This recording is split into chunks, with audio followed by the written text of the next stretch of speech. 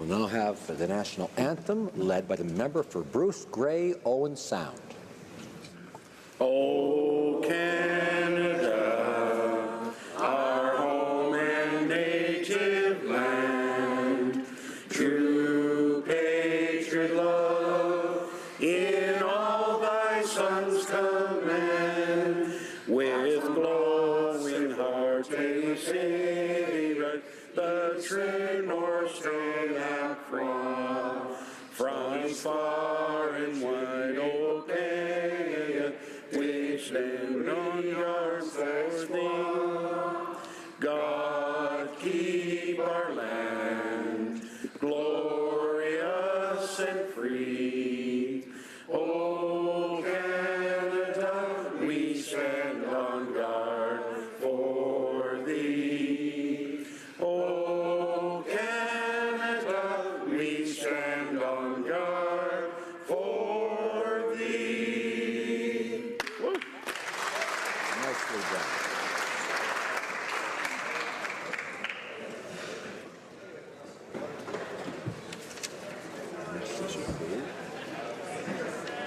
Declaration. Statements by members. Statements by members. The Honourable Member for... Order. Order. The Honourable Member for Repentigny. Mr. Speaker, 2 petitions have been tabled in this House concerning the Energy East pipeline project. One from Quebecers, who say no to this project because it goes against our values and our interests, and one from English Canada, and which says yes to a pipeline transporting dirty oil through Quebec without giving the people of Quebec a say. 2 petitions, Mr. Speaker. One from Quebec, which says no to Energy East. No to having this pipeline shoved down our throats. No to a project where Quebec runs all the risks but receives no benefits. Another petition which says yes. Yes to Energy East, with or without the consent of Quebec. For the Bloc Québécois, the choice is simple. Quebecers must be heard. It's up to Quebec and only Quebec to decide, and it's time that this government understood that. Member for St. Catharines. Thank you, Mr. Speaker. It's not that as if one needs an excuse to bend elbows with fellow community members, but I have a perfect one happening this weekend. Niagara is famous for many things. Niagara Falls, rolling hills, beautiful landscapes, 2 Great Lakes, and beautiful beaches. However, only one Niagara specialty gets a 2-week celebration every September. If you haven't figured it out yet, I'm talking about fine Niagara wine. I often hear from fellow members talk about local festivals and fairs, but call me biased for believing that the Niagara Wine Festival takes the trophy as best in class. Thank you. For over 65 years, patrons have come from across Canada to enjoy beautifully transformed Montebello Park and celebrate a year's harvest of world-class Niagara grapes. With over 29 vintners set up to promote and provide samples of their wine, there's just no comparison to the Niagara Wine Festival. On behalf of the residents, I'd like to congratulate organizers and volunteers for another successful year. Thank you, Mr. Speaker. The Honourable Member for Barrie Innisfil. I was honored to be part of the Terry Fox Run this past weekend, along with over 1,000 runners and walkers of all ages. The Barrie Terry Fox Run, which is held annually along the shores of beautiful Kempenfelt Bay, has raised more than $2 million since its inception, and this has been without the help of any corporate sponsors. But, Mr. Speaker, I want to specifically recognize one individual's incredible and tireless advocacy on behalf of cancer research. Local icon Will Dwyer has single-handedly collected approximately $750,000 for the Terry Fox Run over the past 36 years. And, Mr. Speaker, this unsung Canadian hero isn't done yet. He hopes to reach $1 million before he hangs up his running shoes. On behalf of the people of Barrie Innisfil, I want to thank Mr. Dwyer from the bottom of my heart, and I hope this story inspires a new generation of Canadians to continue on with his legacy. Hear, hear. The Honourable Member for Vaughan Woodbridge. Mr. Speaker, I rise today to recognize September as Prostate Cancer Awareness Month. The month is dedicated toward engaging and connecting with Canadians around a disease that 1 in 8 men will be diagnosed with in their lifetime. Through community fundraising events, public service and research announcements, Cancer Canada attempts to alert people to the most common cancer in men. Our riding of Vaughan Woodbridge will be one of 6 communities across Canada hosting a breakfast for Prostate Cancer Awareness Month. The last 20 years has seen a death rate from prostate cancer drop by almost 40%, but still an estimated 4,100 Canadian men died from the disease in 2015 alone. There's still a lot of work to be done to decrease the death toll further, and the increased awareness that comes from Prostate Cancer Awareness Month is a great place to start. Please join me in attending an event, raising funds, or just sharing information about Prostate Cancer Awareness Month. Thank you, Mr. Speaker. The honourable member for Vancouver Kingsway. Mr. Speaker, September is World Alzheimer's Month, and today is World Alzheimer's Day. The theme for these events is Remember Me, and it couldn't be more appropriate. Today, we must remember those who are living with Alzheimer's and their caregivers. As a country, we need to be doing everything we can to support our friends, our neighbours, and our communities who have been impacted by this condition. We can do this in a number of ways, committing to more research, better understanding, and ultimately achieving prevention and a cure are our ultimate goals. I'm sure that everyone in this chamber has been touched by Alzheimer's disease in some way through our families and friends. So, Mr. Speaker, I ask all of us to remember them and to honor them by working together to eliminate Alzheimer's and all other forms of dementia. The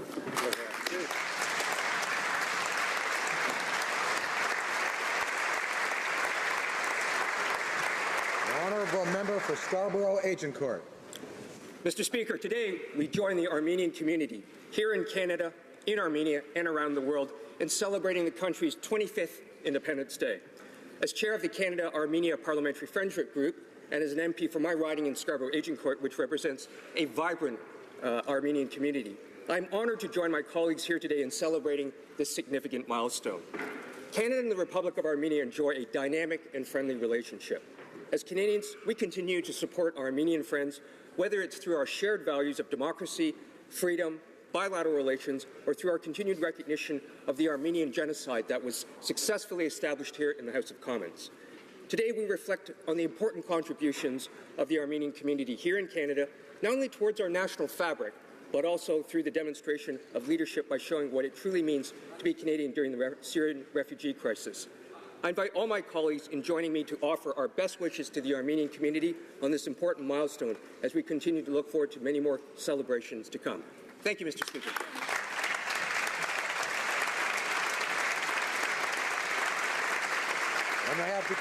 The honourable member for Lévis-Lotbinière.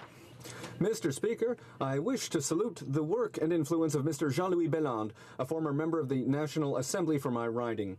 Passionately committed to his community, his roots are in agriculture, where he studied and worked as a poultry and tree farmer.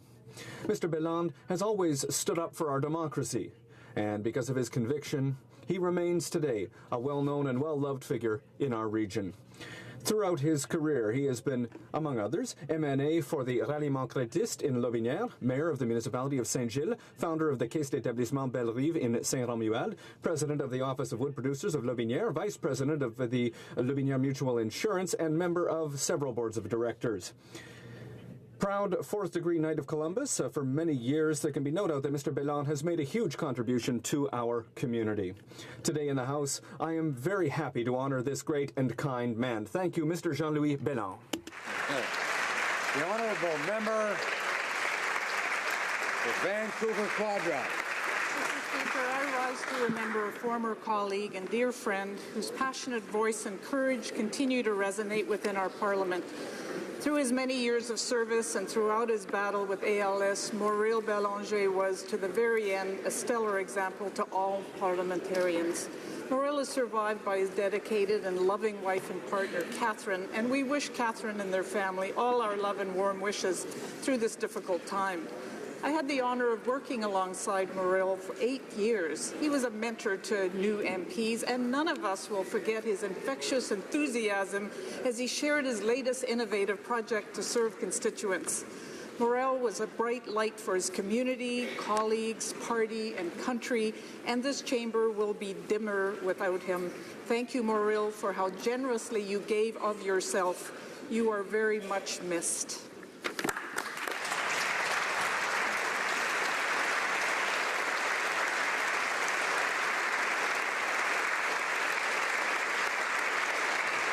The honourable member for Etobicoke Centre.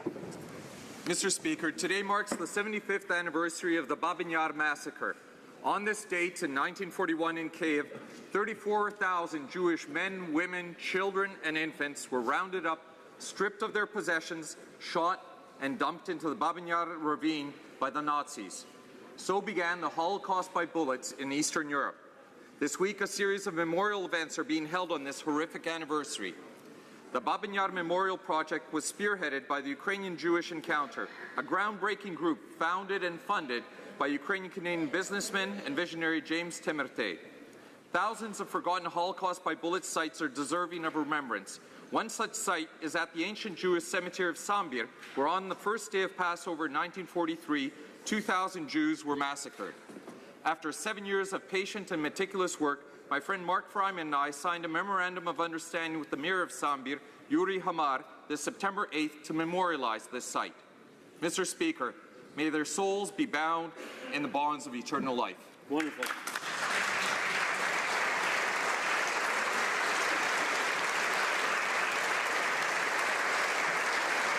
The honourable member for Red Deer Lacombe. Thank you, Mr. Speaker. As members of Parliament, we're afforded many challenges and opportunities in our daily lives. To help us with these challenges, we are blessed to be able to have staff to help us along the way. And I'm rising today to pay tribute to one of my staff. Christine Risky has been in my employment since my first election on January 23, 2006, and before that worked for Dale Johnson, the previous MP, for 6 years. Christine is retiring at the end of this month after 17 years of loyal service to the people of Central Alberta. Christine hails from an era where people came to work no matter what. So today I'd like to say thank you to Christine, who is in Ottawa with her husband, Dwayne. Thank you for making sure the office was always open, rain, shine, or blizzard. Thank you for taking call after call from constituents who needed assistance, many of them desperate and at their wits' end. Thank you for making sure the office was fully supplied, that deadlines were always met, invoices were always paid, and important tasks were always done. Thank you for your patience, understanding, your wisdom, and your guidance. Thank you for your friendship.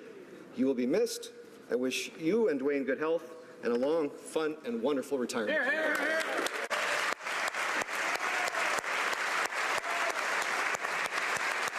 Get up, get up, get up, get up.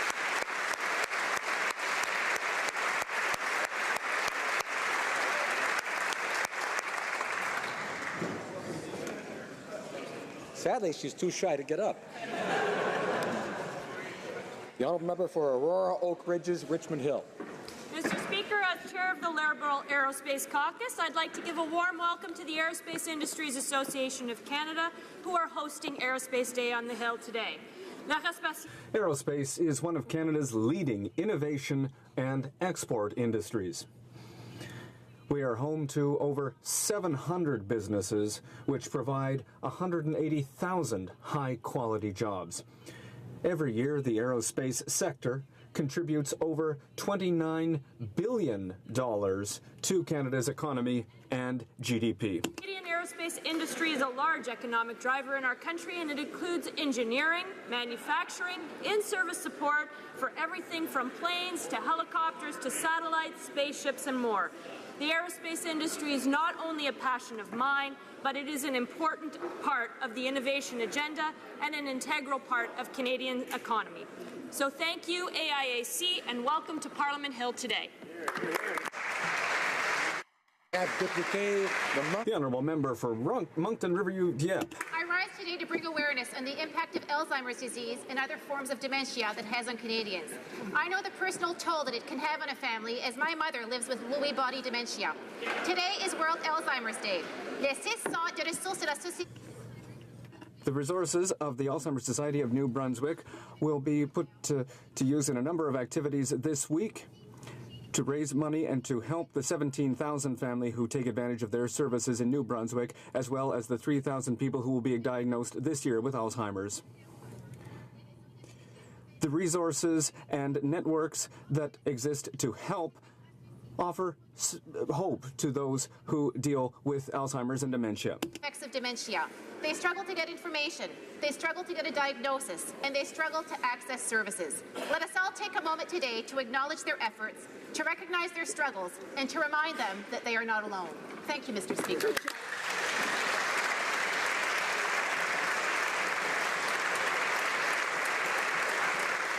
The honourable member for Milton.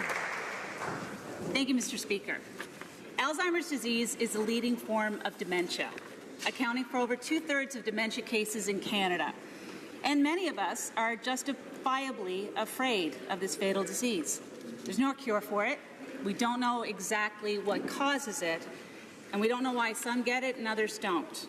And sometimes we only talk about it in whispers. But I know this, Mr. Speaker, that the more we talk about Alzheimer's and the more knowledge that we share, the quicker we will get past the stigma and get to the people affected by this disease, the support and the care they need. So today, Mr. Speaker, in recognition of World Alzheimer's Day, I want to pay tribute to the caregivers, to the service providers, to the advocates in each and every province and territory across this great country, whose work it is to lessen the burden of those who have this disease. I thank you from the bottom of my heart.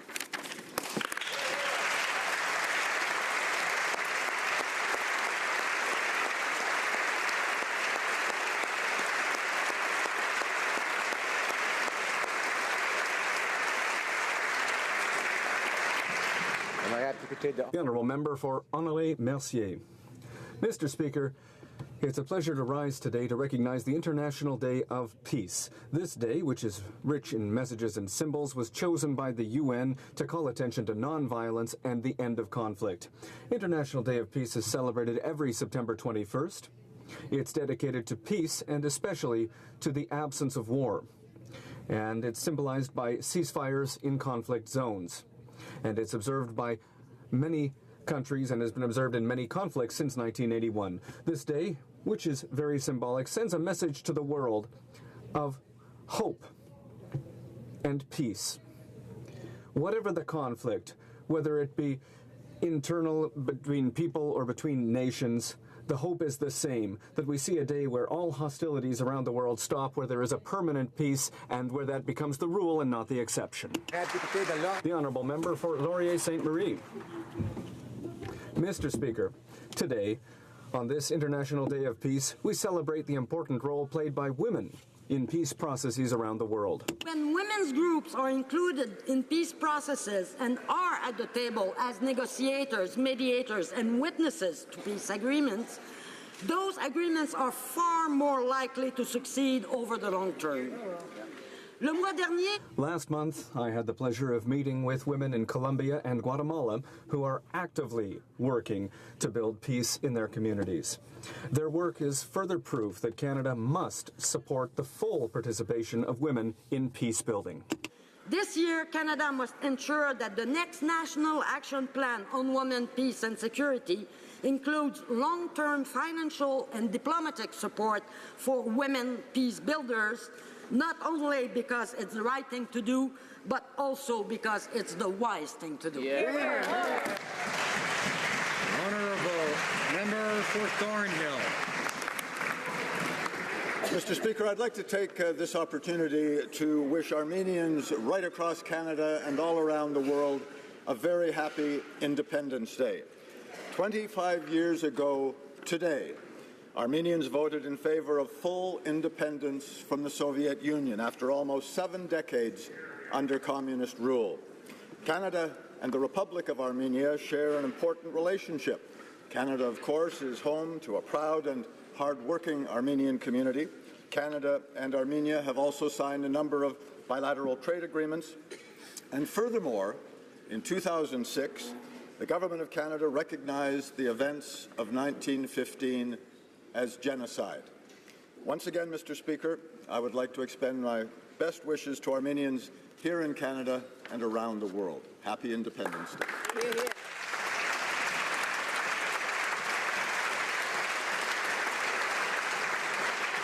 The Honourable Member for Hull-Hamlin. Mr. Speaker, it is a great honour for me to rise in this House to celebrate the life of our friend and colleague, the man from Mattawa, the Honourable Maurice Bélanger. I wish to salute his exceptional work for cultural communities, and more specifically for the Haitian community in Ottawa and the Ottawa region.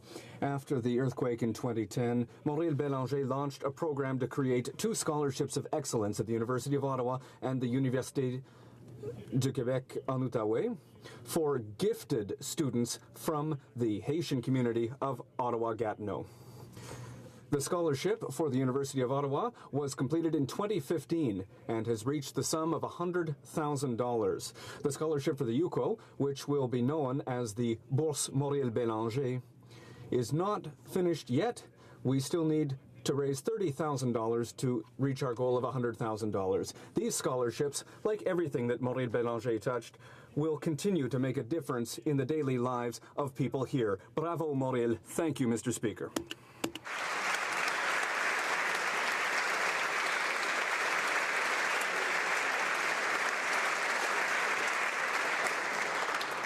Questions orales, oral questions. The Honourable Leader of the Opposition.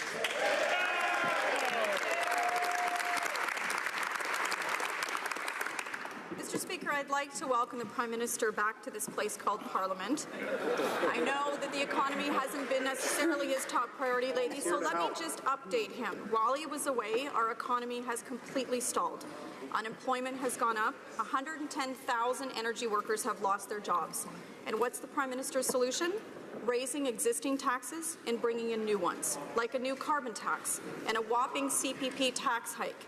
His high-tax, high-spending plan is not helping, it's hurting. When will the Prime Minister realize this plan is failing Canadians? The Right Honourable Prime Minister.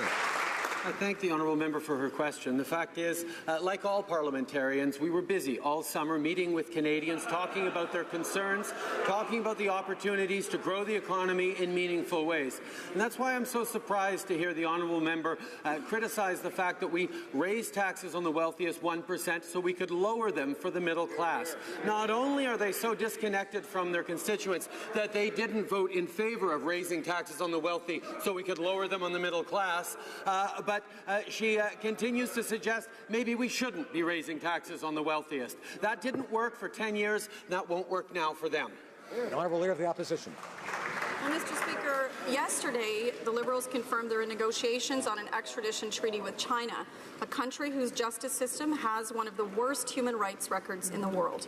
Our allies, like Australia, the US, and New Zealand, don't have treaties of this type with China. And just last month, the immigration minister said that this was off the table. So has there been a change in China's human rights record? What exactly changed between now and then? And why is the Prime Minister not being straight up with Canadians? Prime Minister. The change, Mr. Speaker, is that after 10 years of a government that was hot and cold with the world's second largest economy, we have created a dialogue that allows us to deal with difficult issues and deliver on priorities for Canadians, whether they be consular cases or whether they be investment opportunities for Canadian businesses and small and medium-sized businesses across the country accessing the Chinese consumer market. The fact is Canada has extraordinarily high standards for extradition treaties, and those will always be upheld with anyone around the world. The Honourable Leader of the Opposition. Well, Mr. Speaker, the Prime Minister is being shockingly naive about these issues. The Chinese government has orchestrated thousands of cyber attacks against Canada. And according to CSIS and the RCMP, has sent foreign agents into Canada without our permission. Canadians expect the Prime Minister to act in our national interest. So what possible benefit to Canada would an extradition treaty with China provide us? Right Honourable Prime Minister. The benefit to Canada is having a high-level security dialogue where we can talk about issues that are important to us and issues that are important to the Chinese government. We continue to be strong in our values, in our principles, and our expectations of anyone we engage with around the world, but having a strong, robust relationship that allows us to create economic opportunities for Canadians and make gains on human rights and consular files is what the previous government was unable to do and is what what Canadians expect this government to get done for them. Honourable Leader of the Opposition. Mr. Speaker, we recently learned that the Prime Minister is working with China on an extradition treaty. The Chinese justice system uses torture systematically and violates human rights. Yet that's commonplace. Does the Prime Minister not understand that our overture to China should encourage China to be more respectful of rights rather than violating them? Why is he prepared to compromise over human rights, the Right Honourable Prime Minister, after 10 years of delivering nothing in terms of progress with China-Canada relations, nothing on economic development, nothing on human rights? The previous government still doesn't understand that you need to have a strong relationship where you can talk about real things, where you can criticize, and where you can deliver on Canadians' priorities. This government will always defend Canadian law, and when it comes to any extradition treaty, we will have very high standards that will have to be met by anyone we're dealing with. The Honourable Leader of the Opposition. It's been 26 days since the Liberals said they would send Canadian troops on a mission to sub-Saharan Africa. But we still can't get any straight answers out of them on what exactly the plan is or how it serves our national interest. This mission will be dangerous and Canadian troops could die. It's clear that the Prime Minister wants a seat at the UN Security Council. It is using our troops as a pawn to achieve his goal. The Prime Minister owes Canadians the facts about this dangerous mission. What's his real motivation, and are Canadians' lives worth it? Hear, hear. Honourable Prime Minister. Canadians made it very clear that they want a government that re-engages constructively and positively on the world stage, not just for a question of moral responsibility because we're so incredibly lucky here in Canada, but also because we can create peace and security that will have positive impacts in Canada and around the world. Canada has a role to play, and we take that very seriously. At the same time, we will reflect carefully on how Canada can best engage and welcome all voices to weigh in on how we are going to be able to hold by Canadian high standards of success and create the impact we have in the world. The Honourable Member for Outremont. Mr. Speaker, Canadians also thought that they were electing a government that was going to respect Parliament. They wanted that change. Whether it's the Latvian deployment or any future peacekeeping mission, Parliament should be consulted and there must be a vote. Can the Prime Minister simply explain why he no longer believes that Parliament should have a right to vote on these important issues? Prime Minister. As I said many times throughout the election campaign and have said since, I have a deep respect for every parliamentarian and their capacity to represent the views of their citizens of their constituents on a broad range of issues. I look forward to robust debate on many different issues over the coming months and indeed years as we look at the best way to actually serve Canadians on a broad range of issues. That's what Canadians expect, and that's what we're going to deliver. Member for Outremont. How about a vote? The Immigration Minister promised that Canada would never sign an extradition treaty with China as long as they still had the death penalty. And yet, the Prime Minister will be meeting with the Chinese Prime Minister tonight to discuss it. An extradition treaty, he just confirmed it. So, who should Canadians believe? The Prime Minister or the Immigration Minister? Because they're both saying diametrically opposed things, the Right Honourable Prime Minister. We've always been very clear, Mr. Speaker. We have to engage with the Chinese government on many issues that are of concern to Canadians, and we listen to the Chinese government on their concerns. The fact is, we expect a very high level of behavior before we enter into an extradition treaty. We don't enter into these treaties with countries that have death penalties. That's something we changed versus the previous government because Canada always has to look out for people facing the death penalty. The honourable member of Outremont. In death penalty situations or in countries that practice the death penalty, there's a bit of a nuance in the language that the Prime Minister is trying to play with there. When it comes to climate change, Canada's wearing the dunce cap. Canadians have borne the brunt of successive Liberal and Conservative governments' failures to respond to this global threat. And now, after a glimmer of hope that things might finally change, the current Liberal government has chosen to adopt Stephen Harper's targets. How does the Prime Minister explain to Canadians this betrayal of future generations? I repeat, Mr. Speaker, I repeat. The Liberals adopted the Conservatives' targets. How do they explain this betrayal? The Right Honourable Prime Minister. Mr. Speaker, for a long time, various governments, including ours, have talked targets. But no one has come up with a concrete plan that included a price on carbon, and that's precisely what we're going to do.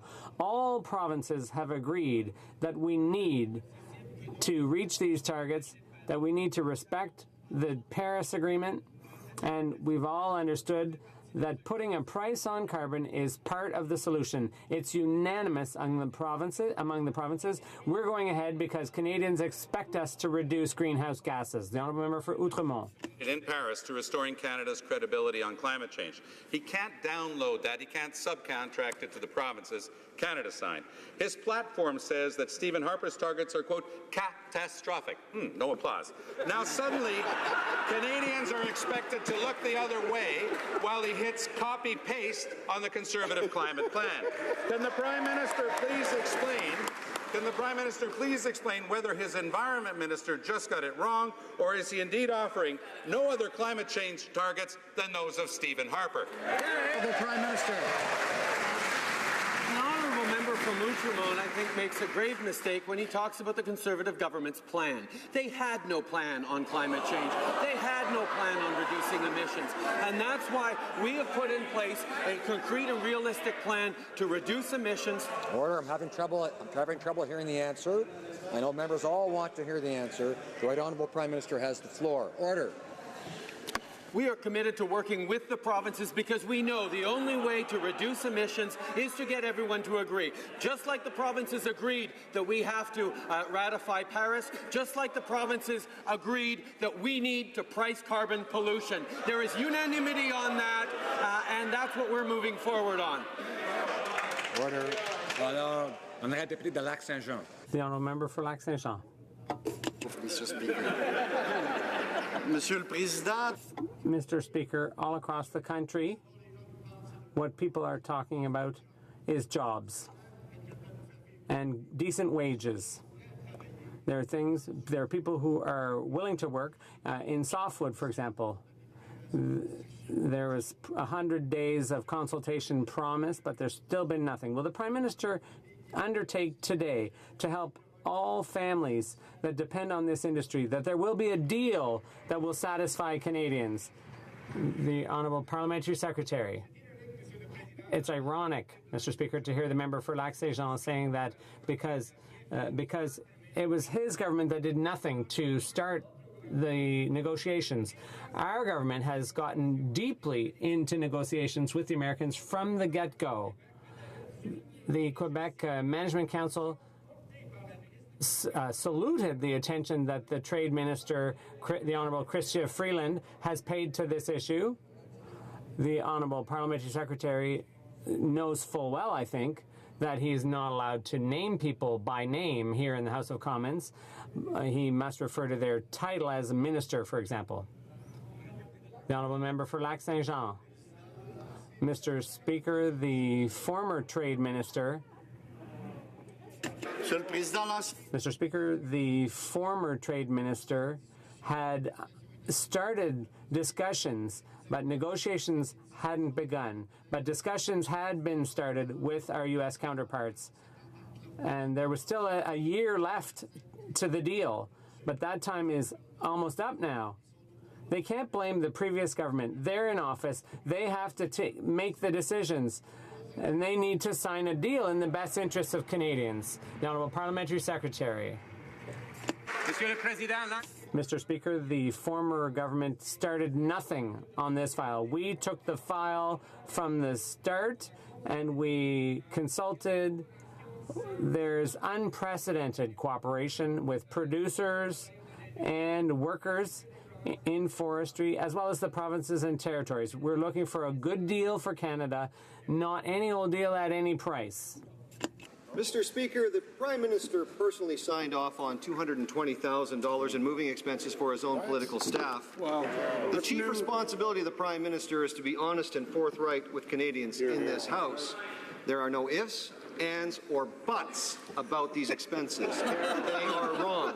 I ask the Prime Minister will be honest with Canadians and rise today and tell us which of his friends received these outrageous payouts. The Honourable Government House Leader.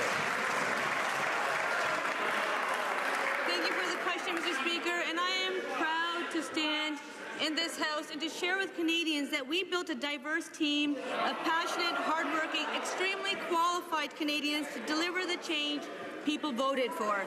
Many people moved across this country with their families and children to serve in Ottawa. As part of this process, some employees received help in relocating. There have been rules in place on relocation of public servants and political staff since the 1970s. In fact, the current rules for relocation have been in place since 2008 and have applied to every minister's office since. Thank you, Mr. Speaker. For Red Deer Lacombe.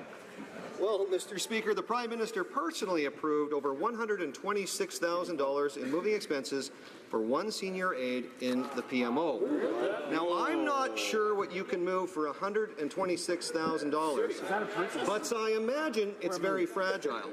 People in Alberta are struggling and losing their homes, savings, and livelihoods. But this Prime Minister is more concerned with making sure his friends are compensated. How can the Prime Minister justify to struggling Albertans this absolutely ridiculous waste of money?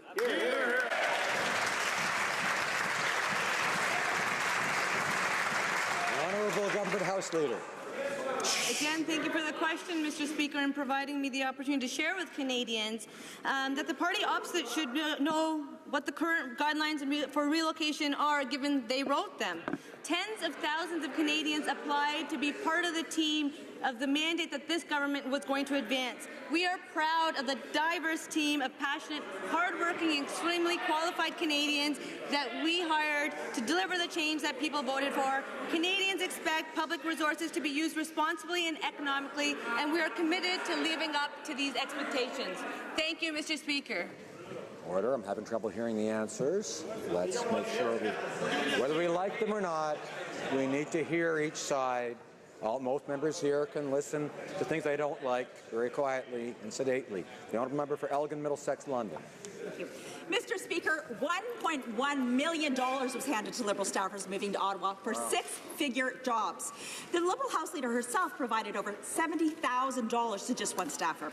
The rules say that it is at the Minister's discretion. Does the Minister think forking out $1 million to Liberal political staff is the best use of Canadian taxpayers' money? Wow. Yeah. The Honourable Government House Leader.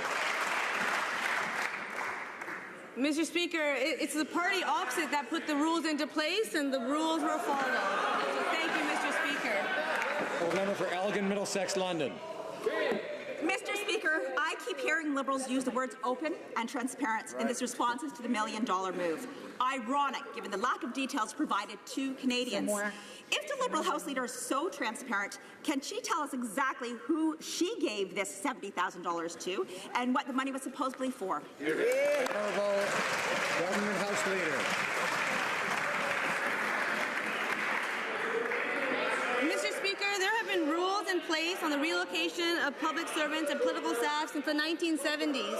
The current rules that we are following were put in place since 2008, and every minister's office has followed those rules since.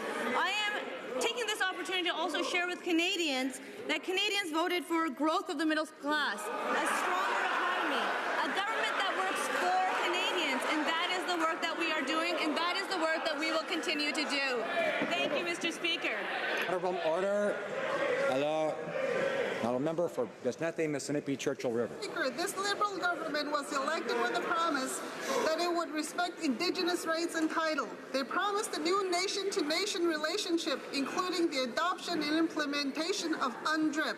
They promised that they would meet their constitutional duty to consult and accommodate. The Justice Minister is responsible for ensuring all of these duties are met. But we see these promises being broken and the government once again passing the buck on the duty to consult. Can the Prime Minister confirm that his Justice Minister has a federal duty to consult? Thank you. The Honourable Minister of Indigenous and Northern Affairs. Mr. Speaker, I'm very proud of our commitment to the UN Declaration on the Rights of Indigenous People and everything that means in free, prior, and informed consent. And we are doing everything we can across all government departments and all jurisdictions to honor the implementation of that commitment, and we will get it done. Hear, hear. The member for Timmins, James Bay. Mr. Speaker, I'm deeply concerned that the Justice Minister is going to ground on her obligation on the duty to consult and whether or not she believes this government is running roughshod over Aboriginal rights with Site C. Her silence suggests that either she, as the Justice Minister of Canada, like the Liberal member for Winnipeg Centre, doesn't agree with her own government, or she's changed her mind.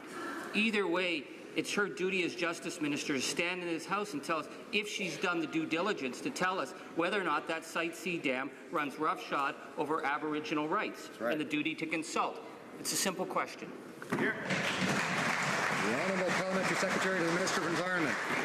Mr. Speaker, I would note for the honourable member that at the federal level, the processes related to Site C are overseen by the Canadian Environmental Assessment Agency and the Minister of Environment and Climate Change. In the fall of 2014, the former government approved this project subject to a number of legally binding conditions. The project is now in the construction phase. As was outlined in the interim principles we introduced earlier this year, project reviews are continuing within the current legislative framework and in accordance with treaty provisions. This includes not revisiting projects that have been reviewed and approved, and the proponent, going forward, will need to apply with all applicable conditions. The Honourable Member for Lévis-Lotbinière. Mr. Speaker, the House Leader's non-answer yesterday and today shows the Liberals cannot defend the indefensible. Over $200,000 for two moves, one costing $126,000, is a real insult to all taxpayers. We're going to ask again, Mr. Speaker, because they have a duty to be accountable. Who was reimbursed $126,000 for coming to work for the Prime Minister? Government House Leader. Mr. Speaker, we have set up a team of Canadians from various regions. They're passionate, they're working hard to deliver the changes that Canadians voted for. They've moved from across the country with their families and children to come and move to Ottawa. And in connection with that process, some staffers received assistance. There are rules in place for moving expenses for public servants and political staff since 1990. The Honourable Member for Lévis-Lotbinière. Mr. Speaker, the Prime Minister's office isn't the only one spending a fortune on moving expenses. One of the Foreign Affairs Minister's staffers spent over $119,000 to move to Ottawa. That's a bit less than the Prime Minister's buddy, but I doubt Canadian families will find it any more acceptable. Mr. Speaker, can the Minister tell us whether he personally authorized this overspending, and does he find a $119,000 move to be appropriate? The Honourable Minister. Mr. Speaker, we followed all the rules put in place by the previous government in 2008. The policy has been in place for years, and we will continue to follow it. For Barrie Springwater, Oro-Medonte. The Prime Minister's silence, Mr. Speaker, speaks volumes. Over $150,000 for Liberal staffers to move to Ottawa and take plush jobs just isn't fair. I'd like the Minister of Innovation to think about the 39,000 self-employed people who went out of business last month alone when he answers this question. Will the Minister admit that this payment is wrong? Yes or no? The Honourable Government House Leader. Thank you for the question, Mr. Speaker. Mr. Speaker, Canadians voted for growth of the middle class. Canadians voted for a stronger economy. Canadians voted for a government that works for them, a government that they haven't seen in over a decade. Right. This government is committed to working for middle-class Canadians. This government is committed to growing the economy. We are proud of the work that our government is doing, and we will continue to deliver on our promises. Thank you, Mr. Speaker. The honourable member for Barrie, Springwater, Oro-Medonte. Mr. Speaker, the people of Barrie, Springwater, Oro-Medonte voted for transparency because in my riding, the average salary is $40,000. These are people who actually pay tax. So when the Minister of Innovation spends $113,000 tax dollars to move a single member of staff to Ottawa, I'm speechless. Wow. If the minister can't admit that this is wrong, will he at least tell us who got the money? The Honourable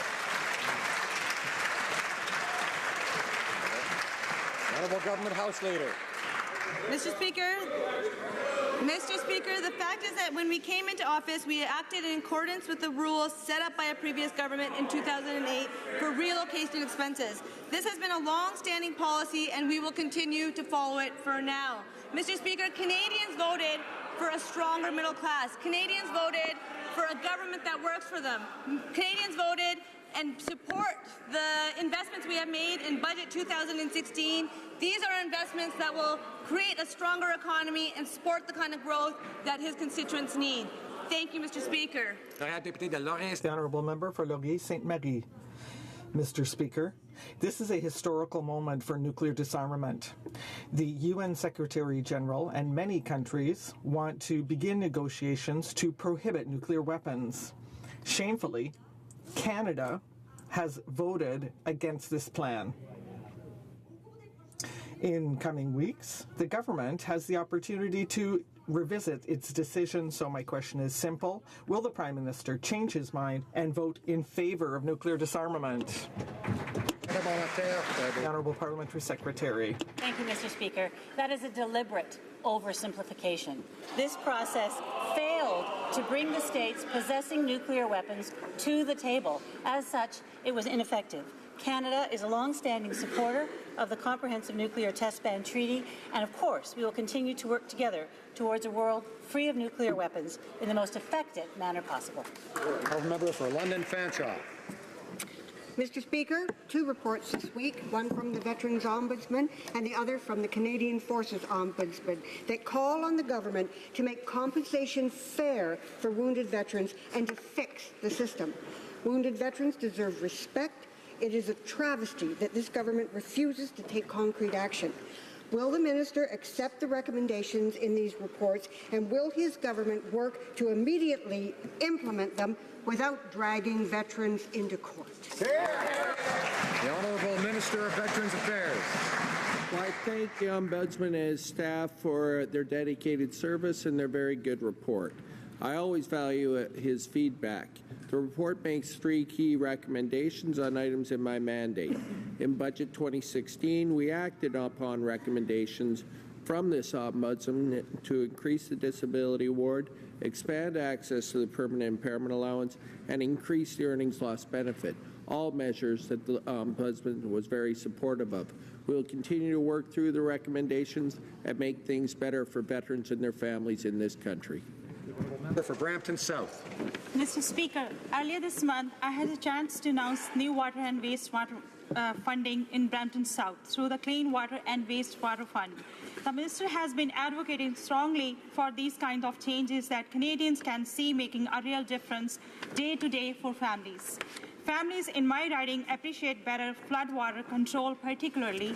Can the Minister update the House on what kind of things he has been doing to invest in communities like Brampton?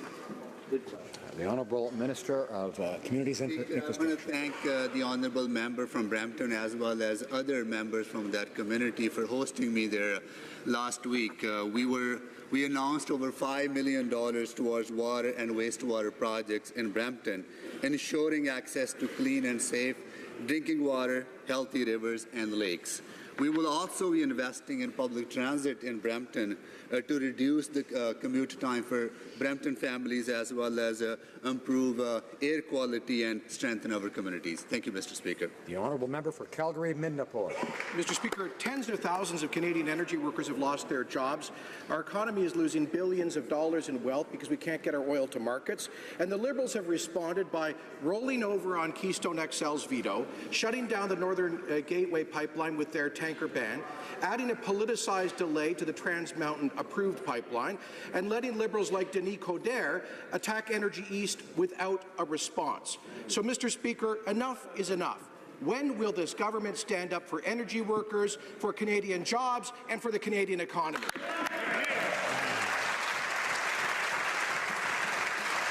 The Honourable Minister of Natural Resources. Enough is enough of 10 years of failed policy that didn't have 1 kilometre of pipeline taken to Tidewater. The Federal Court of Appeal just told us within the last several weeks that Northern Gateway was going to be in trouble, not because the proponent didn't consult, not because the regulator didn't consult, but that member's government didn't consult. We can do a better job. A better job is to travel across the country, to talk to Canadians, to have an open mind that will lead through better process to a better decision, a decision that that government couldn't make. For Calgary-Midnapore. Mr. Speaker, under the Conservative government, the Alberta Clipper, the Keystone, the Anchor Loop were all approved and built. Line 9 was reversed, adding $1.25 billion.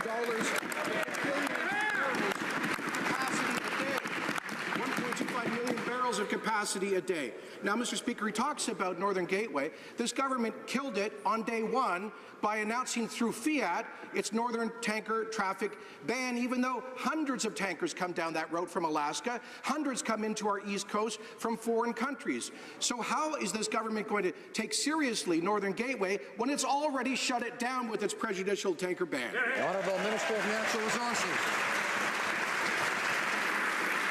Mr. Speaker, on January the 27th, the Minister of the Environment and Climate Change and I announced a set of interim principles that would govern those projects that are currently under review, which will be followed by an entire modernization of the National Energy Board and other federal agencies, because those agencies under this government did not carry the confidence of Canadians, Mr. Speaker, and if you don't carry the confidence of Canadians, nothing will be built.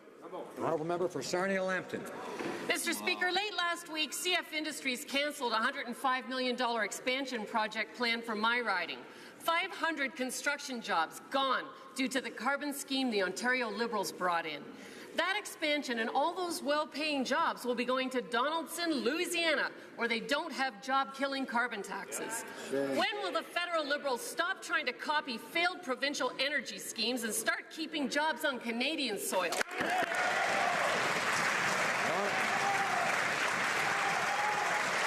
Honourable Parliamentary Secretary to the Minister of Environment. Mr. Speaker, we know that in order to build a strong economy, we have to be serious about protecting the environment, something that the previous government did not understand. And a price on carbon is an essential part of that. It will help us to reduce our emissions, foster innovation, and give businesses the stability that they need to invest, grow, and plan. 80% of Canadians already live in jurisdictions with a price on carbon. We've spent the last 6 months working with provinces and territories to extend that throughout the country. Our immediate focus will remain on taking concrete actions to reduce emissions and to improve the economy. The Honourable Member, Louis Saint Laurent. Thank you, Mr. Speaker.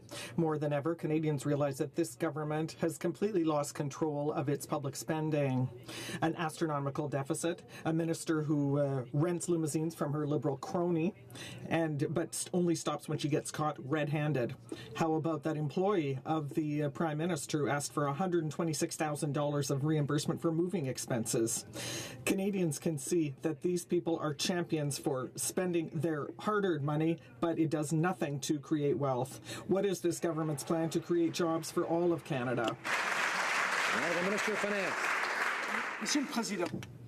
Mr. Speaker, I am very pleased to say that our plan to advance the economy depends on the middle class, and we began by reducing taxes for them. We voted for that plan, and in addition, We put in place the Canada Child Benefit that will help 9 Canadian families out of 10 by putting more money back in their pockets. We are also making investments to increase job growth across the country. The Honourable Member for Jonquière. Mr. Speaker, we are starting to seriously fear that this government will not reach a softwood lumber deal. The workers in the industry are preparing for the worst. In only 3 weeks, Mr. Speaker, this industry may have to deal with major tariffs on lumber exports. These tariffs could jeopardize jobs in the Saguenay-Lac-Saint-Jean and across Canada. Is the minister prepared to help companies pay these new tariffs? What is the government doing to protect our jobs and support our forestry industry? The Honourable Parliamentary Secretary. Mr. Speaker, once again, this is a priority matter for us, and the opposition knows that. We are engaged in negotiations intensively to find a solution. We have unprecedented cooperation from industry, from the workers. We even went to the Saguenay region this summer and to hear from workers and from the industry, and they know that we're making major efforts. We are going to continue, Mr. Speaker, to reach the best deal possible. Mr. Speaker, a priority? This government has had nearly 200 days to come up with a deal on softwood, and they are breaking their promise. In less than a month, Canadian forestry companies will be hit with new tariffs and unfair trade measures from the United States. There are tens of thousands of Canadian jobs on the line. Has the minister thrown in the towel? Has she given up on these workers? What is her plan to protect forestry jobs across Canada? Honourable Parliamentary Secretary. Mr. Speaker, I thank the honourable member for her question as well as her work on the Trade Committee. Let me remind her that remind this House, Mr. Speaker, that the Conservatives failed to initiate any negotiations or reach any new agreement. On the contrary, we've been working hard from the outset to gain the confidence of the industry, to understand the nuances of the Canadian industry from coast to coast to coast. We are working hard at our negotiations, and Mr. Speaker, we hope to reach the best negotiated settlement possible. Hear, hear. Thank you. The Honourable Member for Selkirk, Interlake, Eastman. Well, Mr. Speaker, at the UN, the Prime Minister made it clear that he is willing to put Canadians in harm's way to achieve his political desire for a temporary seat on the UN Security Council. Missions in Africa are dangerous by their very nature. Jihadists in the region have declared that killing UN peacekeepers is their highest priority. How many Canadian lives is the Prime Minister willing to risk for his own personal aspirations and political gain? Hear, hear. The Minister of National Defence. Mr. Speaker, the previous government closed their eyes to the atrocities in Africa. They closed their eyes to the fight against disease, basically the root cause that causes the young folks to be actually radicalized and join those groups. We need to do our part. We will have a whole of government approach to peace operations. Canadian Armed Forces will do their part. They've been proud of their work from previous missions all the way from back in Cyprus to Sinai, and they will be proud of the work that they will continue to do in Africa as well. Thank you, Mr. Speaker. Member for Selkirk, Interlake, Eastman. Well, Mr. Speaker, the consensus is clear. Distinguished General Louis McKenzie acknowledged that there's no peace to keep in Africa. Retired General Romeo Dallaire told the Senate that Canadian troops don't like to work for the UN. Former Chief of Defence Staff Rick Hillier said it was almost criminal to put Canadian troops under UN command. As a decorated veteran, why isn't the Defence Minister listening to these generals and standing up for our troops? Honourable Minister of National Defence.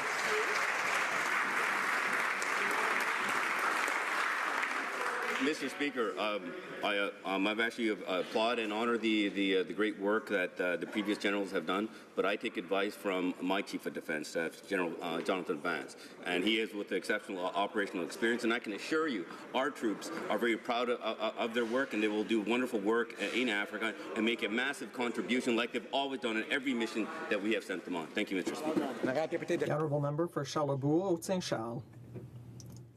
Mr. Speaker, the military forces don't like to work for the UN. Retired General Romeo Dallaire told that to the Senate. There's no integrated command, and when things go wrong, they are on the front lines, powerless to act, and yet the government is going to deploy 600 soldiers to Africa on a UN-controlled mission. Will the Prime Minister admit that he's using our forces as a bargaining chip to win a seat on the UN Security Council? Thanks. Mr. Speaker, we have learned from the mistake of the past. We need to make sure that we have a robust mandate. That's one of the reasons I actually took retired General Romeo Dallaire with me to Africa for this very reason. Also, Madam Louise Arbour as well, to making sure that I got the right perspective on this, to making sure that when we look at a mission, we will have the appropriate United Nations mandate with robust rules of engagement that has the protection of civilians, to making sure that our troops are properly trained, properly equipped, so they can actually make the contribution that we send them there for. Thank you, Mr. Speaker. Member for Sackville, Preston, Chesapeake. Monsieur le Président. Mr. Speaker, the strength and vitality of our official languages are a priority for Canadians and for our government. During the summer, the Minister of Canadian Heritage and her parliamentary secretary traveled across the country to exchange with citizens with a view to creating a new government action plan on official languages. Can the Minister update us on the progress of this file, which is so important for our communities? The Honourable Minister of Canadian Heritage. Thank you, Mr. Speaker. I'd like to thank my colleague, the member for Sackville, Preston, Chesapeake, Cook, for his question. Both our official languages are a priority for us, and I'm proud to be part of a government that puts this file first. We have conducted consultations in over 20 communities across the country with 3,000 people. We've had online consultations as well, and these consultations are open and transparent, contrary to how they were conducted in the past. We hope that all parliamentarians here will participate. Thank you. Thank you, Mr. Speaker. For over 140 years, Atlantic Canada has been represented on the Supreme Court. It's a constitutional convention, but it's the appropriate and right thing to do, and every Prime Minister since Confederation has supported it, with the exception of this Prime Minister. But my question's not for him. It's for the Minister of Fisheries, who's been in this House for 16 years representing New Brunswick. Is he prepared to stand up and do the right thing for New Brunswick and Atlantic Canada? I'd like to know.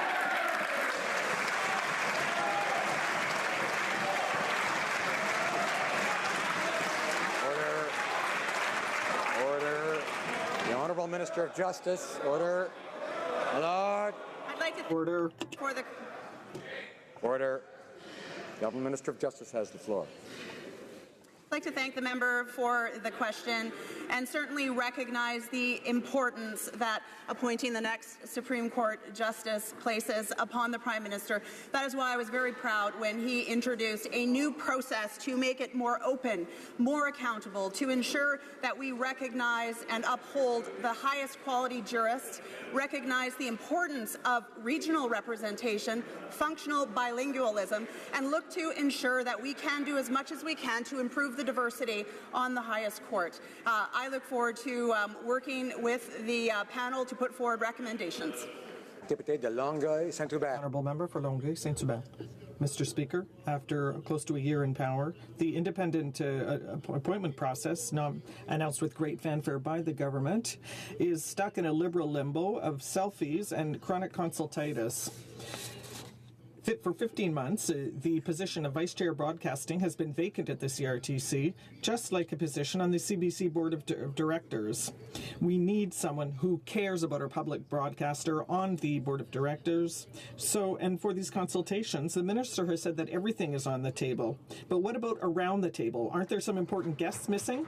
The Honourable Minister of Canadian Heritage. Thank you, Mr. Speaker. I'd like to thank my colleague for his question. But I would just like to remind him of the fact that the position for the Commissioner was posted in the summer, and I would ask him to consult the site.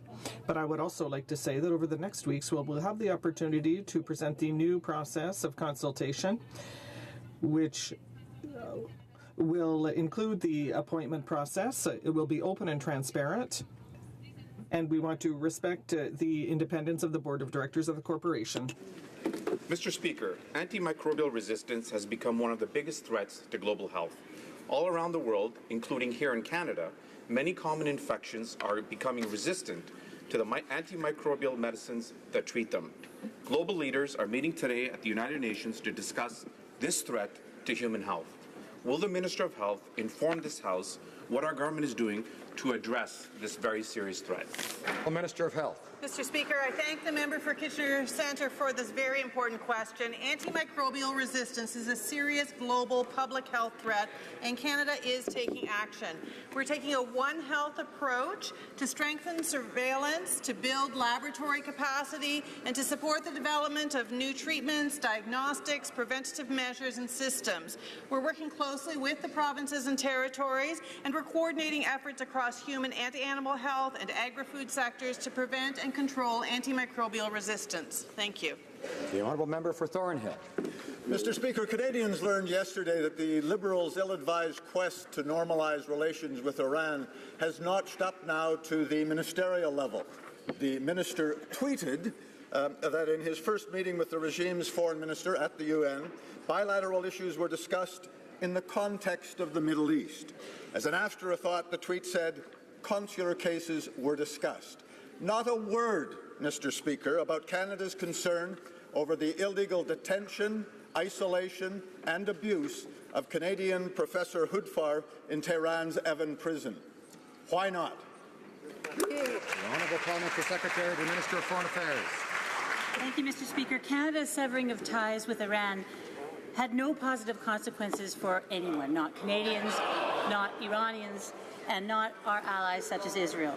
The first meeting the honourable member referred to between foreign ministers touched on pressing regional issues and consular cases, further emphasizing the value and the need for engagement. Diplomatic solutions for humanitarian and security challenges depend on our regional dialogues. They depend on open conversation with one another. Our strategy of cautious engagement is a tough path. It's much more difficult than a policy of retreat and isolationism. Thank you. The Honourable Member for Nunavut. Thank you, Mr. Speaker. Mr. Speaker, my question is for the Minister of Infrastructure and Communities. The Minister is aware that Nunavut has very limited base infrastructure and a huge infrastructure deficit. This government committed to improving the way of life in the north and strengthening our northern communities in a joint statement on Arctic leadership by the Prime Minister and President Obama. I would like to ask the Minister what his plans are for infrastructure funding in Nunavut on projects like the Manitoba-Kivalliq Road, but specifically, what is the status of funding for the Grays Bay Road and Port project? Thank you, Mr. Speaker. Minister of Infrastructure and Communities. Mr. Speaker, I would like to thank the honourable member for his question. I'm proud to say, Mr. Speaker, that over the summer months we concluded our bilateral agreements for infrastructure investments with all provinces and territories, including Nunavut. And we have announced more than $92 million in federal funding for projects in Nunavut in the last few months. As far as the Grays Bay project is concerned, it is not at a stage where it can move forward, but I'll continue to work with the territory of Nunavut to make sure that.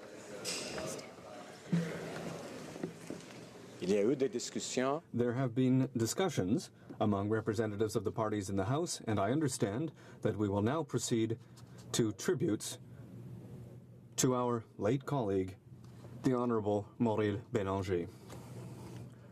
The Right Honourable Prime Minister. Thank you, Mr. Speaker. I rise today to honour Maurice Bélanger, a colleague and especially a friend who left us far too soon. August 16th, 2016 was a sad day for our parliamentary family. That day we lost one of our own following his courageous fight against amyotrophic lateral sclerosis. It's not easy to sum up the enormous contribution that Maurice Bélanger made to Canada in the many years that he sat in this House. But when I think of Maurice, of who he was, my memories always come back to this. Maurice was a defender of his community, a champion of equality, a proud Franco-Ontarian, a hard-working, passionate parliamentarian, an admired party member, and, above all, a man devoted to his family. Today, I would like to take a couple of moments to speak about how Maurice lived those values day after day, not only in what he did, but in how he did it. For Ottawa Vanier since 1995, Maurice was an ardent defender of his community for decades. A staple at local events and much beloved by all who knew him, Muril understood the importance of connecting with people on a real, personal level. And he always made sure that their voices were heard.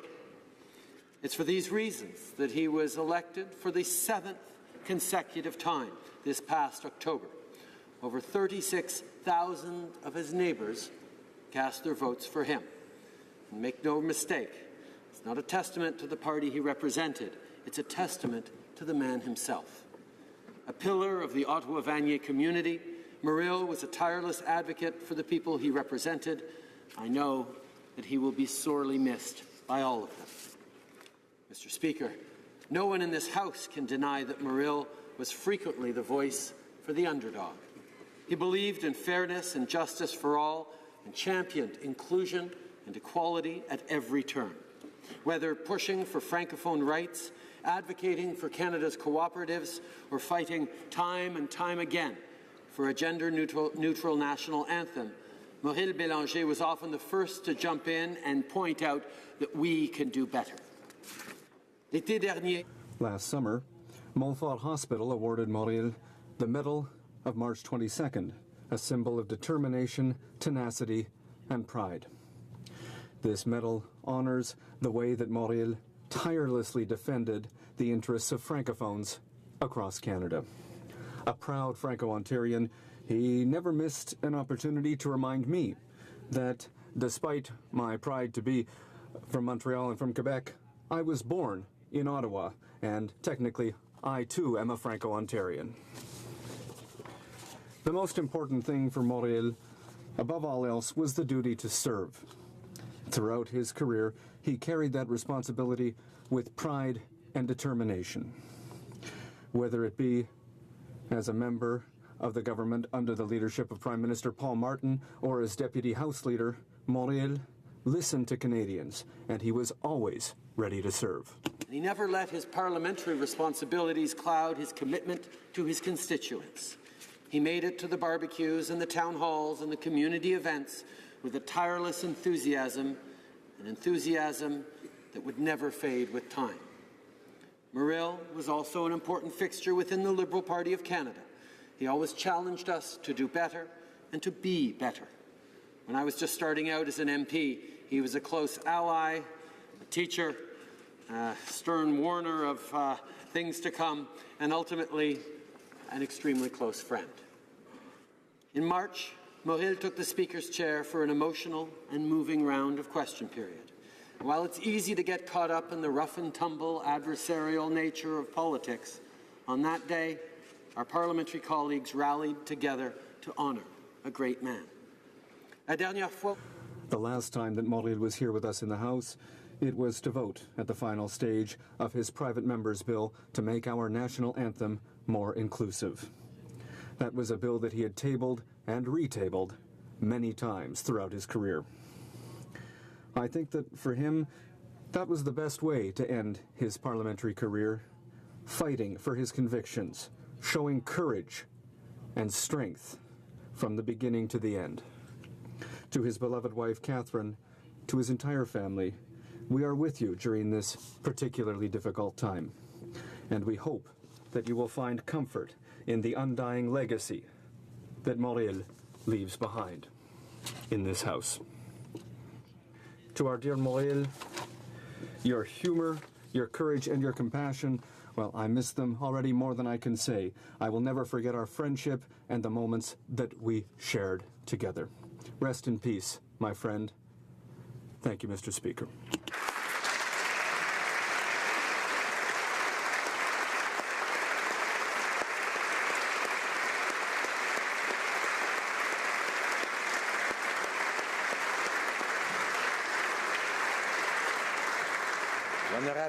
The Honourable Leader of the Opposition. Thank you, Mr. Speaker. I wish to join the Prime Minister and all the members of this House in honouring our colleague and our friend, Muril Bélanger. Throughout his distinguished two-decade parliamentary career, Muril touched and inspired many through his humility, his determination, and his devotion to serving his voters who rewarded him with 8 consecutive electoral wins. Quietly, often behind the scenes and across party lines, on behalf of his many cherished causes, among them the rights of Franco-Ontarians and Canada's relationship with Africa. Mauriel, in fact, was seated across from me in the last Parliament, and though exchanges across the floor here can be heated, I always appreciated his deep and abiding respect for this institution. We will also always remember his immense courage in his fight against ALS over this past year. He fought openly against this terrible disease, and he fought with dignity, determination, and was determined to continue to work on behalf of those who elected him. His courage was an example for all the members of this House. And it's a sign of the respect that we all had for him and have for him that this House, which is often divided, came together last March to give him the unprecedented honor of presiding over us as Speaker for a day. Dedicated parliamentarian with a great love for our democratic institution, the speakership was a long-held aspiration, tragically taken from him by ALS. That is why all of our party was proud to offer our support for his day in the chair. On his day as Speaker, I asked the Prime Minister to join me in calling on Canadians to once again join the fight against ALS. It's a terrible disease that first took Mauriel's voice, then his tremendous energy, and finally his life. In 2014, many of us participated in the Ice Bucket Challenge, an experience we'll all remember. And although that campaign did raise $20 million for research and $6 million for support programs, we must continue to do more to find a cure. We have seen how this disease can take people in the prime of their life and career, how it can take a colleague and a friend who was so close to reaching a long-held dream. Very few Canadians have had the honor of sitting as a member of the House of Commons without, and it's hard to imagine having that honor 8 times as Mauriel did. And I think about those among us who have had the honor to sit here. Well, I think that for us, Mauriel's distinguished career and his immense courage will show us how much we need to respect this great Canadian democratic institution of which we are all part. Mr. Speaker, on behalf of our caucus, I would like to express our condolences to Mauriel's wife, Catherine, to his son and his grandchildren, and to his colleagues and friends in this House.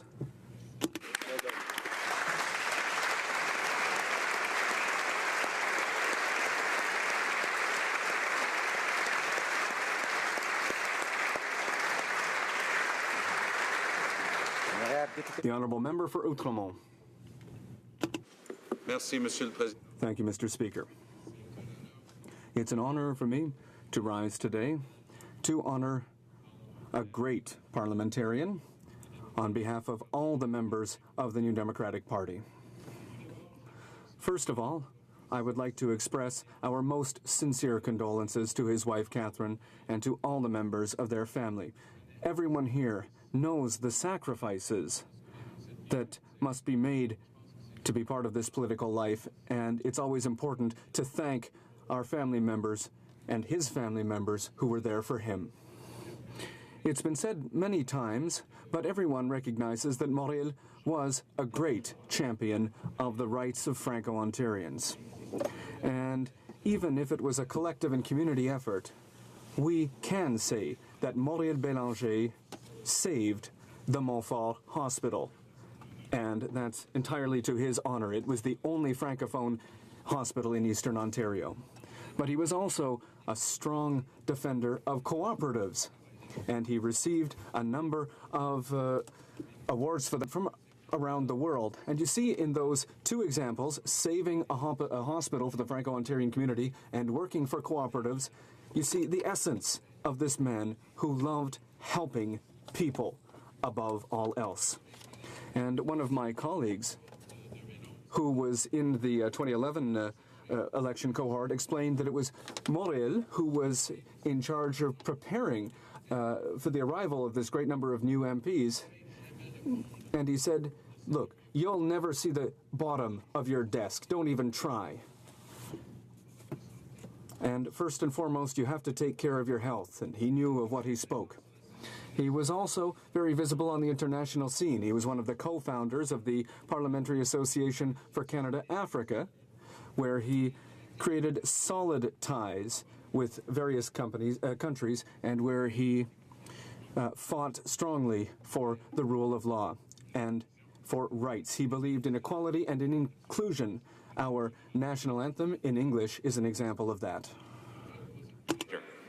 An idealist, and even when he knew his time here was limited, he graced us with it, bringing us together as speaker in a historic moment that allowed us all to rise above the fray. He united this House and Canadians in respect for his profound dignity and commitment to public service. En tant que président, Mauriel... As leader, he had what it took to, as a speaker, rather, he had what it took to bring us all together, and we'll remember that day forever. Morrill once wrote,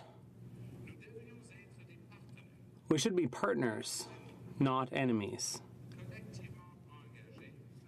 engaged together in putting Parliament to the service of all Canadians."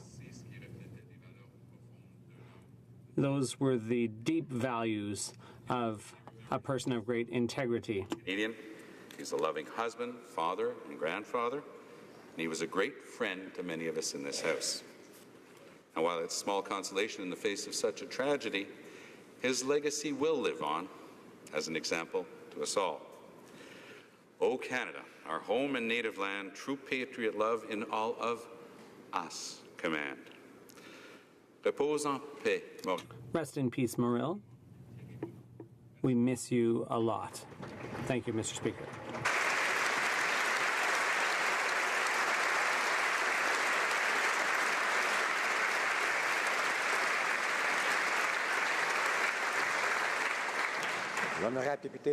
The Honourable Member for Rivière-du-Nord. Thank you, Mr. Speaker.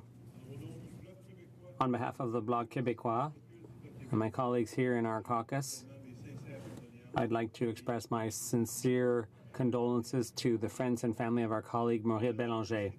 We were all deeply saddened by the passing of Mauriel Bélanger. He died far too earlier this summer. His departure leaves a huge vacuum here in the House and among his constituents in Ottawa-Vanier. We can't say enough about his involvement in Franco-Ontarian and Franco-Canadian struggles over the past 20 years of public service. He began his career grandly by defending the Montfort Hospital, the only hospital that provides service and training in French to over 500,000 Franco-Ontarians. He ended that career at the head of a movement to make Ottawa bilingual. Like his constituents, Mauriel Bélanger was very close to the people, and he was proud of them. He was also proud of his culture, and he was a champion of that culture. Basically, he was a true blue Franco-Ontarian. On behalf of the Bloc Québécois, I'd like to once again express my condolences to his family, to his friends and loved ones, to his colleagues in the Liberal Party, as well as his entire community. Thank you, Mr. Speaker.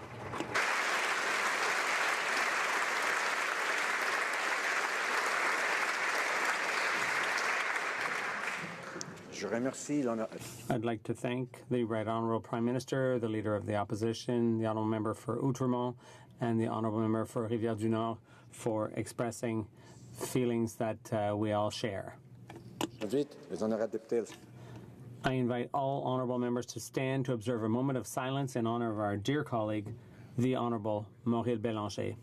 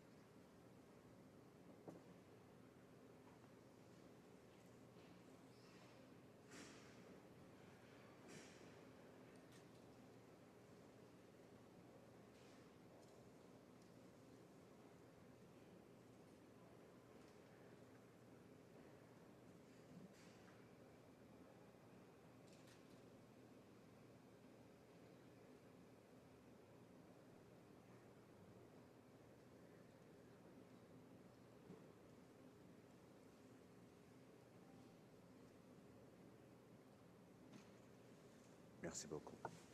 Thank you very much. Tabling of documents.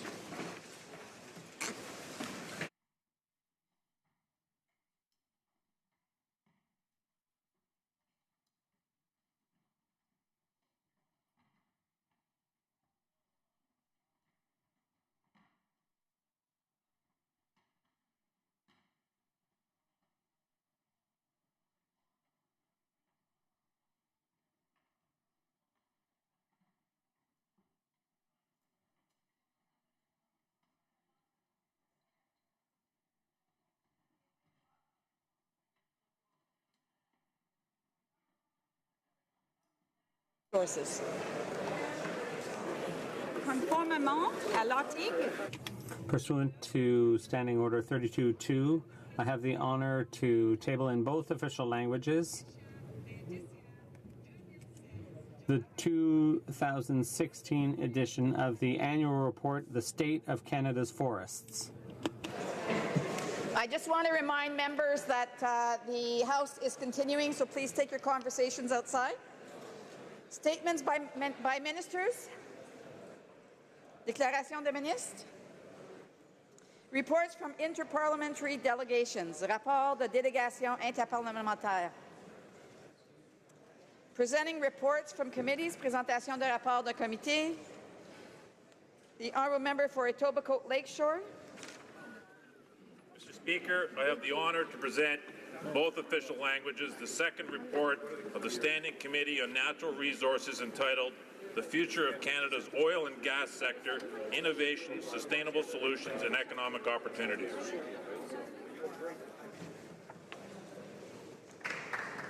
Introduction of Private Members Bill, dépôt de projet de loi émanant des députés. First reading of Senate bills.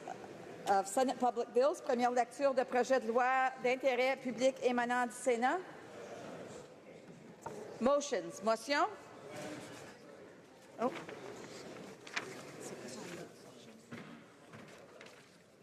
The honourable member for Calgary-Minnepoor has a point of order. Thank you, Madam Speaker. I have given notice to the other parties that I would be seeking unanimous consent to put the following motion, that the House agree that the Islamic State in Iraq and Syria is responsible for crimes against humanity aimed at groups such as Christians, Yazidis, and Shia Muslims, as well as other religious and ethnic minorities in Syria and Iraq, utilizing rape and sexual violence as a weapon of war, and enslaving women and girls, and targeting gays and lesbians who have been tortured and murdered. And as a consequence, that the House strongly condemn these atrocities and declare that these crimes constitute genocide. I seek unanimous consent to put the above motion.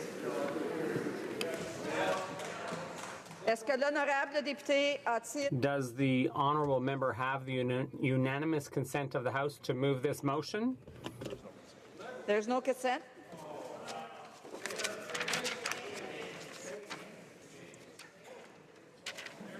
Motions, motion.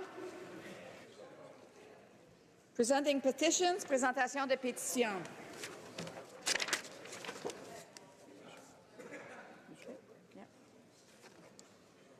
The honourable member for Kitchener-Conestoga. Thank you, Madam Speaker. Madam Speaker, I have the honour to present an electronic petition, petition number E263, signed by 3,662 Canadians, calling on the Government of Canada to draft legislation that will include adequate safeguards for vulnerable Canadians, especially those with mental health challenges, provide clear conscience protection for healthcare workers and institutions, and protection of children and those under 18 from physician-assisted suicide. I also, Madam Speaker, have two written petitions on the same issue. The petitioners in both of these are calling on the Government of Canada to provide healthcare workers and institutions and protection for children under 18 from physician-assisted suicide. Thank you, Madam Speaker. Presenting petitions, présentation de pétitions, l'honorable député de Salaberry. The honourable member for Salaberry-Sirois. Thank you, Madam Speaker. I'm honoured to table this e-petition on a pipeline project. People are opposed to the pipeline because using oil sands, oil, it creates greenhouse gases, and there's a risk of leak. And the risk is highest in the early years of operation. So the petitioners call on the government to reconsider this project, given the concerns about pipelines, and that the government should get the consent of all Ontario, Quebec, and Alberta First Nations. And there should be a new plan to base our energy policy on renewable sources. Thank you. Rise in the House today to table electronic petition 103 on behalf of the residents of my riding of Parkdale High Park. The issue of rail safety is a critical one in my riding and is front of mind for all Canadians. No one will forget the tragic derailment in Lac-Mégantic in 2013, and I've met with many groups and individuals in Parkdale High Park that want improved rules and regulations for rail safety so that Lac-Mégantic never happens again. This petition calls for just that. It seeks better safety technology, improved volatility standards, and stronger guidelines that surround the transportation of goods. None of this would have been possible without the determination of two important advocates in my riding, Helen Vasilakos and Patricia Lai, whose leadership and vision helped gather 627 signatures for this petition. They are leaders on the issue of rail safety in my riding, and I look forward to continuing to work with them in the future. Thank you, Madam Speaker. The honourable member for Lambton, Kent, Middlesex. Thank you, Madam Speaker. And I have petitions here that keep coming in. This one's signed by hundreds of people about an Arva flour mill, a historic building in my area that was had conducted upon itself a Canadian labour law audit. Madam Speaker, this resolution is about the closing of that mill. It has had no health-related claims in 197 years. It is an operating museum. It is the only one in Canada, and the minister, they asked to fix it by giving it an exemption from the Canadian Labour Code. Thank you very much. Presenting petitions, the honourable member for Essex. Thank you, Madam Speaker. I'm honoured to present a petition calling on the government to reject the Trans-Pacific Partnership. We have a lot of petitions that are coming in from across Canada, and people are concerned that Canada is giving up too much in this deal. Such things as good Canadian jobs. They fear that this could lead to income inequality growing even more than it already is in Canada. They fear the cost of medications and that it could be a barrier to a national pharmacare program. A fear of easing the path for foreign takeovers, and it contains measures that will stifle Canada's innovation sector. They also mentioned that the TPP empowers corporations to sue and obtain compensation from Canadian governments for regulating in the public interest. So I present these petitions, and the petitioners are asking for the government to reject the Trans-Pacific Partnership. Presenting petitions, présentation des pétitions, the honourable member for Calgary-Shepherd. I'm tabling the petition today from 46 of my constituents, which are in support of motion 43. They're asking for the government to ensure that the Canadian Revenue Agency treats taxpayers fairly, and they're also asking the government to support motion 43. Thank you. The honourable member for Burnaby South. Madam Speaker, there is a housing crisis in Metro Vancouver as well as in British Columbia, and I have here today an electronic petition signed by 11,461 people who are calling on the government to take immediate action on this issue. They are concerned about seniors being driven out of their homes, of young professionals being driven out of the region, of people not being able to continue their lives and to age in place. Madam Speaker, so the residents that have signed this petition would like to, for financial transactions that are flagged as suspicious to be reported, to have real estate counsel and lawyers disclose information about buyers and sources of income, and to study restrictions on foreign investment placed in other jurisdictions such as Australia, USA, Hong Kong, and England. Madam Speaker, this is an urgent issue that is affecting many, many thousands of people in Vancouver and the Metro Vancouver region.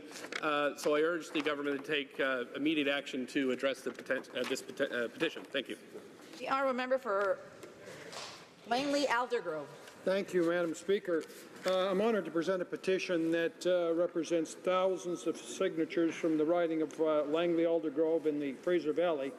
It highlights the fact that at the Special Joint Committee for Assisted Suicide, witnesses almost unanimously called for the protection of conscience of healthcare professionals that did not want to participate. And Canadian Medical Association confirmed that conscience protection would not affect access to assisted suicide. They're therefore calling upon this Parliament to enshrine in the Criminal Code the protection of conscience protection of physicians and healthcare professionals and institutions from coercion or intimidation, forcing them to participate in assisted suicide or euthanasia. The second petition, Madam Speaker, is from a group called Families for Justice. It's a group of Canadians who have lost a loved one to an impaired driver. They believe that Canada's impaired driving laws are much too lenient. They want the crime to be called what it is, vehicular homicide. They also want mandatory sentencing for vehicular homicide. Thank you. Presenting petitions, présentation des pétitions, the honourable member for Winnipeg North. Yes, thank you, Madam Speaker. Just following up with what the member has cited in his petition, I do have 5 petitions that are dealing with the issue of concern regarding to conscientious involvement for those that are performing physician-assisted suicide or euthanasia, and I had a number of constituents that had signed this petition. It's somewhat dated, but I still think it's important to be able to table the petitions on behalf of my constituents. Thank you, Madam Speaker. Presenting petitions, présentation des pétitions. Questions on the order paper. The Honourable Parliamentary Secretary to the Leader of the Government in the House of Commons. Yes, Madam Speaker, I would ask that all questions be allowed to stand at this time, please. Agreed? Notice of motions for the production of papers. Avis de motion portant production d'un document. The Honourable Parliamentary Secretary. Thank you. Madam Speaker, I would ask that all notices of motions for the production of papers also be allowed to stand at this time. Agreed? Orders of the day, ordre du jour. Government orders, government bills, Commons. Second reading of Bill C-5, an act to repeal Division 20 of Part 3 of the Economic Action Plan 2015, Act Number 1. It is moved that Mr. Bryson moves that Bill C-5, an act to repeal Division 20 of Part 3 of the Economic Action Plan 2015, Act Number 1, be now read a second time and referred to the Standing Committee on Human Resources, Skills and Social Development and the Status of Persons with Disabilities. Debate. The Honourable President of the Treasury Board. Madam Speaker, I'm pleased to have this opportunity to engage the House on an important decision the government has made for employees of Canada's public service, their unions, and for all Canadians. Cette décision est le... This decision is the following. The government will not use powers in Section 20 of Part 3 of Bill C-59. This anti-union bill enacted by the Harper government allows the government to unilaterally implement a disability and sick leave system on federal employees. Employés fédéraux. En effet, in fact, as we've already indicated to all bargaining agents, we are going to repeal this legislation. The decision is in keeping with our government's commitment to bargain in good faith with public sector unions and to look for opportunities to modernize the sick leave and disability management system. The Conservative government gratuitously disrespected the public service repeatedly, and this time they did so when it decided to take the issue of sick leave off the negotiating table and give itself the power unilaterally to implement a plan of its own choosing. Public servants were justifiably angry at this. They felt that the previous government didn't respect them and didn't respect the collective bargaining process, and they were right. Madam Speaker, from the beginning, our government has been committed to restoring a culture of respect for and within the public service. We have immense respect for our public servants and the unions that represent them, and we recognize the important roles they play. During last year's election campaign, our government was clear in its opposition to Bill C-59 and other Harper government anti-union pieces of legislation. We understood that the changes made to the collective bargaining rights in both C-59, Division 20, and certain provisions of Omnibus Budget Bill C-4 were neither fair nor balanced. En effet, on s'est engagé. In fact, we committed to tabling legislation this fall to restore the public service labor regime that existed before the legislative changes introduced in 2013. In the interim, we've introduced measures to facilitate the current round of collective bargaining. Madam Speaker, when we took office, we came in with the goal of changing the tone, resetting the relationship with public service employees, and working in a more cooperative way with the unions that represent them. Result. Madam Speaker, that's because we value the important role that federal employees play as a force of change, positive change for Canadians. You're here. Every day, these public servants work for the sound governance of our country. They promote Canadian values and defend our interests within Canada and around the world. They deliver thousands of high-quality programs and services to Canadians, from operating icebreakers in the high Arctic to inspecting aircraft, from protecting our borders to peacekeeping abroad, from delivering employment insurance to issuing passports, from geological research in the field to approving drugs for human use, from maintaining our national parks to preserving historic sites. Our federal public service does all this and much more. En effet, les employés fédéraux. Indeed, federal employees are active at hundreds of locations in all parts of Canada and the world. As Canadians came together to welcome and settle some 25,000 Syrian refugees, Madam Speaker, that was a tremendous achievement that our public servants within multiple departments achieved working together. Madam Speaker, this goes beyond just simply appreciating our employees and the work they do. We believe that Canadians can achieve great things when we all work together. Indeed, our promise to work collaboratively with Canadians was a key cornerstone in our election platform. Canadians want change in the way that governments treat citizens and engage citizens. They want change in the way we work with unions and the labour movement, the way we work with members of Parliament, with the media, with Indigenous peoples, with the environmental community, and with all levels of government, and with veterans and business leaders, and so many others, all of whom want to contribute to building a better Canada. Madame le Président. Madam Speaker, working collaboratively with unions is what this government is doing by repealing Division 20 of Bill C-59. Madam Speaker, I'd like to speak about the importance of rebooting our relations broadly with Canada's labour movement, but specifically with our public sector. It's really important to reset those relationships. This is not simply what we're doing here today is not simply a matter of demonstrating a respect for and recognizing the importance of labour relations and governance. It's part of what we're doing as a government to work in partnership with the labour movement to achieve a better Canada and a more prosperous Canada.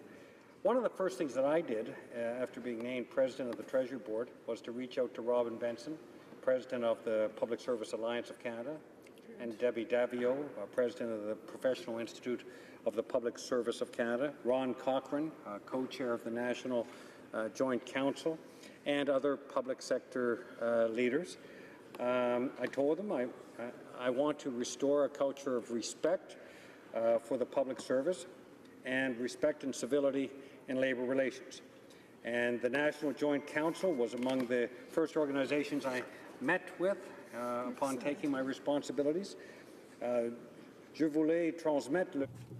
I wanted to get the message out that we respect the collective bargaining process and we will bargain in good faith.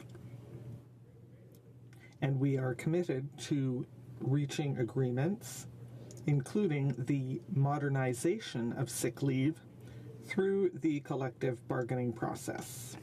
Crucial to the government's agenda. Canadians gave us a strong mandate to implement an ambitious and progressive agenda for change, to create jobs, to grow the economy. But we can't get that done without an engaged and motivated and respected public service. We need to bargain fairly and in an environment of respect. On sait qu'on peut... We know we can achieve more by working together than by working against each other. And that working collaboratively is the only way to bring everyone forward. Speaker, real change of the type we envision for Canada can only happen when we work together, when we work collaboratively. Public service members, public servants are from diverse backgrounds. They work in communities across the country, and they work together to build a better Canada. Madam Speaker, we have backed up our commitment with actions. En décembre, je me suis engagé auprès... In December, I committed to the public service unions that we'd be going back to the bargaining table to negotiate in good faith, and we've done that. We are looking for opportunities to modernize the disability and sick leave management system and to reach agreements that are fair and reasonable for employees and Canadians. We would not exercise the powers given to the government to unilaterally implement a disability and sick leave management system. On January 21st, we confirmed that we would be repealing that legislation. And on February 5th, we introduced Bill C-5 to do that.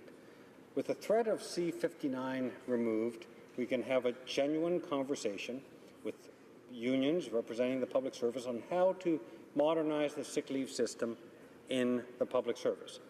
The current system can, for example, fail employees who have recently entered the public service and who have not accumulated a large bank of sick days. This is a particular concern to our government. It's a concern to me, given our desire as a government to see the public service attract more young people to its ranks and attract millennials to the public service. The fact is that the average age for new hires within the public service today is 37. We'd like to see the federal public service do more to attract and retain millennials who represent Canada's best and brightest generation and prospects for the future. But we can't do that if we don't have a system of sick leave that recognizes their importance. That's one of the changes we want to make. It also, our current system fails employees, in our view, who suffer from mental health challenges and other chronic medical conditions. These are some of the important reasons that we're committed to a modernized system. In terms of working together, Madam Speaker, we understand that wellness and productivity go hand in hand. Absolutely. Workforce wellness generates higher levels of employee engagement, which in turn leads to better performing workplaces. We understand that workplace wellness means mental as well as physical health issues. As the country's largest employer, we have to tackle this challenge in our own ranks, and to that end, we'll be working to create a welcoming environment for free and frank discussion of mental wellness and mental health issues. Madam Speaker, the fact is that our country is enriched and strengthened by different perspectives from the government and from our federal employees and their unions. What's more, we know we cannot provide quality services to Canadians if federal employees are not healthy, engaged, and motivated. Yeah, definitely. There is certainly strong momentum and widespread interest in coming to grips with this issue. And working with the unions, we are making progress. I want to recognize the excellent work done in this area of mental health by the Joint Task Force on Mental Health and the crucial work of the Public Service Alliance of Canada in advancing this agenda. The Joint Task Force established a positive and collaborative partnership between representatives of the employer and from an equal number of bargaining agents. That's why we're consulting with employees on the Federal Public Service Workplace Mental Health Strategy. With this strategy, we're committed to exploring aspects of mental health with our employees and to listening and responding to their needs. The strategy will evolve over time, and the improvements will be based on research, good information, and employee feedback. This is an important step in helping to improve the psychological well-being of our employees. It's a great example of what we can achieve when we work together to make a real difference and to achieve important change for their members. Madam Speaker, we're committed to taking further action together with the public service unions and with the public service broadly to strengthen our public service and to restore civility to our negotiations. I want to reset the relationship with our employees and their unions and to move responsibly and fairly to build the public service the Canadians need.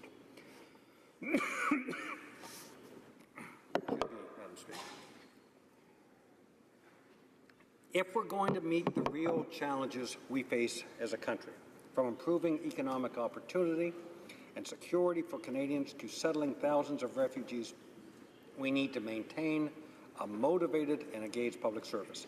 We have a wonderful opportunity here, from bargaining in faith to open, accountable government, to the utmost care and prudence in handling public funds. We can continue to build a high-performance public service for Canadians. We need to work constructively and collaboratively to do it. And let me be clear, that does not mean we as a government will always agree with the unions representing the public service on every single issue. Sometimes the union leaders will change our minds, and sometimes we might even change their mind on something. But if we are engaged collaboratively, we can disagree without being disagreeable.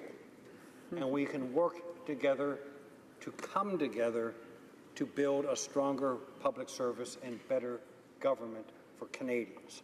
Ultimately, we can learn from each other. We can negotiate in good faith to reach agreements that are fair and responsible for all parties. In closing, let me say Canadians know that we find ourselves in a challenging fiscal situation and a slow-growth economy. We were elected on a strong and progressive plan to grow that economy. If we are to implement our agenda to invest, to create jobs, and strengthen the middle class, we will need to be prudent, and it will take sound and responsible fiscal management and real collaboration. As part of that, we have committed to fair and balanced labour laws that acknowledge the important roles of the unions, and that's why we will resolve issues at the bargaining table in a way that is fair and reasonable for the public service and all Canadians. Madam Speaker, we will not be bargaining in public. We will be bargaining at the bargaining table, and that's where we ought to be bargaining in utmost respect for our public servants and understanding the importance of us working together. Madam Speaker, the best is yet to come for Canada. The only way to ensure that we as Canadians achieve what we're capable of and that Canadian citizens will benefit from all of this important work is that we work together collaboratively, all of us as Canadians, members of Parliament, public servants, provincial, federal, municipal governments, business community, environmental community, Indigenous people. We have a lot of work to do in this country, and we need to work hard together to achieve our full potential. Public service, members of our public service play an important role in terms of of our plan as a government, but also achieving our potential as a country. I look forward, Madam Speaker, to this debate, and I would hope that all honourable members would join me in supporting this piece of legislation. Thank you, Madam Speaker. Questions and comments? Questions et commentaires? The honourable member for Carleton. Thank you very much, Madam Speaker, and I thank the President for his comments. He is responsible for the federal public service labor laws in this country as the President of the Treasury Board. And I wonder if he can tell the House if he believes federally regulated workers, public sector or private, should have the right to vote in a secret ballot as to whether or not their bargaining unit is represented by one union or another. The Honourable President of the Treasury Board. Thank you, Madam Speaker, and I thank the honourable member for my question. I think what he's referring to is the previous government brought in legislation that would actually change labour laws in Canada, not just for public servants, but broadly. The way that previous government did that was actually very disrespectful of the labour movement in Canada. Did not engage the labour movement in discussions leading up to that, and in fact gratuitously toxified labour relations, not just with the public service, but broadly. Our government, on the other hand, believes that we can negotiate in good faith and we can build a partnership with the labour movement, but also with the business community, and we can achieve great things on behalf of Canadians.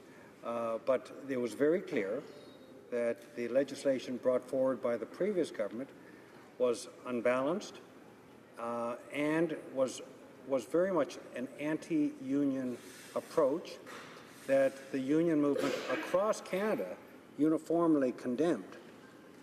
As President of the Treasury Board, I'm part of a government that is committed to working with our public servants. Our minister, in a respectful way, our Minister of Labour, our Prime Minister, our entire government are also absolutely committed to restoring a culture of respect in terms of the way we work with the labour movement nationally, within the public service, but also more broadly. But I can assure him that at the same time we're going to be working with the business community and broadly society to achieve positive outcomes and growth for the Canadian economy and growth for the middle class. L'honorable député de Sherbrooke. Honourable member for Sherbrooke. Thank you, Madam Speaker. And I'd like to thank my colleague for his speech. But I'd also like to commend him for the fact that he is reversing the shameful decision made by the Conservatives, because at the same time that they were negotiating with the public service, they buried in a bill a new sick leave regime that should have been negotiated in good faith with the public service instead of deciding beforehand, before having negotiated with the public service. So I'm wondering whether right now the President of the Treasury Board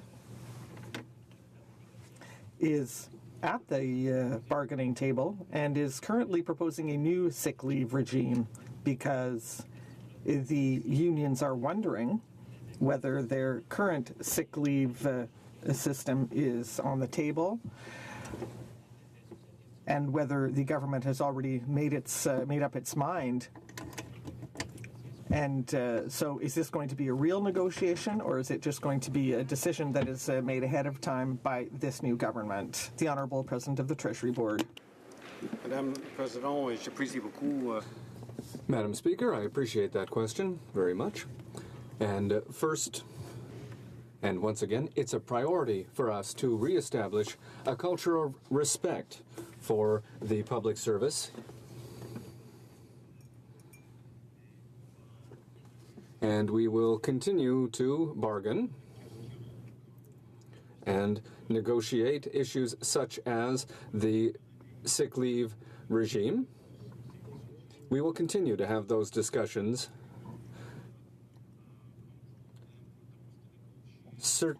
I'm certain that my colleague understands the importance of negotiating at the bargaining table and not in public, and we will continue to respect the unions and our public service, and we will continue to negotiate at the bargaining table.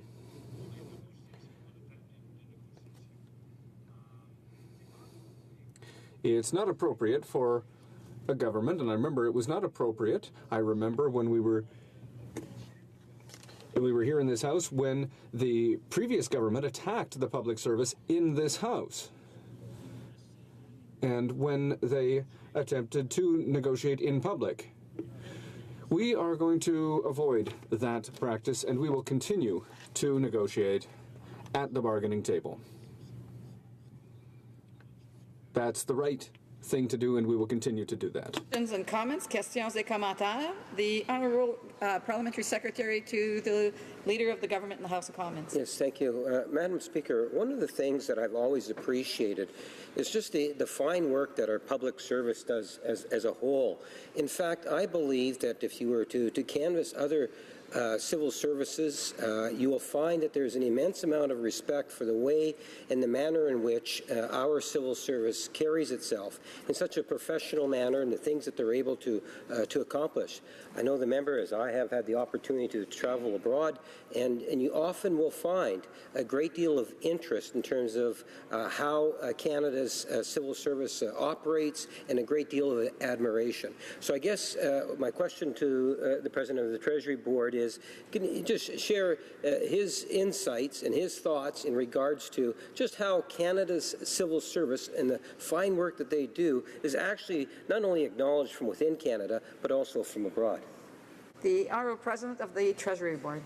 Good question. Thank you, Madam Speaker. I appreciate very much the question. We have an exceptionally strong public service in Canada, professional public service. They provide to us fearless advice and loyal implementation, and it's important to recognize. And I've had two opportunities as a minister to work with public servants. Previously in what was the Department of Public Works is now Public Services and Procurement Canada in Paul Martin's government, and more recently in my current role at Treasury Board. And I've been so impressed by public servants, and I can tell you, sometimes you'll sit down as a minister with public servants, and you'll feel you know exactly what needs to be done, and they will actually, in the course of discussions, you'll change your mind, and sometimes in the course of discussions you'll be able to change their minds. But the honest and frank discussions you have with an engaged, motivated, professional public service is actually absolutely essential to our democracy and to good governance.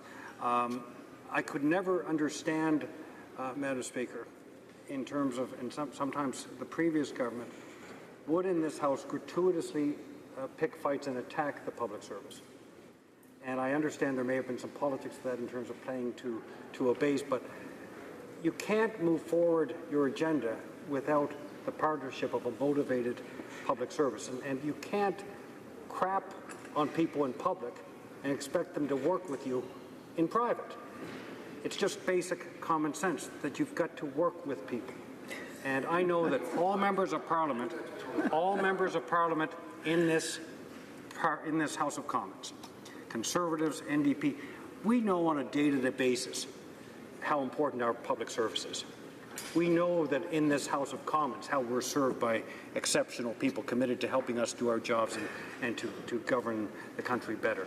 So I think we all know, take politics out of this, we are well served as Canadians by our professional public service. Questions and comments, questions et commentaires. We have time for a brief question. The Honourable Member for Carleton.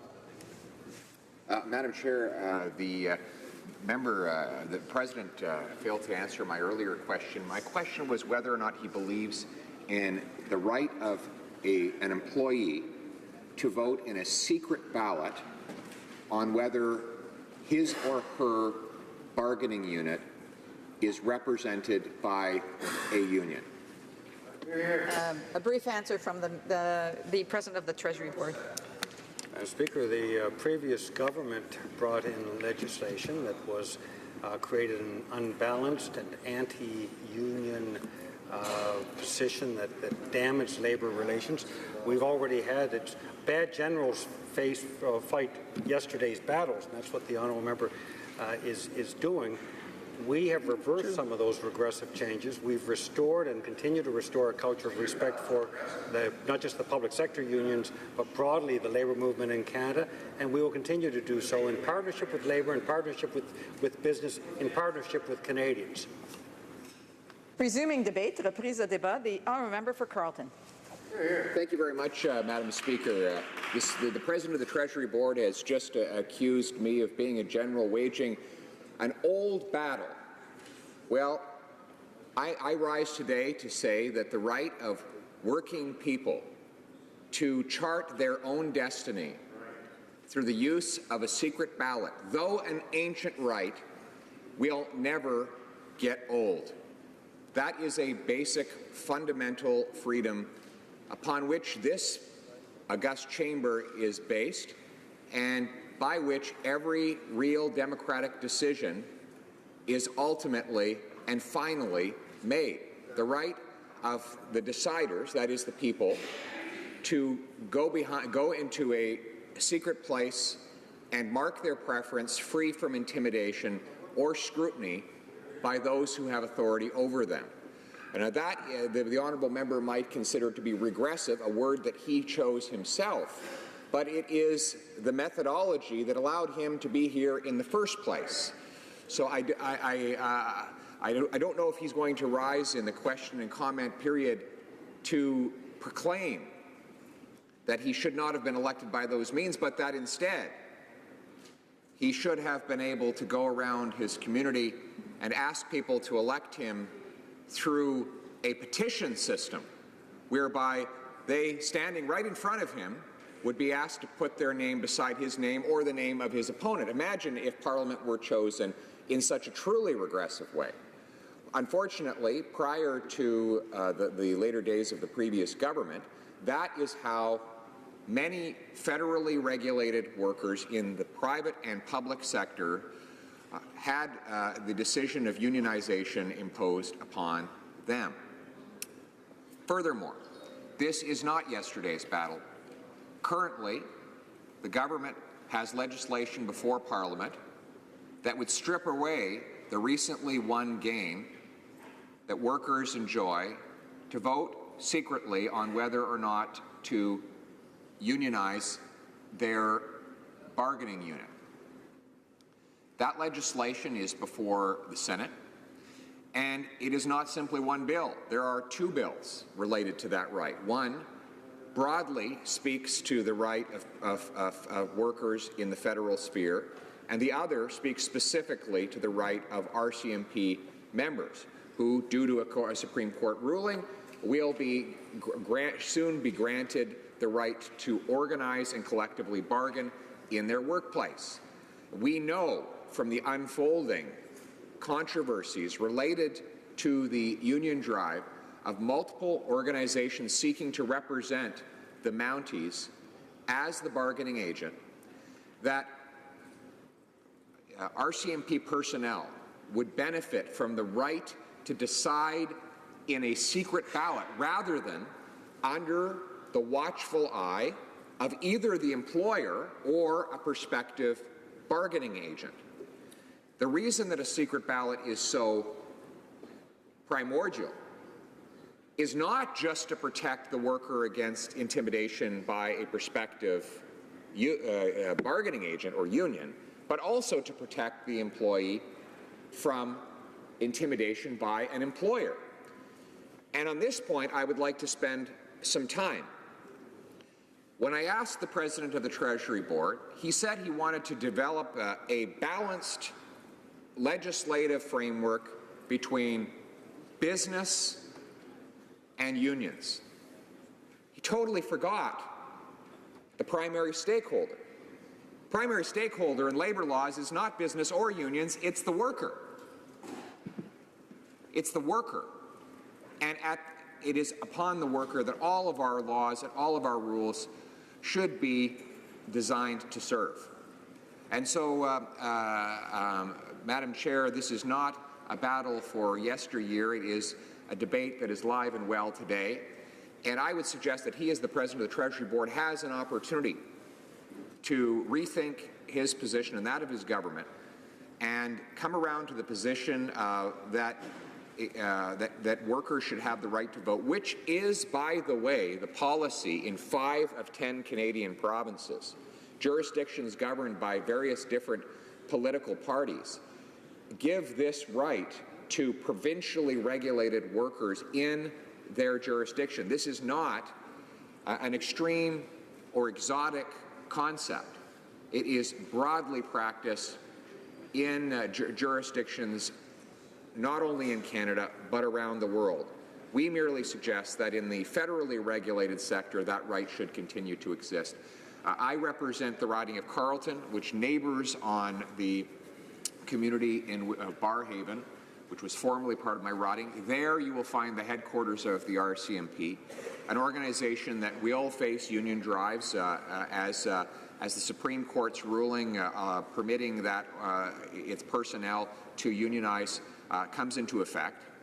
And it is my duty as a member to stand here in this place, and it is the duty of all members in this place who do represent RCMP personnel, to stand up for the right of those people who put their lives on the line every day to make their decision free from intimidation through the use of a secret ballot. And if you'll allow me to depart ever so temporarily from the subject at hand, Madam Speaker, just to point out that the approach of the government with respect to the secret ballot vote of workers on the question of unionizing of workplaces is consistent with their opposition to a referendum on the subject of electoral reform. For some reason, the government seems to be against voting. A government that was put in place by such means opposes those very same means. And they seem to have an inherent bias against allowing the people affected by a decision to make the final decision themselves. So on those points, I strongly disagree with the early direction of this government with respect to labour relations. But I do have faith that the President of the Treasury Board will change his mind, and perhaps he is changing his mind right now as he listens to these words. On the subject of sick leave, the President of the Treasury Board has introduced legislation and has committed to the House of Commons that he will work with bargaining agents in order to come up with an improved sick leave system and hopefully a short-term disability system to augment it that will serve both taxpayers and public servants. And I want to say that on this point, I think both parties are broadly in agreement.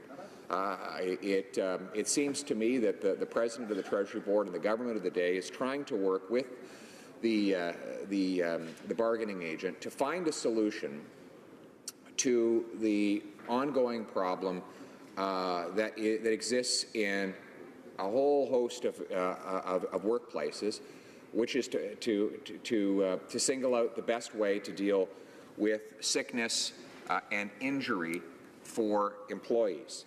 Some of the problems that I've identified as not only as a member of Parliament but also and a Treasury Board critic, but as a representative of the Ottawa area, is that 60% of public servants do not have enough banked sick days to get them to the full period required for eligibility for short-term disability. So for the majority of public servants who fall seriously ill, they cannot cover the span between the day they leave work and the day they become eligible for short-term disability because they have yet to accumulate enough sick days to fill that gap. 25% of employees have fewer than 10 days accumulated. Many employees, especially the new and the young, have no sick days accumulated at all. Meanwhile, there are some long-tenured workers who, many of them are executives and are the best paid and the best compensated, have far more banked sick leave days than they will ever use. And I would add that is through no fault of their own. That is the result of the fact that they diligently went to work every day. And as a result, their days, their sick leave allocation just accumulated and stacked year after year. That's a sign of responsible, diligent employee. However, it doesn't address the problem that we have for roughly 14 million accumulated sick days banked into the system right now, and many of them are out of reach of the majority of public servants who are younger and therefore have not had such an opportunity. I know that the President of the Treasury Board shares the objective of the previous government to find ways to get sick and injured public servants well and back to work as quickly as possible. And I believe that the negotiating mandate that he has with his officials reflects that goal as well.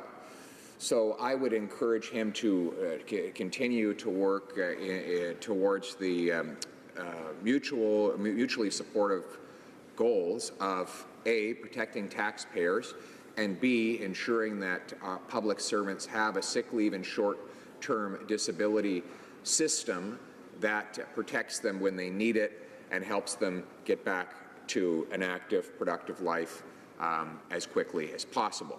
That is the sweet spot that we are all attempting to reach, and I wish the President of the Treasury Board well in his endeavors to achieve it. Thank you. Questions and comments, questions et commentaires. The Honourable President of the Treasury Board. Thank you, Madam Speaker, and I thank the honourable member for his point. We may not agree on everything, but I think, based on his comments, we do have a desire to ensure that there's a sick leave regime within the public service that ensures that public servants receive the support they need when they need it. And he has identified an issue, I alluded to it as well, that people who haven't been in the public service for a particularly long time, who have not accumulated necessarily the time in the public service, young people particularly, who may have some form of long-term or chronic illness, are not well served by the current system. We view this as being important to address, and we're addressing it now in negotiation with the public service unions. But it is one of the things we need to change if we're going to attract more young people to the public service. I think it's only one. Other things, we're told that the hierarchical nature of decision-making within government is an issue. There are issues around even the hiring processes, the ability to develop an idea within a department or agency of government and to actually share that idea with somebody else in government and to work together to achieve it. The honourable member has been a minister in the previous government, and he's also just a little tiny bit younger than me. So I would appreciate his thoughts on what we need to do as government to attract more young people to public service and give them the opportunity to paint on a larger canvas and make a difference in the lives of Canadians. Member for Carleton. I thank the member for his question and his reference to my age. When I first got elected here, there was a member who told me that my youth was an illness that would be cured little by little each day. And since that time, gray hairs have been sprouting. And slowly but surely, I'm curing that flaw that I had. But I do appreciate the members giving me the opportunity to comment on attracting people who are younger than me, to work in the public service. I think that the number one thing we can do to attract more young people is to make the public service as entrepreneurial as possible. The millennial generation is all about getting it done. We see that through great innovations like Uber, through communications, through social media, the ability of young people to acquire information quickly and rapidly and to solve problems almost instantaneously without following all of the bureaucratic steps that that older people like myself still go through. It is phenomenal to see how solution-focused young people are, and unfortunately, government at all levels and in all places in the world tends to have an attitude of the operation was a success and the patient died, that we follow a whole series of procedural steps, and even if we don't achieve any result, well, it was a success because we ticked all the boxes. I think we need to transform government at all levels to become more results-driven, more entrepreneurial, and more dynamic, so that we focus on getting things done. And I think that will be the best way we could possibly attract the young millennial generation whose desire is to get in and achieve things and make things happen. Questions and comments? Questions et commentaires. The honourable member for Windsor-Tecumseh.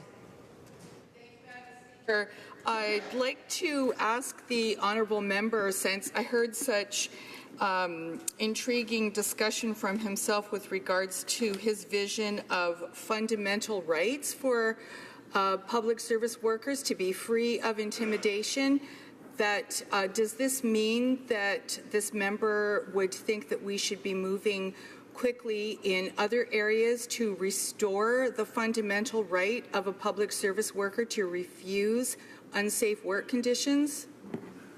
Member for Carleton. I think we all agree that workers should have the ability to protect themselves against unsafe working conditions.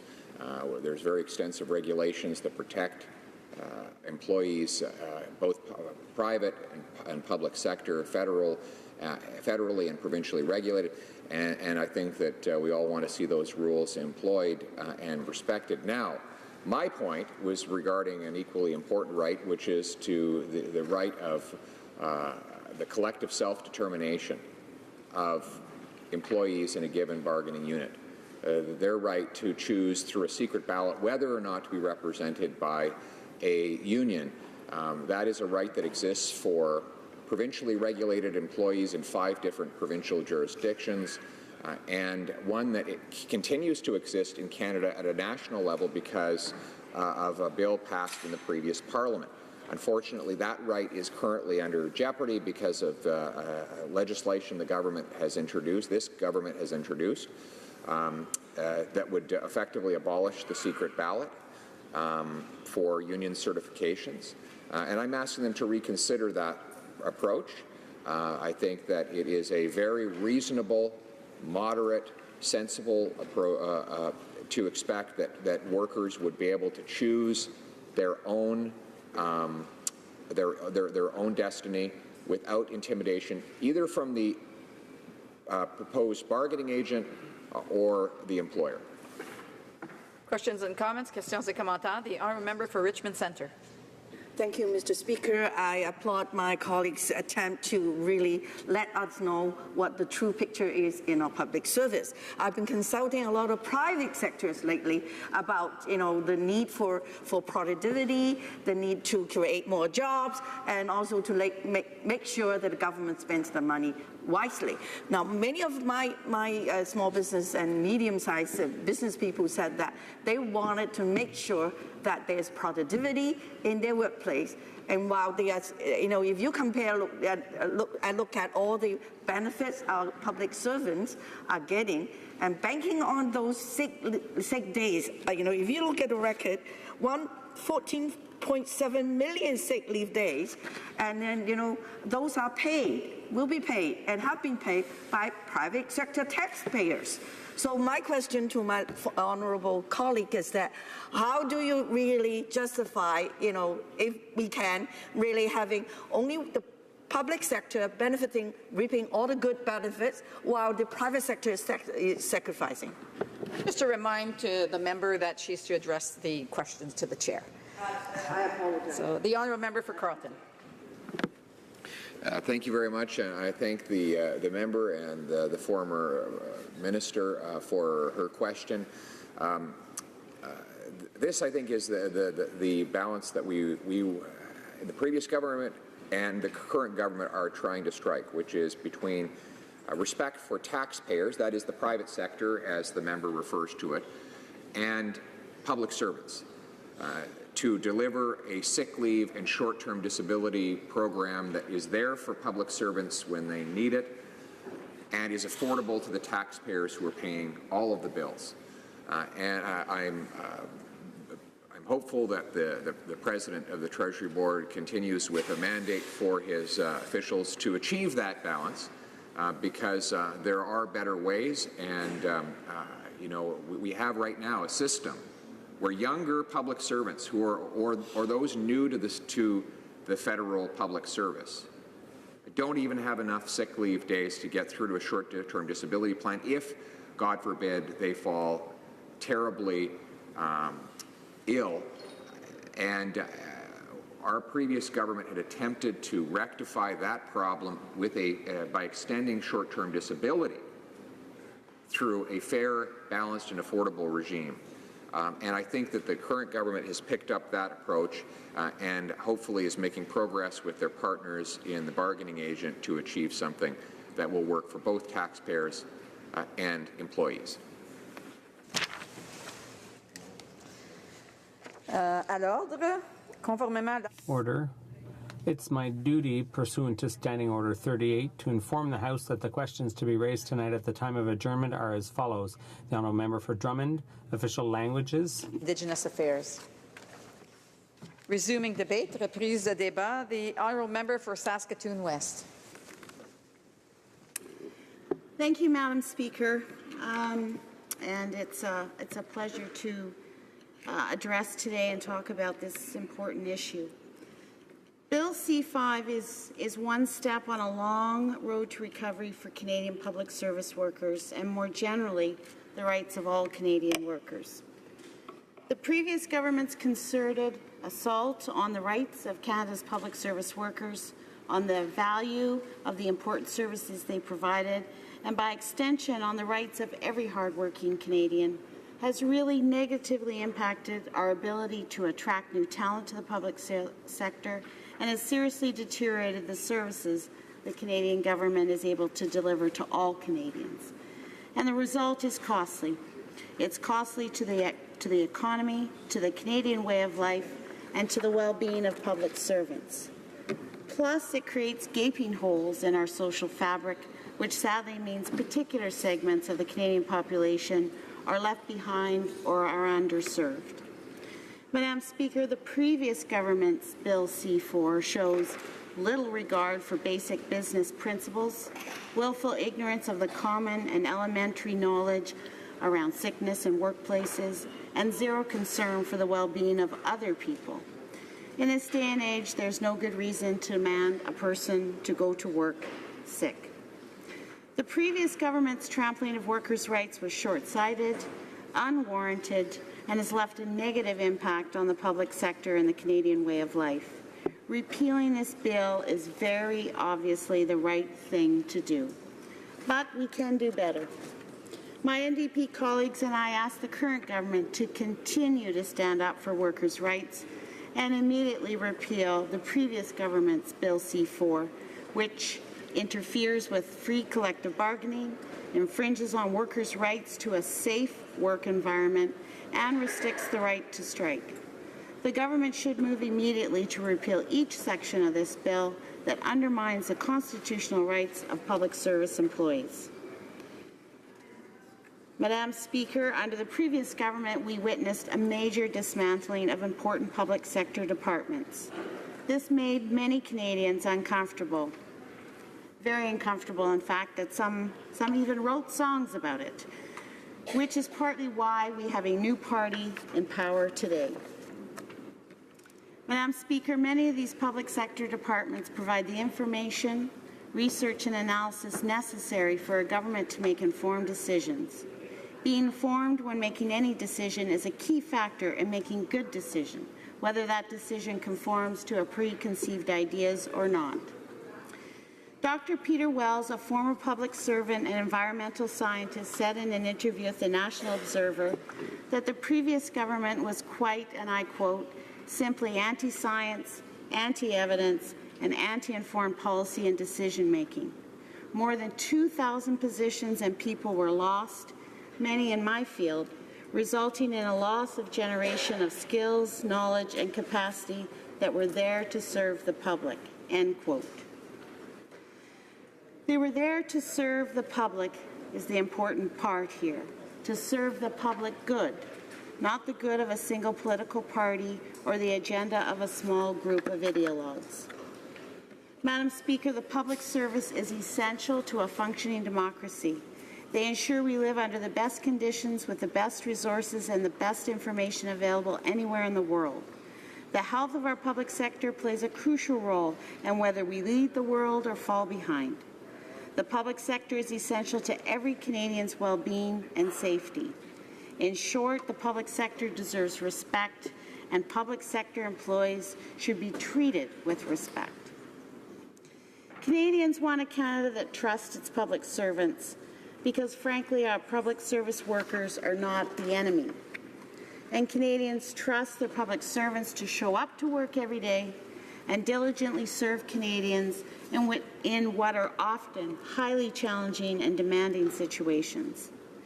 But Canadians also understand that these same public servants should not show up to work sick. Passing on illnesses to co-workers and taking longer to get better only reduces productivity. Madam Speaker, trust is a key in any healthy relationship. The Government of Canada is not a babysitter and should not babysit the people it is elected to serve. That is not the role of government. A government should trust the people that elected them, because unless we've forgotten, many of these people are our neighbours. And despite our many differences, we must respect our neighbours' right to freedom of speech, to health and well-being, and to a safe workplace. We must respect our neighbours' rights to make their own decisions, to learn, and to have the space and the resources to grow, because every single Canadian benefits when each of us has the opportunity to prove our potential. Madam Speaker, our government should provide leadership and vision, not micromanage public servants, and certainly not abolish rights that will endanger the safety and well-being of public servants and ultimately the people they serve. Moreover, a government should be working to build, not destroy. A government should protect and not harm. And a government should not steal rights, but respect them and provide opportunities for exercising those rights. That same government should also trust public sector workers to carry out the important work necessary to maintaining the daily operations of the Canadian government. Every day, thousands of our neighbours go to work to ensure that our food and borders are safe, that our pension checks are delivered, and that the best of Canada is represented abroad. All of these workers make us proud, and our government should reflect that. Madam Speaker, with any system, there is potential for abuse of that system by its users. There's always someone who will try to manipulate situations to their own perceived advantage, often at the cost of everyone else. And that can be said of many systems. It can be said of governments, government services, and even representatives of governments themselves. But like using a sledgehammer to crack a nut, the previous Bill C-4 from the previous government declares everyone guilty until proven innocent, and in the process smashes the entire structure to pieces so that little usable remains. Moreover, a Parliamentary Budget Officer report from July 2014, requested by the former member for Ottawa Centre, shows that the previous President of the Treasury Board, in justification for this poorly thought-out bill, misrepresented the level of sick leave taken by civil servants. It clearly shows that the use of sick leave in the federal civil service imposes no significant cost to the government or taxpayers. According to the PBO report, and I quote, "The incremental cost of paid sick leave was not fiscally material and did not represent material costs for departments in the core public administration," end quote. That means most employees who call in sick are not replaced, resulting in no incremental cost to departments. Likewise, and this is important, the PBO also confirmed that public servants' use of sick leave is in line with the public sector. But creating a problem where none exists in order to advance an ideology was the previous government's MO. Madam Speaker, the previous government's C-4 does absolutely nothing positive for Canada or Canadians and has paved the way for unenlightened ways of forcing Canadian public servants to go to work sick. Likewise, it sets a precedent that negatively impacts the whole of the Canadian working population. Madam Speaker, organized labour, like any professional association, is designed to look out for the well-being of its members. That's a simple fact. And every similar organization, whether it's a professional association, a chamber of commerce, Taxpayers Federation, does the same. Even pro athletes have their union. In fact, that's the reason they organize, to present strength through cooperation and to protect one another's rights and fight for more rights. Organized labour, like other professional organizations, has provided leadership in our society. Its members have endured hardship and even ridicule while standing up for better working conditions. Their hard-won gains have benefited all Canadians, and many of these gains are taken for granted by many of us today. Weekends, overtime pay, vacation pay, parental leave, health and safety regulation, and yes, even sick days. Creating a standard for all Canadian workers, unionized or not, to be treated with respect has led to all of us having the basic rights of association, freedom of speech, and the right to a workplace that's safe. Small as it might seem, organized labour also helps set a precedent that if you are sick, you could stay home and not lose a day's pay or your job. And despite what the previous government thought, this makes great business sense, and it has become a standard across the country and across sector. Today, including these benefits is what helps an organization, private or public, attract top talent. It's also what helps keep that talent, because measures like sick leave ensure a modicum of decency between employer and employee, positively influence staffing efficiencies and stability, and express a confidence statement regarding the well-being and health of an organization or business's workforce. Given all the benefits that a happy, healthy workforce brings, it did seem strange that the federal government, as an employer, chose not to or did not want to be a leader. For example, Shift Development, a forward-thinking development company in my riding, pays a living wage to all their workers. Their CEO, Curtis Olson, says he pays all his employees a living wage rather than a minimum wage because he can't afford not to. He says, I quote, "For me as a business owner, the cost of employee turnover is a huge cost," end of quote. Mr. Olson knows the value of and relationship between high employee morale, health and stability, and increased returns from productivity, efficiency, and success.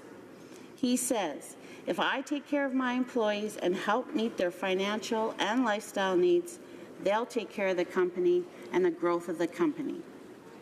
The Canadian government should learn from our business leaders' successes and start valuing and trusting their employees, because without them, the government can't deliver a single service to Canadians.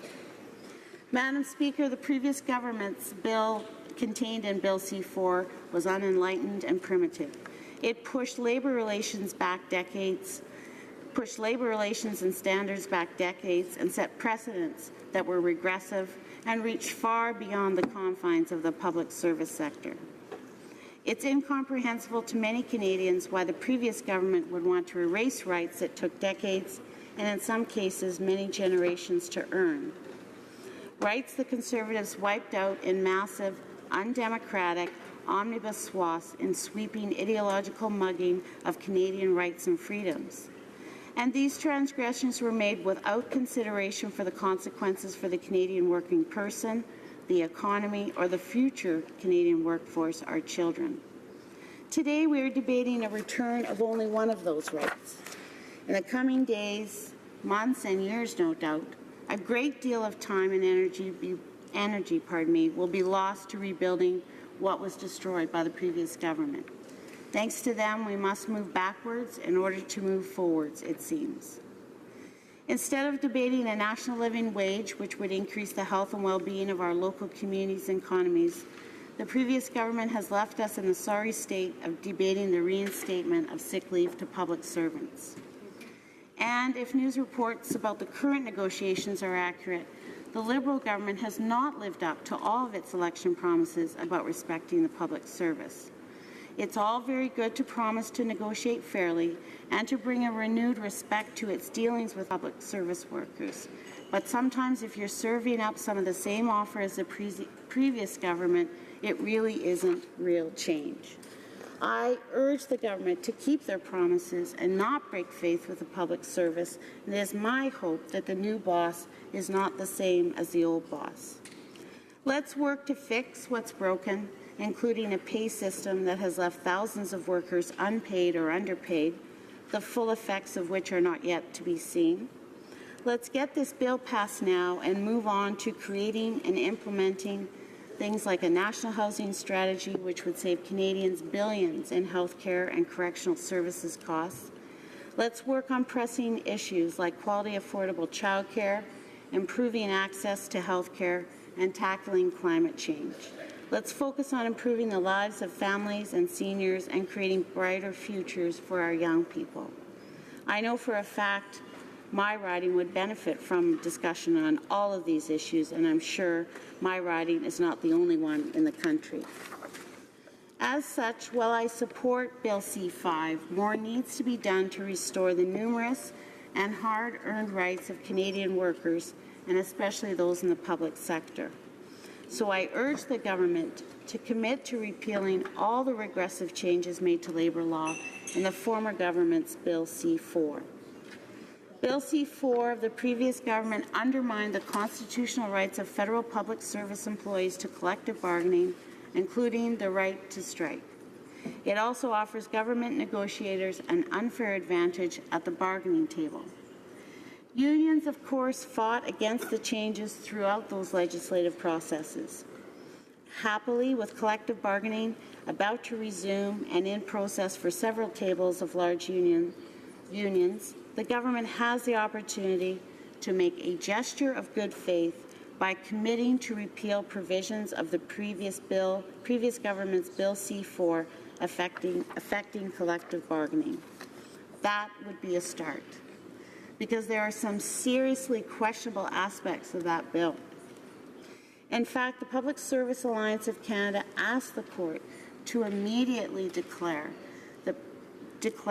that Division 20 of Bill C-59, part of Bill C-4 of the previous government, in violation of its members' charter rights, because it denied the right of employees to good faith bargaining by giving the employer the unilateral authority to establish all terms and conditions related to sick leave, including establishing a short-term disability program and modifying the existing long-term disability program.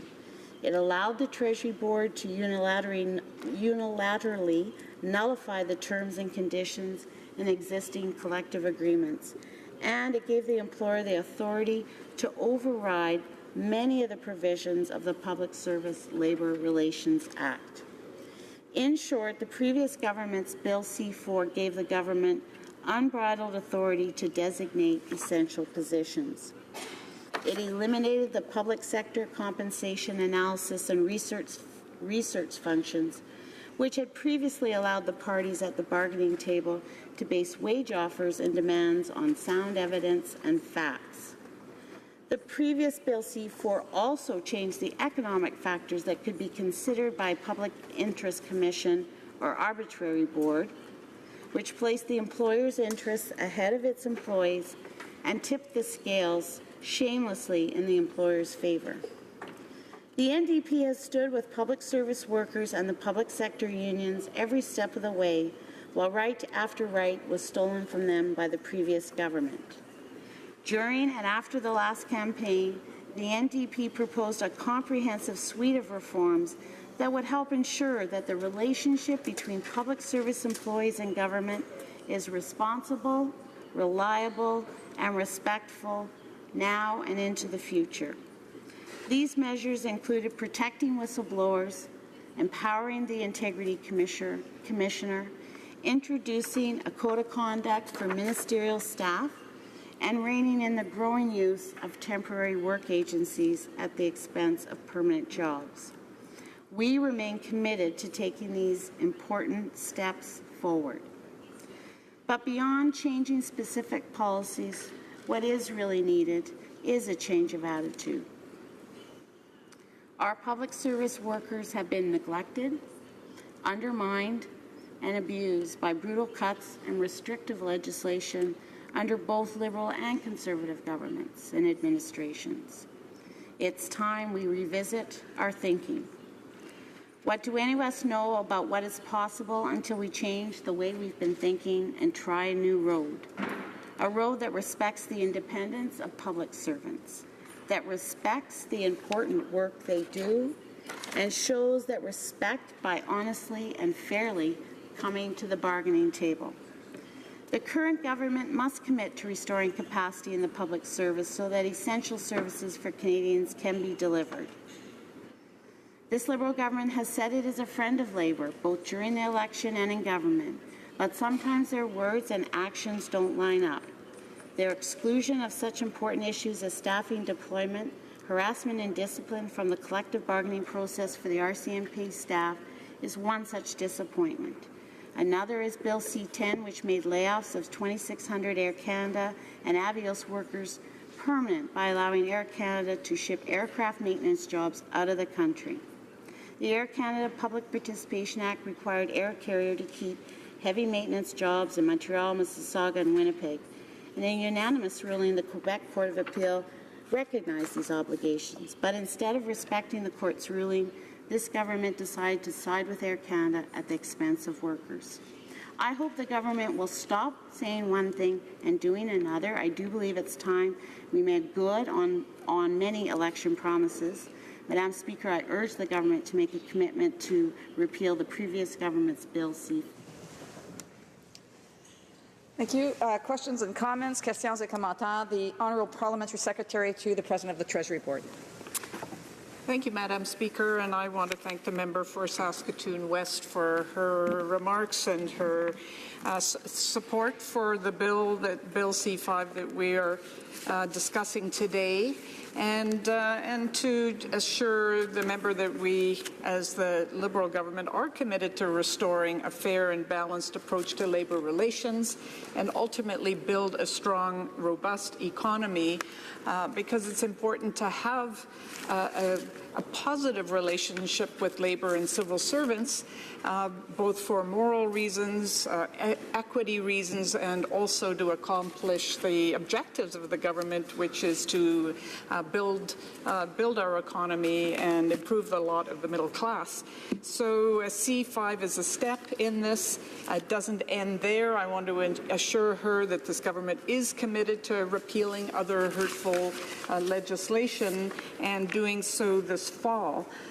So I wanted to ask the member, in talking about the positive aspects of restoring a culture of respect for and within the public service, restoring the sense of value that government has in the unions and civil servants as a force for positive change, how does she see the kind of change that this government is committed to through repealing C-5 and other hurtful legislation? How does she see that helping to attract millennials and the younger workforce into the civil service to bring their talents and their bright ideas to the big challenges, some of which she named, such as climate change and healthcare, and providing the services that Canadians depend on?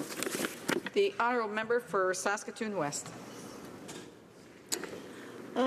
Thank you, Madam Speaker, and I want to thank my honourable colleague for the question and her comments. And I think it is a first step for the government to tell the world, either new employees or current public servants, that there is a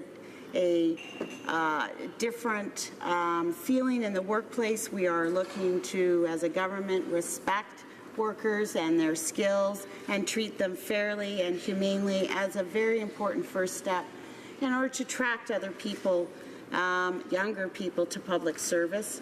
I think a lot of young people will want to work for the federal government because it is a job where you are helping people, where you can actually make a difference in people's lives.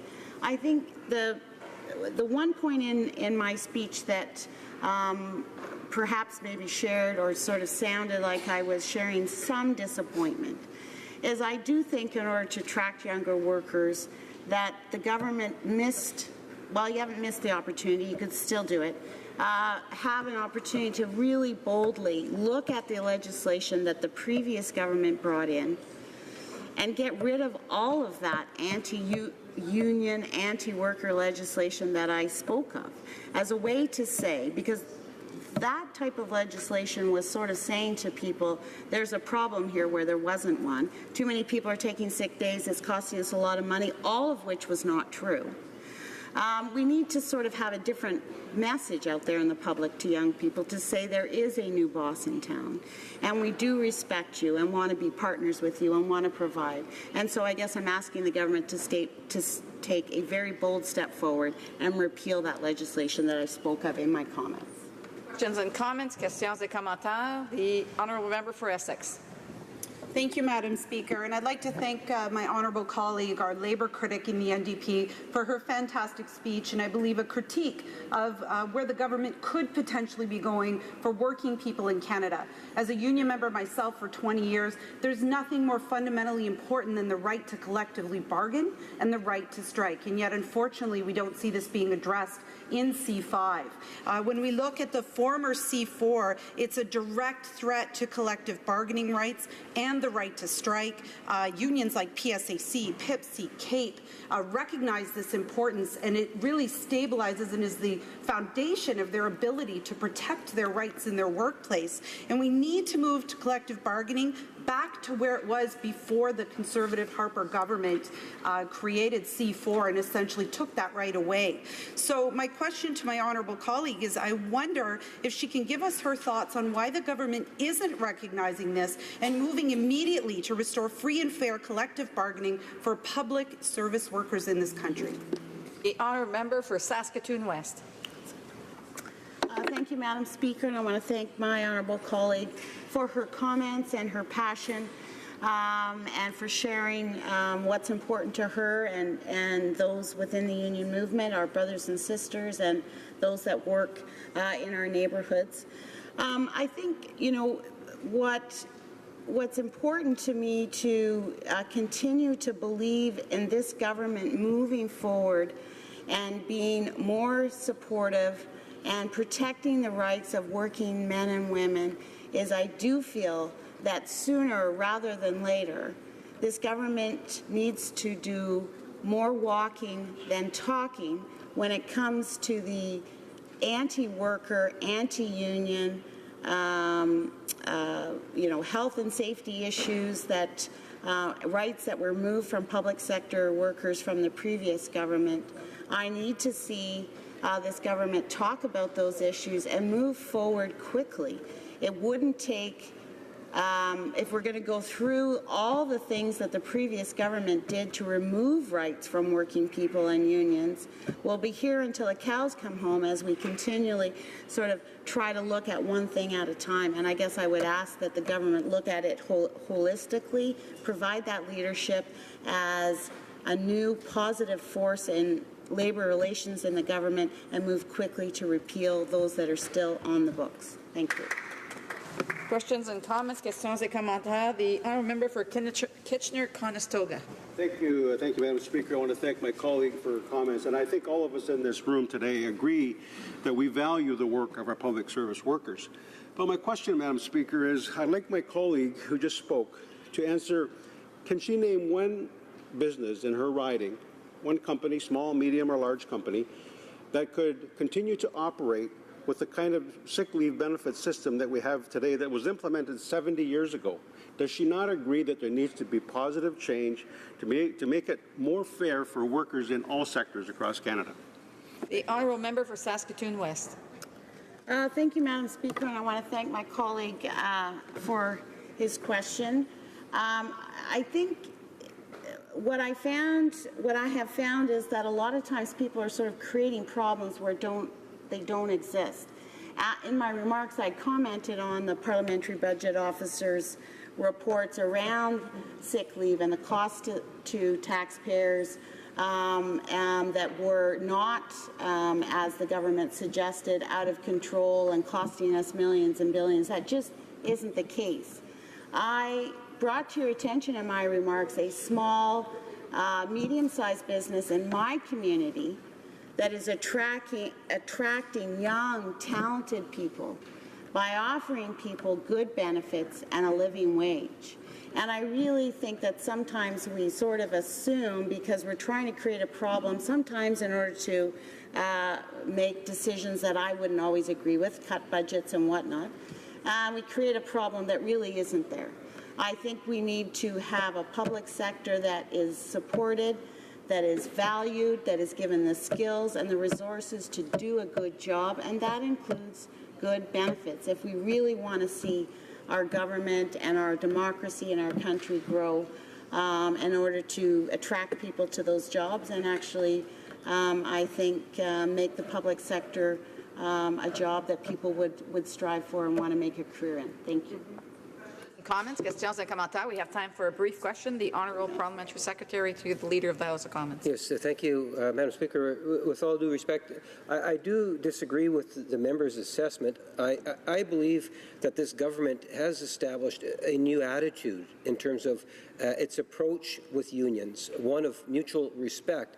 And we look at whether it's C4, C7, the current legislation that we're talking about, the Canada post-strike or potential of the strike and the negotiation, good faith. I wonder if she can reflect on those initiatives and just at the very least acknowledge in this very short period of time we've gone a long way in establishing that new relationship. A brief answer from the member for Saskatoon West. Thank you, Madam Speaker. Briefly, I think you've made a good start, but I think there has been more talk than action, so I'm going to give credit where credit is due. I'm supporting this bill, and I've supported other bills that the government has brought forward that I think are a step in the right direction. But I don't want to be sort of dealing with things sort of one-off over and over again for a long time. I'd like the government to be much more bold in its actions. Thank you. Resuming debate, reprise de débat. The Honourable Parliamentary Secretary to the President of the Treasury Board. Thank you, Madam Speaker, and I'm pleased to have this opportunity to speak today in support of the government's Bill C5, one of a number of actions that this government has taken to restore the trust and confidence in our collective bargaining system in this country. This bill goes to the heart of what we as a government believe in, collaborative, constructive relations with bargaining agents. It's a bill that highlights our belief that a balanced system of labor relations is the best one in a fair democracy. This bill seeks to repeal Division 20 of Bill C-59 adopted in 2015. Bill C-59 was the last omnibus bill, budget bill, tabled by the previous government.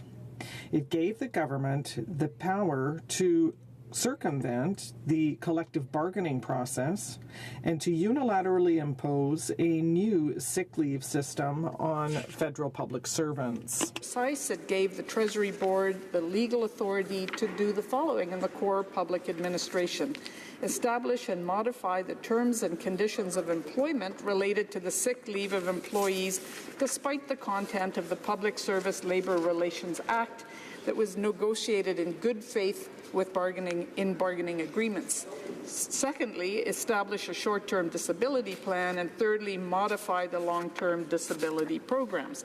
In other words, Mr. Speaker, it gave the government the authority to ignore the existing Public Service Labor Relations Act in order to put in place a new sick leave and short-term disability program without the support or agreement of the bargaining agents representing public service employees. And as we've been speaking about in this debate, it served to undermine the good faith that government needs to earn in its bargaining with its public servants and their representatives.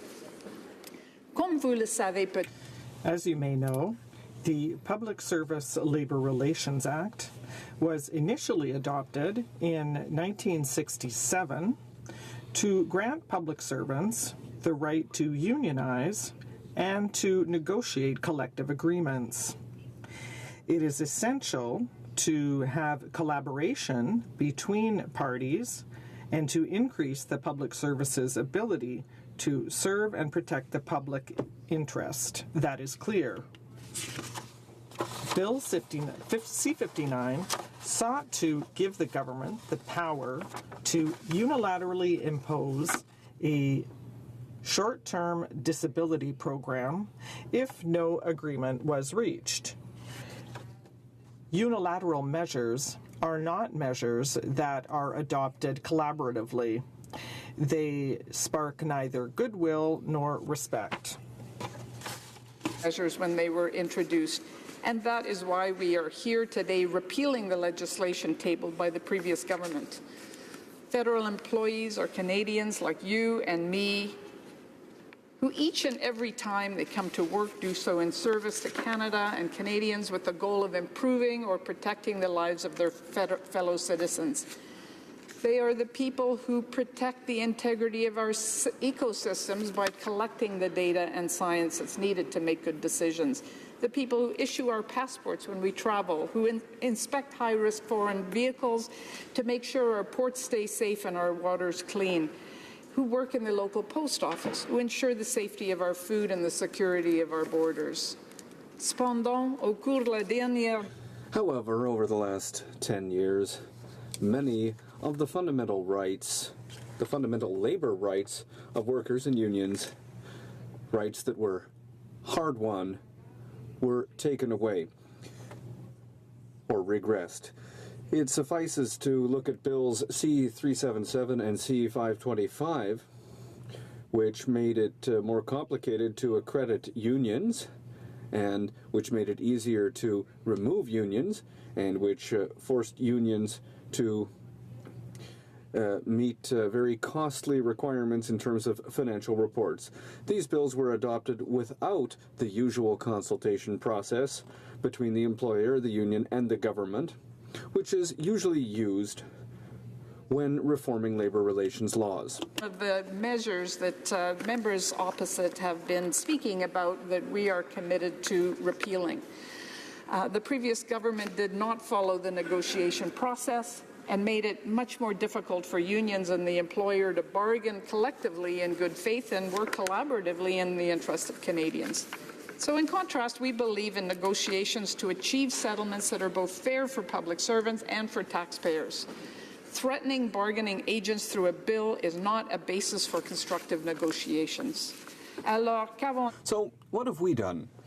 Well, we started by presenting a bill to repeal Bill C-377. This law created useless formalities for unions, which required them to table detailed financial information at the Canada Revenue Agency, particularly concerning activities not linked to labor relations. We have also committed to repealing Bill C-525, which made it more difficult for employees to organize, to unionize, and negotiate collective agreements. The President of the Treasury Board has also committed to repealing those provisions which are disadvantageous, which are found in Bill C-4, another omnibus budget bill, which was passed in 2013, which limited the ability of unions to represent their employees. These are the important measures that we have taken to re-establish fairness and balance in Canada's labor relations laws. Mr. Speaker, in conclusion, let me sum up our responsible reasons for introducing Bill C-5. This bill would repeal the law that gives the government the power to unilaterally impose a new sick leave system on federal employees without collaboration or consultation. During the election campaign, we committed to re-establishing fairness and balance in labor relations laws, to recognize the important role played by unions in Canada. We respect the collective bargaining process, and we will bargain in good faith. We will work to negotiate collective agreements that are fair and reasonable, both for public service employees and for Canadians. Madam Speaker, we wish to re-establish the balance so that neither the employer, which represents the public, nor the union, which negotiates for employees, has an unfair advantage in collective bargaining. System that best serves a just society. That's the system that will attract young millennials into our public service. That's the system in which we all exercise our responsibilities to ourselves, our communities, and to others. And that's the system that best serves Canadians. Thank you. Questions and comments? Questions et commentaires. The honourable member for Kitchener-Conestoga. Thank you, Madam Speaker. I'd just like to clarify a statement that my honourable colleague made earlier. She referred to some, quote, useless measures that were implemented by the previous government, and then she went on to talk about measures such as giving union members the right to know how their union dues are being spent. And in addition to that, Madam Speaker, she referred to the right to union members to have a secret ballot when they vote. Well, Madam Speaker, to me, the secret ballot is one of the hallmarks of democracy. I wonder what she's in opposition to in terms of creating an environment of democracy for our union members that is similar to what enables each one of us to serve here in this Parliament. Thank you, Madam Speaker.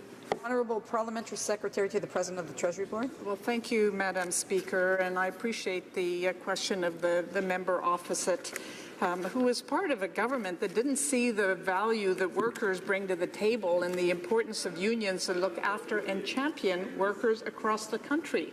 And in fact, what his government did is buried in omnibus budget bills critical pieces that reduce or undermine the fair power and opportunities to bargain on behalf of government employees that their unions had. So in fact, in terms of the specific that the member mentioned, and that is the secret ballot, his government forced the secret ballot to be the only option by passing a law that took off the table other options that may be more appropriate in certain circumstances, so that the board was not able to have a choice. It was one option being shoved down their throats. So with new leadership in his party, I would really invite the member to join us in thinking about how we can have a positive, constructive, collective bargaining atmosphere. Join the President of the Treasury Board in this effort to change the atmosphere and have success, rather than that the unions feel that they have to walk out and not participate, because there are so many things that have been done to undermine the rights of their members through these omnibus bills. So join us. You have new leadership. You are now no longer obligated to participate in that kind of divisive, hurtful, and anti-worker change that was brought in under the previous government. Questions and comments, questions et commentaires. L'honorable député de... The honourable member for Belleuil-Chambly. Thank you, Madam Speaker. And although I'm very happy that we're speaking about a new approach, it's important that they walk the talk. And even though the law is maybe being changed, we have the same negotiators at the table, we have the same offer on the table.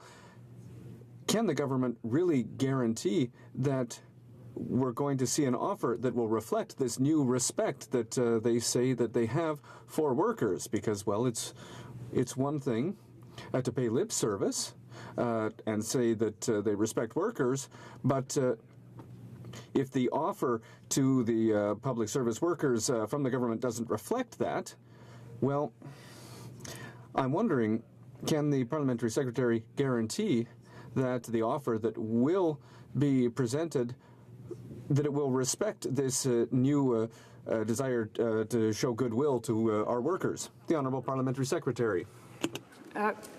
Merci, Madame. Thank you, Madam Speaker. The work that we're doing shows good faith in the bargaining process. We remain resolute in working with the unions to come up with agreements that are fair and reasonable for employees as well as for all Canadians. But I would like to say that the bargaining between the employer and the bargaining agents for the public service unions are underway, and we won't comment on the details of that bargaining outside of the bargaining table. Questions and comments, questions et commentaires. The Honourable President of the Treasury Board. Thank you, Madam Speaker, and I want to begin by commending the Parliamentary Secretary to President of the Treasury Board. I've known the honourable member for quite a long time. When I was a federal minister and she was a provincial minister in BC, and we've worked together over the years. She has a lot of experience on key files of government, and in her work, both provincially and federally, has demonstrated great regard for our public servants. She's referred to the importance of attracting millennials to our public service. One of the most important issues to millennials is the environment and Canada's response to climate change. One of the areas in which we can contribute to the efforts against climate change are what we do as a government and greening up government operations. The honourable member, as Parliamentary Secretary to the Treasury Board, is helping to lead the charge within our government on greening of government.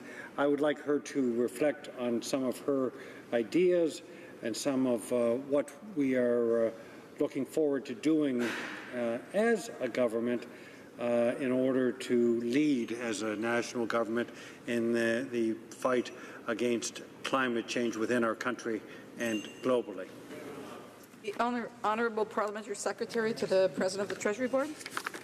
Well, Madam Speaker, I want to thank the President of the Treasury Board for asking that question and sharing a spotlight on the very critical nature of the challenges that face this country and this government. And climate change is just one of those. It is a global challenge, and our government is stepping up to do our share. And for that, we need the civil service, the scientists, the members that are assisting with policy. We need the broad civil service to be on board and excited. And I can assure the President that the clear commitment that our government has to climate change is very motivating to the civil service. I attended a consultation with 100 civil servants in which there was a panel that including an environmental leader, and the purpose of this consultation was that the civil service no longer had really the experience with consulting with the public or consulting with groups that represent the public because they were not asked to do that for 10 years. How demoralizing is that when you have a personal conviction that something's important and you're being asked to just do what you're told and not consult with the public? So this whole event was relearning how to consult with the public. It was very exciting and motivating for the young people in the room that they now had a government, they had leadership, they have a President of the Treasury Board that is committed not just to having a renewed public service, but is renewing their ability to do the job Canadians need them to do. Comments, questions et commentaires. The Honourable Member for Kitchener-Conestoga. Well, thank you, Madam Speaker. Again, just quickly to follow up with my colleague on her statements about the ineffectiveness and the undermining of workers' rights by having a secret ballot.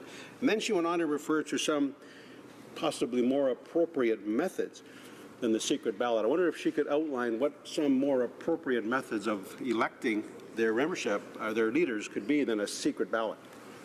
The Honourable Parliamentary Secretary to the President of the Treasury Board. Well, thank you, Madam Speaker, and I appreciate the member for giving me another opportunity to invite him to have a different approach. As I said, he was part of a leadership that had very little respect for unions and took many actions to unilaterally change the ground rules for collective bargaining. And as he's well aware, the secret ballot remains an option. This government is not eliminating that option. It is his government that narrowed down to a single option in terms of collective bargaining, which was their own secret studies were put on a shelf and not publicized, that studies that showed that this would actually skew the collective bargaining against the civil servants and their representatives. So I invite you, it's a new era. It's a new opportunity. It's an opportunity to have a positive tone in the negotiations with the civil servants, one in which we show that we respect the job they do and that we understand how critical they are to accomplishing the objectives of growth for the economy and a stable middle class, and making sure that the environment is and the economy go hand in hand. So join us.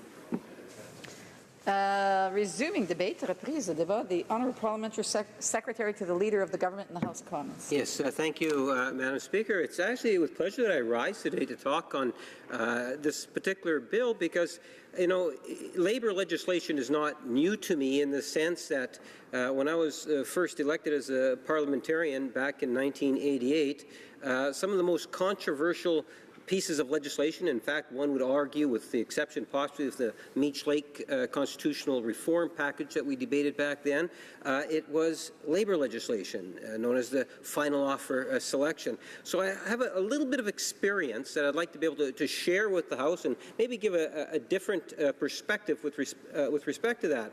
But first off, if I may just acknowledge right up front, what we have seen, I believe, is indeed a change in attitude towards labor and management and the importance of having the freedom of collective bargaining and so forth. We've seen it right from the Prime Minister's office. We've witnessed that, whether it was the President of the Treasury Board and the speech that he delivered not that long ago, a couple of hours ago, and the comments made by the Parliamentary Secretary to the Minister responsible for our Treasury Board and Public Services, Madam Speaker. I think it's very important that we recognize that this is a government that is indeed wanting to provide and promote harmony and a better way in terms of dealing with Canada's public service, and not only our public service, but to also encourage that same sort of goodwill and bargaining process even into the private sector, where we can carry some influence. Madam Speaker, I look at it, and I made reference in terms of earlier in the question I had asked to the Minister or the President of the Treasury Board, the importance of Canada's civil service overall, the perception of our civil service that goes far beyond the borders of Canada. I have had the good opportunity, as I know many members have, to have done some traveling abroad and have met with politicians and bureaucrats abroad, and they often will cite or look to Canada in terms of the type of leadership that we have provided and the professional, that sense of professionalism that our civil servants have here in Canada. And we often get groups of individuals, different levels of government from all around the world coming to visit Canada to get a better understanding of our system, and I believe it's because of the fine work that members of our civil service, thousands strong, Madam Speaker, perform day in and day out in providing a wide spectrum of services to all Canadians. So I think that we should all take an immense amount of pride in just how professional our civil service is, and that is not only recognized within Canada, but also far beyond our borders. I started off by commenting in regards to my experience. And what I've witnessed over the years is that often labor legislation types of issues are used as political fodder. I remember back in 1988, and I use it as an example, Madam Speaker, when then we had a change in government. It went from NDP administration of Howard Pauley to the Progressive Conservatives of Gary Filmon. And the first thing on his agenda was to repeal what they called final offer selection. And final offer selection was widely respected and accepted by both private sector and public sector as a positive change to the labor laws in the province of Manitoba, but yes, it could have used some modifications. But the Conservatives at the time were determined to get rid of the legislation. They had no room for any sort of an acceptance of the legislation. They had made it very clear when they were in opposition that they would in fact repeal it, and to them it was one of those wedge issues. Well, it was an interesting debate that actually took place. And I say this, Madam Speaker, because as we get into the discussions on C5, that's really what C5 is doing, is it's rectifying some problems from the previous government. And what I had witnessed in committee was a government that was determined not to improve legislation or the law, but rather to fulfill a political desire which was based on a wedge issue. What I would suggest to you was a wedge issue. We sat into committees well into the mornings, 2, 3 o'clock in the mornings, heard endless presentations and so forth, and ultimately the Liberal caucus at the time proposed a series of amendments that if in fact it would have passed, ultimately the legislation would have, or the final offer selection would have remained in the province of Manitoba, and we had support from both Labour and management. At the time, it was a minority situation, and unfortunately what took place was that the New Democrats and the Conservatives chose to defeat the amendments, choosing, in particular with the New Democrats, to kill final offer selection as opposed to saving it and ultimately, I would have argued, improved it. Why do I say that? Well, because if you take a look at the number of pieces, labor legislation that we have before us, there's a few thoughts that come to my mind. One of them is with respect to a private member's bill that is being brought forward. That private member's bill is being sponsored by the New Democratic Party, a bill in which I would encourage members not to support, Madam Speaker. It is anti-scab legislation that is being proposed. I remember that legislation when it was being talked about in the province of Manitoba. The NDP said, no, we don't want... From the member for Belleuil-Chambly. Merci, Madame la Présidente. Thank you, Madam Speaker. As you know, we give a lot of latitude when it comes to relevance, but the member is debating an excellent bill put forward by my colleague from Jonquière. I don't think that's what's before us, and I think he should stick to what the topic is. As you mentioned, there is a lot of latitude for discussion. So the point of order is not really a point of order, it's part of the debate. So I would encourage the member to stand up and ask a question if he wants to when it's time for questions on this topic. Resuming debate. Madam Speaker, it is absolutely relevant, and the member, if he stays tuned, will find out why it is so relevant. This particular legislation that they're proposing, much like this legislation, I should say the opposite of this legislation is trying to change ideas that came forward from the Conservative government, the Harper government, that ultimately threw labour relations off balance. And this is exactly what it is that the New Democrats are proposing to do in their private members' bill. Because, like the Conservatives, that they did not do their homework with respect to that particular private member's bill. There is a process in which all of us should actually be respecting, Madam Speaker. New Democrats would agree with me on the point that the labour legislation that the government has brought in many ways, is repealing legislation that the Conservatives brought forward. We've made reference, for example, to the former private members' bills 377 and 525. Those were bills that were, I would argue, were bought through the back door of the House of Commons through private members, where there was no due process, no real consultation that had taken place, but it met a political agenda, Madam Speaker, that it wasn't sensitive in terms of what it is that the labour movement in particular, but also others, many different stakeholders, were not properly or adequately surveyed and the question put to them, Madam Speaker. Well, it's the same thing in regards to both political parties. And when I say, and I stated at the beginning, what I believe we've witnessed is a new attitude towards the way in which government is treating labor laws and Canada's public service. Now, all one needs to do is to take a look at some of the things that we've done in a relatively short period of time. Today, we're talking about C5, and C5, as it's been pointed out, is a piece of legislation that's going to deal with a change that the former Conservative government brought in the form of an ominous budget bill, where they actually changed sick leave requirements.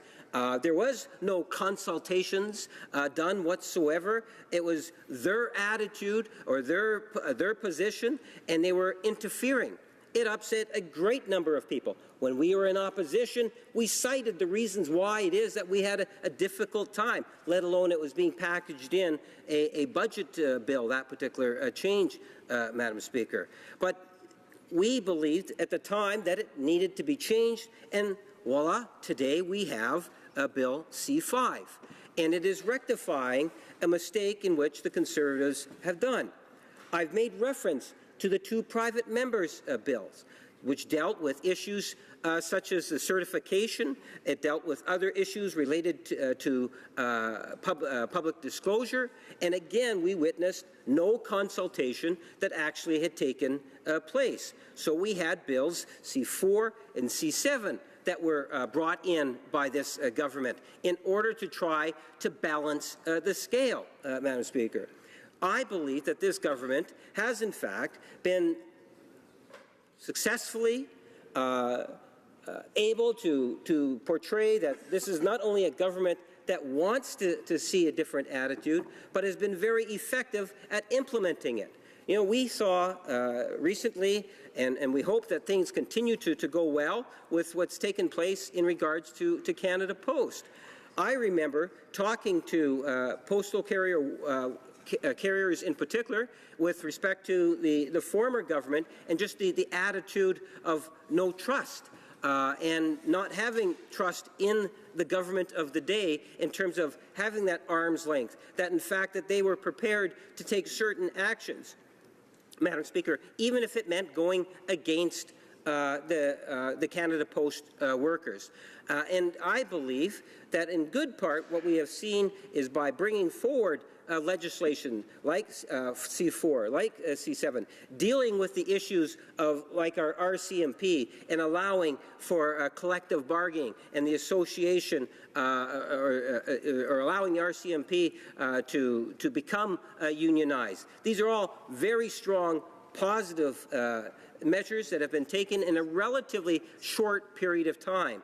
And at the end of the day, I do believe that the morale of our civil service is so very important. And that's one of the reasons why that we're seeing, I believe, that new shift in attitude, and we will see dividends coming from that, Madam Speaker. I had an interesting discussion not that long ago with a constituent of mine who was reflecting in terms of just the morale and how the morale is in fact changing within our civil service. They look to Bill C5 as a bill that is in fact reaching out to, and I see you're trying to stand up there, Madam Speaker. I believe I'll be allowed to continue on when the debate next continues.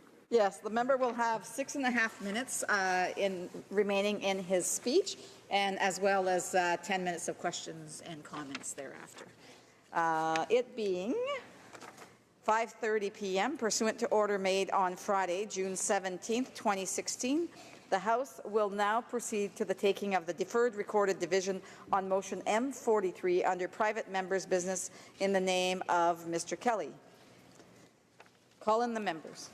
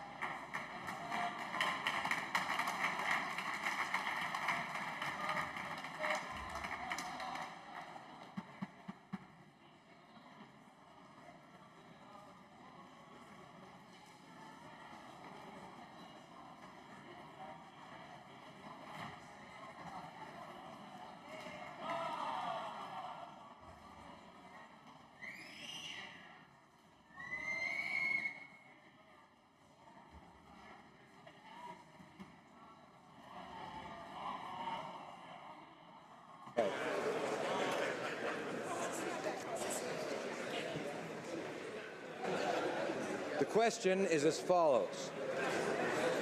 Mr. Kelly, seconded by Mr. Kmitsch, moved that the Standing Committee on Finance be instructed to undertake a study to prepare and bring in a bill and to report to the House on A, the steps necessary to establish an enforceable duty of care between the Canada Revenue Agency and individual taxpayers, B, the steps necessary to make the provisions of the Taxpayer Bill of Rights legally enforceable, such as by amending the Canada Revenue Agency Act to establish a duty of care owed by the employees of CRA to the taxpayer when performing duties and functions under all revenue-related law, with the standard of care being defined as the rights contained in the Taxpayer Bill of Rights. Shall I dispense? Okay. Let's see where the last page is here.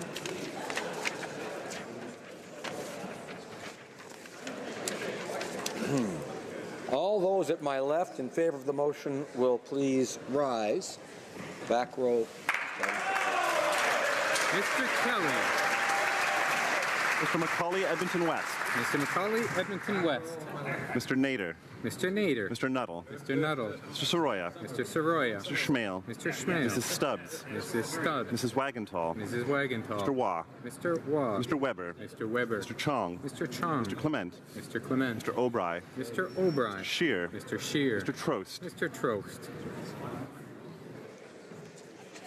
Melanie.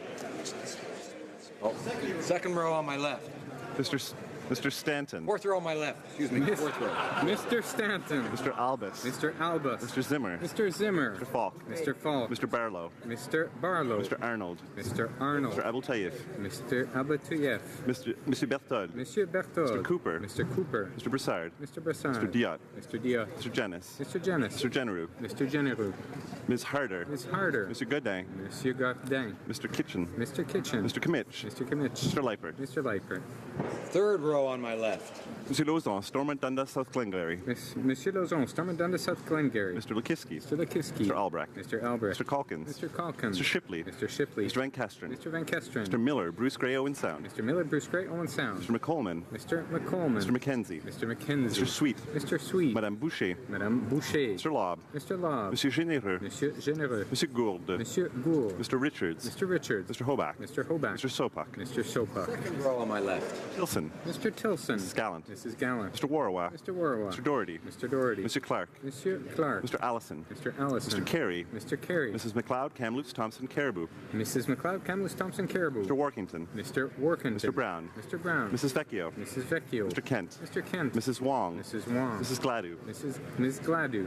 Monsieur Deltel. Monsieur Deltel. Monsieur Paulus. Monsieur Paulus. Mr. Sorensen. Mr. Sorensen. First row on my left. Nicholson. Mr. Nicholson. Ms. Finley. Ms. Finley. Mr. Ritz. Mr. Ritz. Mr. Anderson. Mr. Anderson. Mrs. Block. Mrs. Block. Monsieur Blaney, Bellechasse, Les Echemin, Lévis. Monsieur Blaney, Bellechasse, Les Echemin, Lévis. Mr. O'Toole. Mr. O'Toole. Ms. Raitt. Ms. Raitt. Ms. Bergen. Ms. Bergen. Ms. Ambrose. Ms. Ambrose. Monsieur Lebel. Monsieur Lebel. Ms. Watts. Ms. Watts. Mr. Kenny. Mr. Kinney. Mr. Strahl. Mr. Strahl. Mr. Bazan. Mr. Bazan. Mr. Poliev. Mr. Poliev. Mr. Van Loan. Mr. Van Loan. All those on my right in favor of the motion will please rise. Back row. Mr. Johari. Mr. Johari. Mr. Kung. Mr. Kung.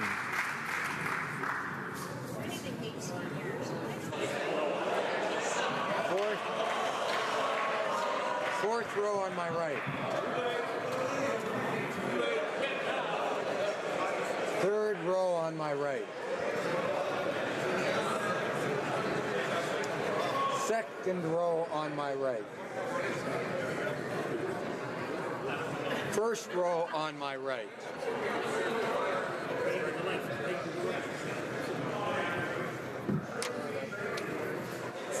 All those at my left opposed to the motion will please rise. Back row.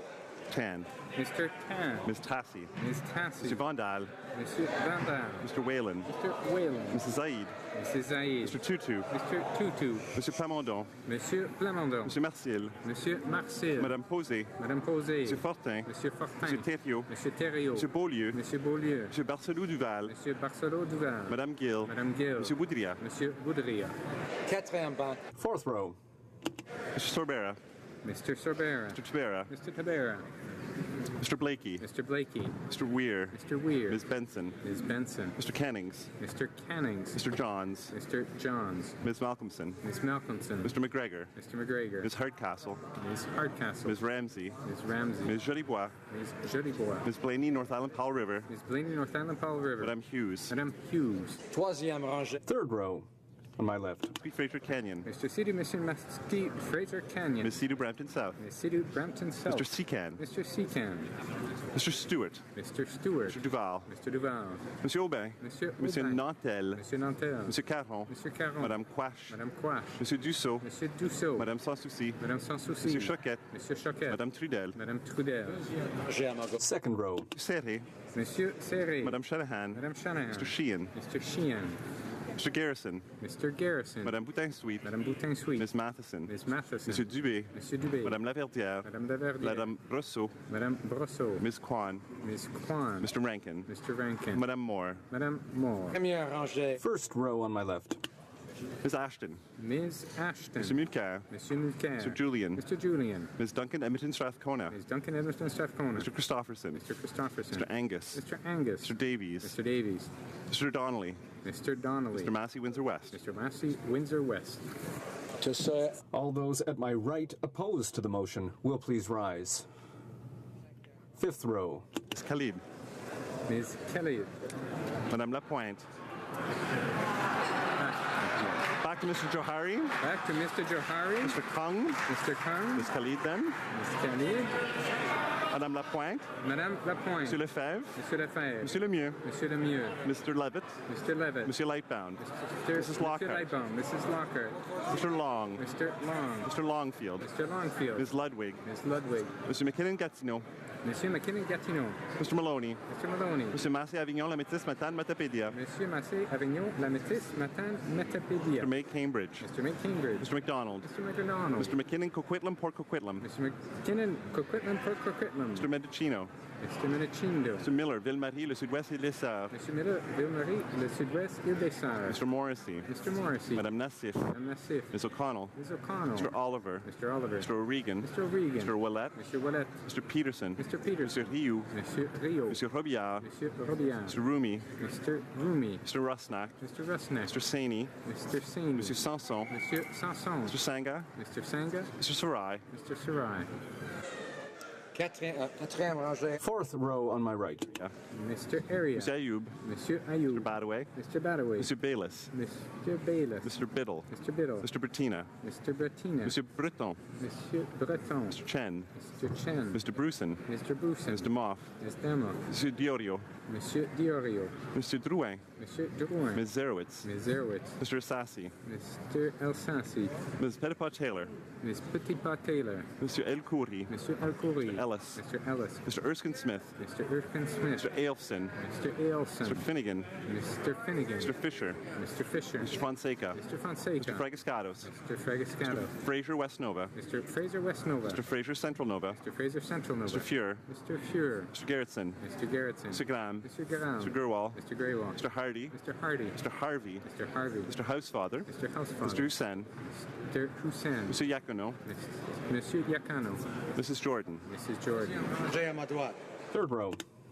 Madame Mendez. Madame Mendes. Mr. Oliphant. Mr. Oliphant. Mr. Algabra. Mr. Algabra. Mr. Chan. Mr. Chan. Mr. Duguid. Mr. Duguid. Ms. Dillon. Ms. Dillon. Ms. Goldsmith-Jones. Ms. Goldsmith-Jones. Mr. Cormier. Mr. Cormier. Ms. Rudd. Ms. Rudd. Mrs. Cesar Chauvin. Mrs. Cesar Chauvin. Mr. Lamoureux. Mr. Lamoureux. Mr. Rodriguez. Mr. Rodriguez. Ms. Young. Ms. Young. Mr. Beach. Mr. Beach. Mr. Champagne. Mr. Champagne. Mr. Casey Charlottetown. Mr. Casey Charlottetown.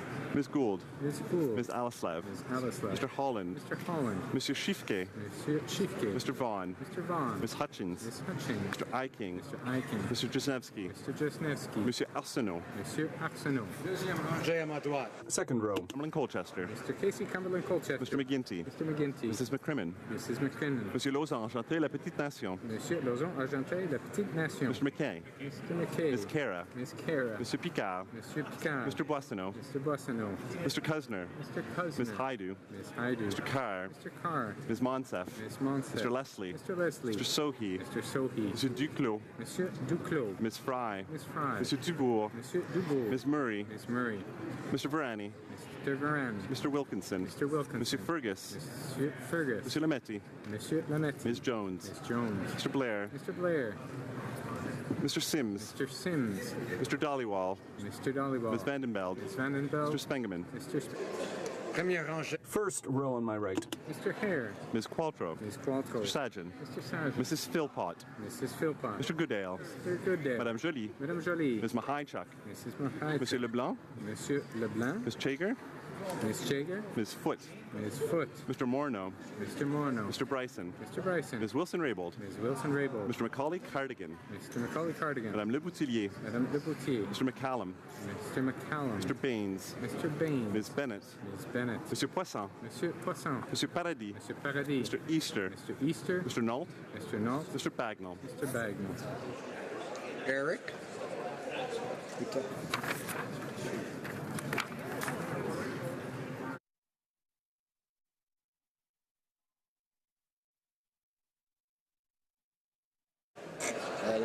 The honourable members for Richmond Hill and Calgary Skyview, I'm going to ask one at a time to indicate how they wish to vote because they appear to have voted both ways. The honourable member for Richmond.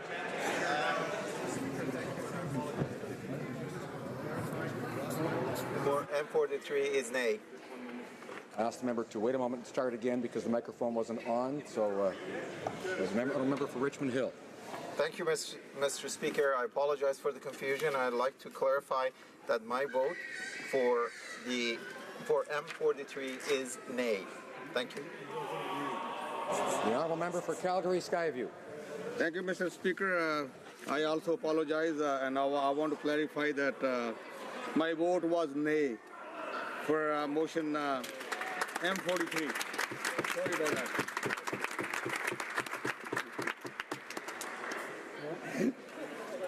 Well, learned something the hard way. The microphone's still on. It's still on.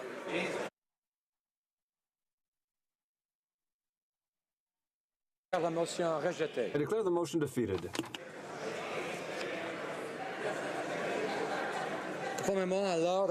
Pursuant to an order made on Friday, June 17, 2016, the House will now proceed to the taking of the deferred recorded division on the motion at second reading stage of Bill C-221 under private members' business.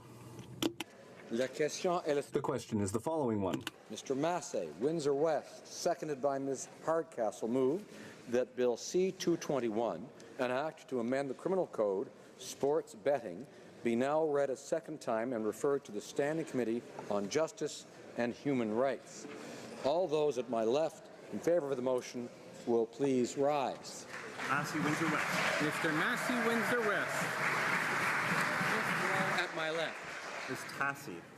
Ms. Tassie. Mr. Macaulay, Edmonton West. Mr. Macaulay, Edmonton West. Mr. Nader. Mr. Nader. Mrs. Soroya. Mr. Soroya. Mr. Schmale. Mr. Schmale. Mrs. Stubbs. Mrs. Stubbs. Mr. Waugh. Mr. Waugh. Mr. Weber. Mr. Weber. Mr. Clement. Mr. Clement. Mr. O'Brien. Mr. O'Brien. Mr. Scheer. Mr. Scheer. Mr. Plamondon. Monsieur Plamondon. Mr. Marcil. Monsieur Marcel. Madame Posé. Madame Posé. Mr. Fortin. Monsieur Fortin. Mr. Thériault. Monsieur Thériault. Mr. Beaulieu. Monsieur Beaulieu. Mr. Barcelou Duval. Monsieur Barcelot Duval. Madame Gill. Madame Gill. Mr. Boudria. Monsieur Boudria. Fourth row at my left. Mr. Sorbera. Mr. Sorbera. Mr. Stanton. Mr. Stanton. Mr. Albus. Mr. Albus. Mr. Barlow. Mr. Barlow. Mr. Abou Taïf.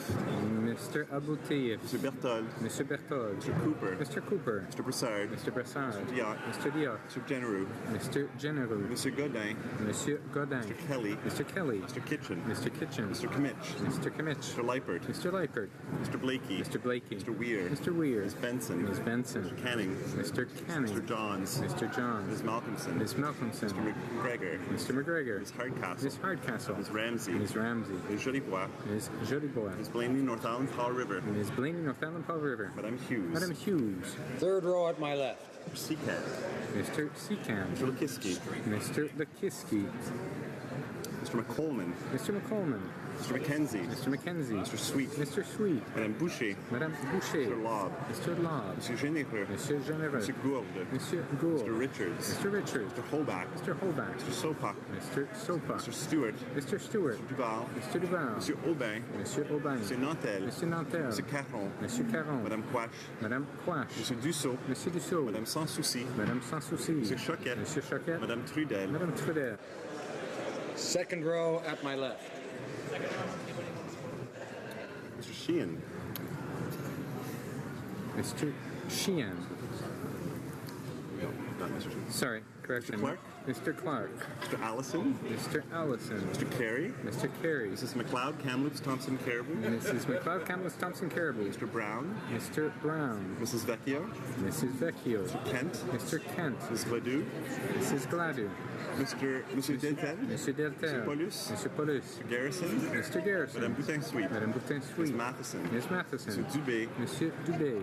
Madame Laverdière. Madame Laverdière. Madame Brosseau. Madame Brosseau. Ms. Kwan. Ms. Kwan. Mr. Rankin. Mr. Rankin. Madame Moore. Madame Moore. Row at my left. Mr. Nicholson.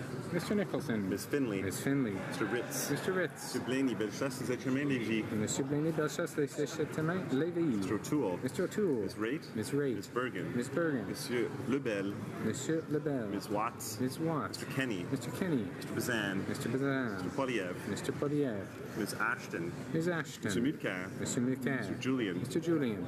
Ms. Duncan, Edmonton, Strathcona. Ms. Duncan, Edmonton, Strathcona. Mr. Christopherson. Mr. Christopherson. Mr. Angus. Mr. Angus. Mr. Davies. Mr. Davies. Mr. Donnelly. Mr. Donnelly. Tous ceux à ma droite qui... All those on my right in favor of the motion will please rise. Fifth row. Ms. Khalid. Monsieur Lightbound. Monsieur Lightbound. Mr. Longfield. Mr. Longfield. Mr. May Cambridge. Mr. May Cambridge. Mr. McKinnon Coquitlam Port Coquitlam. Mr. McKinnon Coquitlam Port Coquitlam. Ms. O'Connell. Ms. O'Connell. Mr. Willett. Monsieur Willett. Mr. Peterson. Mr. Peterson. Quatrième rangée. Fourth row on my right. Mr. Area. Mr. Batterway. Mr. Biddle. Mr. Bettina. Mr. Bettina. Mr. Moff. Ms. Demoff. Mr. Diorio. Monsieur Diorio. Ellis. Mr. Ellis. Mr. Erskine Smith. Mr. Erskine Smith. Ailson. Mr. Ailson. Mr. Fisher. Mr. Fisher. Mr. Fonseca. Mr. Fonseca. Mr. Fraser Westnova. Mr. Fraser Westnova. Mr. Garrettson. Mr. Garrettson. Mr. Housefather. Mr. Housefather. Troisième rangée à ma droite. Third row on my right.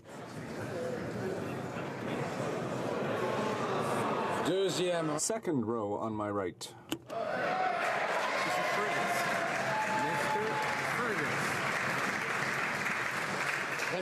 First row on my right. Mr. Easter. Mr. Easter.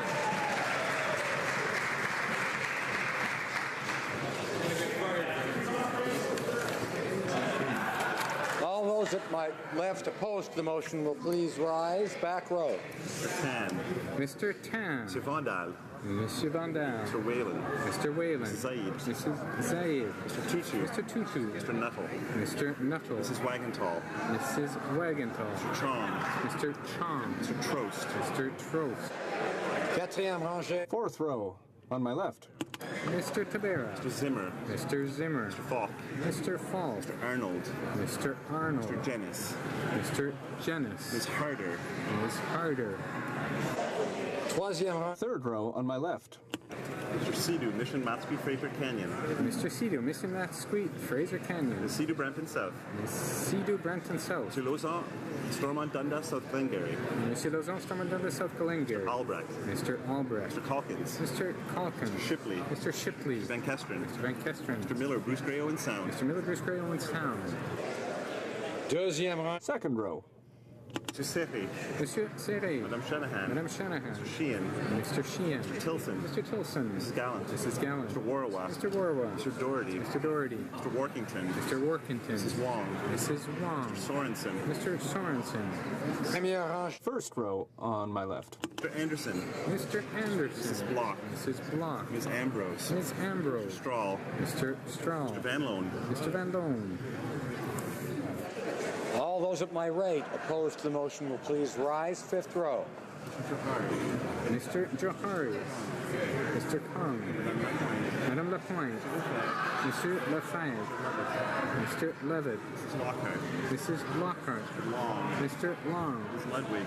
Miss Ludwig. Mr. McKinnon-Gatineau. Monsieur McKinnon-Gatineau. Mr. Maloney. Mr. Maloney. Mr. Massey, Avignon, Lavetis, Matin, Matapédia. Monsieur Massé, Avignon, Lamatis, Matin, Matapédia. Mr. McDonald. Mr. McDonald. Mr. Mendocino.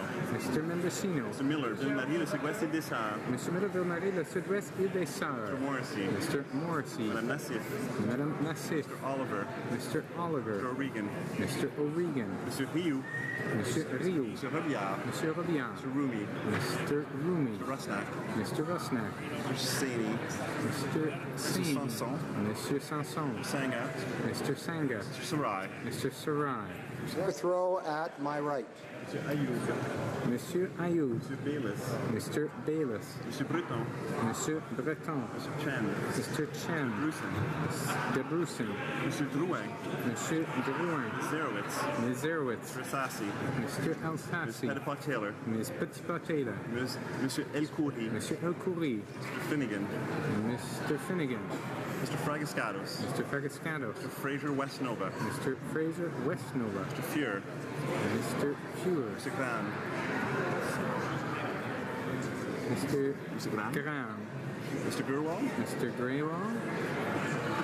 Mr. Hardy. Mr. Hardy. Mr. Harvey. Mr. Harvey. Mr. Hussein. Mr. Hussein. Mr. Yakino. Monsieur Yakano. Mrs. Jordan. Mrs. Jordan. Third row at my left. At my right. Mr. Rota.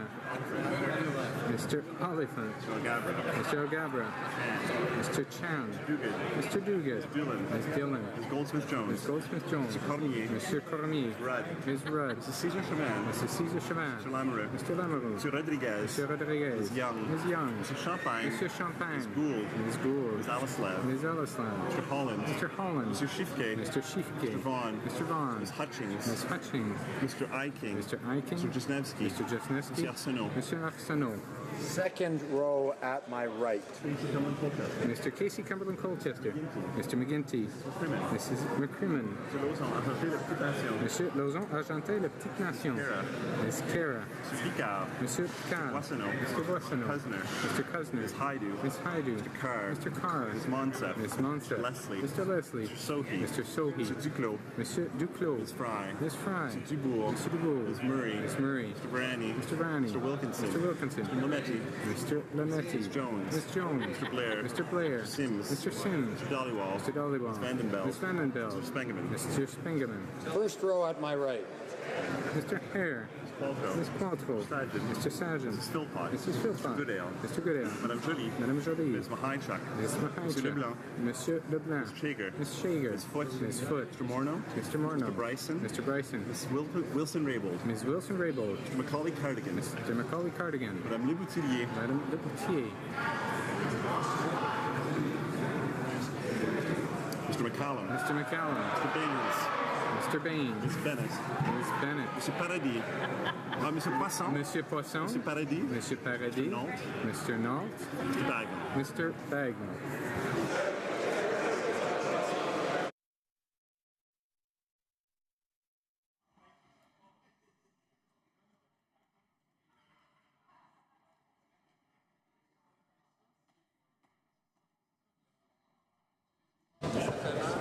Yeas pour 133, 133. Nays contre 156, 156. Declare la motion rejetée. I declare the motion defeated. Pursuant to order made on Friday, June 17, 2016, the House will now proceed to the taking of the deferred recorded division on the motion at second reading stage of Bill C-229 under private members' business. The question is as follows. Mr. Leipert, seconded by Mr. Trost, moved that Bill C-229, an act to amend the Criminal Code and the Corrections and Conditional Release Act and to make related and consequential amendments to other acts, life sentences, be now read a second time and referred to the Standing Committee on Justice and Human Rights. All those at my left in favor of the motion will please rise. Mr. Leipert. Mr. Leipert. Back row at my left. Macaulay Edmonton West. Mr. Macaulay Edmonton West. Nader. Mr. Nader. Mr. Nuttall. Mr. Nuttall. Soroya. Mr. Soroya. Mr. Schmale. Mr. Schmale. Mrs. Stubbs. Mrs. Stubbs. Mrs. Wagentall. Mrs. Wagentall. Mr. Waugh. Mr. Waugh. Mr. Weber. Mr. Weber. Mr. Clement. Mr. Clement. Mr. O'Brien. Mr. O'Brien. Mr. Scheer. Mr. Scheer. Mr. Trost. Mr. Trost. Quatrième rangée à ma gauche. Fourth row on my left. Albus. Mr. Albus. Mr. Zimmer. Mr. Zimmer. Mr. Falk. Mr. Falk. Mr. Barlow. Mr. Barlow. Mr. Arnold. Mr. Arnold. Mr. Aboultaïf. Mr. Aboutieff. Mr. Berthold. Mr. Berthold. Mr. Cooper. Mr. Cooper. Mr. Broussard. Mr. Broussard. Mr. Diot. Mr. Diot. Mr. Genereux. Mr. Genereux. Ms. Harder. Ms. Harder. Mr. Godin. Monsieur Godin. Mr. Kelly. Mr. Kelly. Mr. Kitchen. Mr. Kitchen. Third row at my left.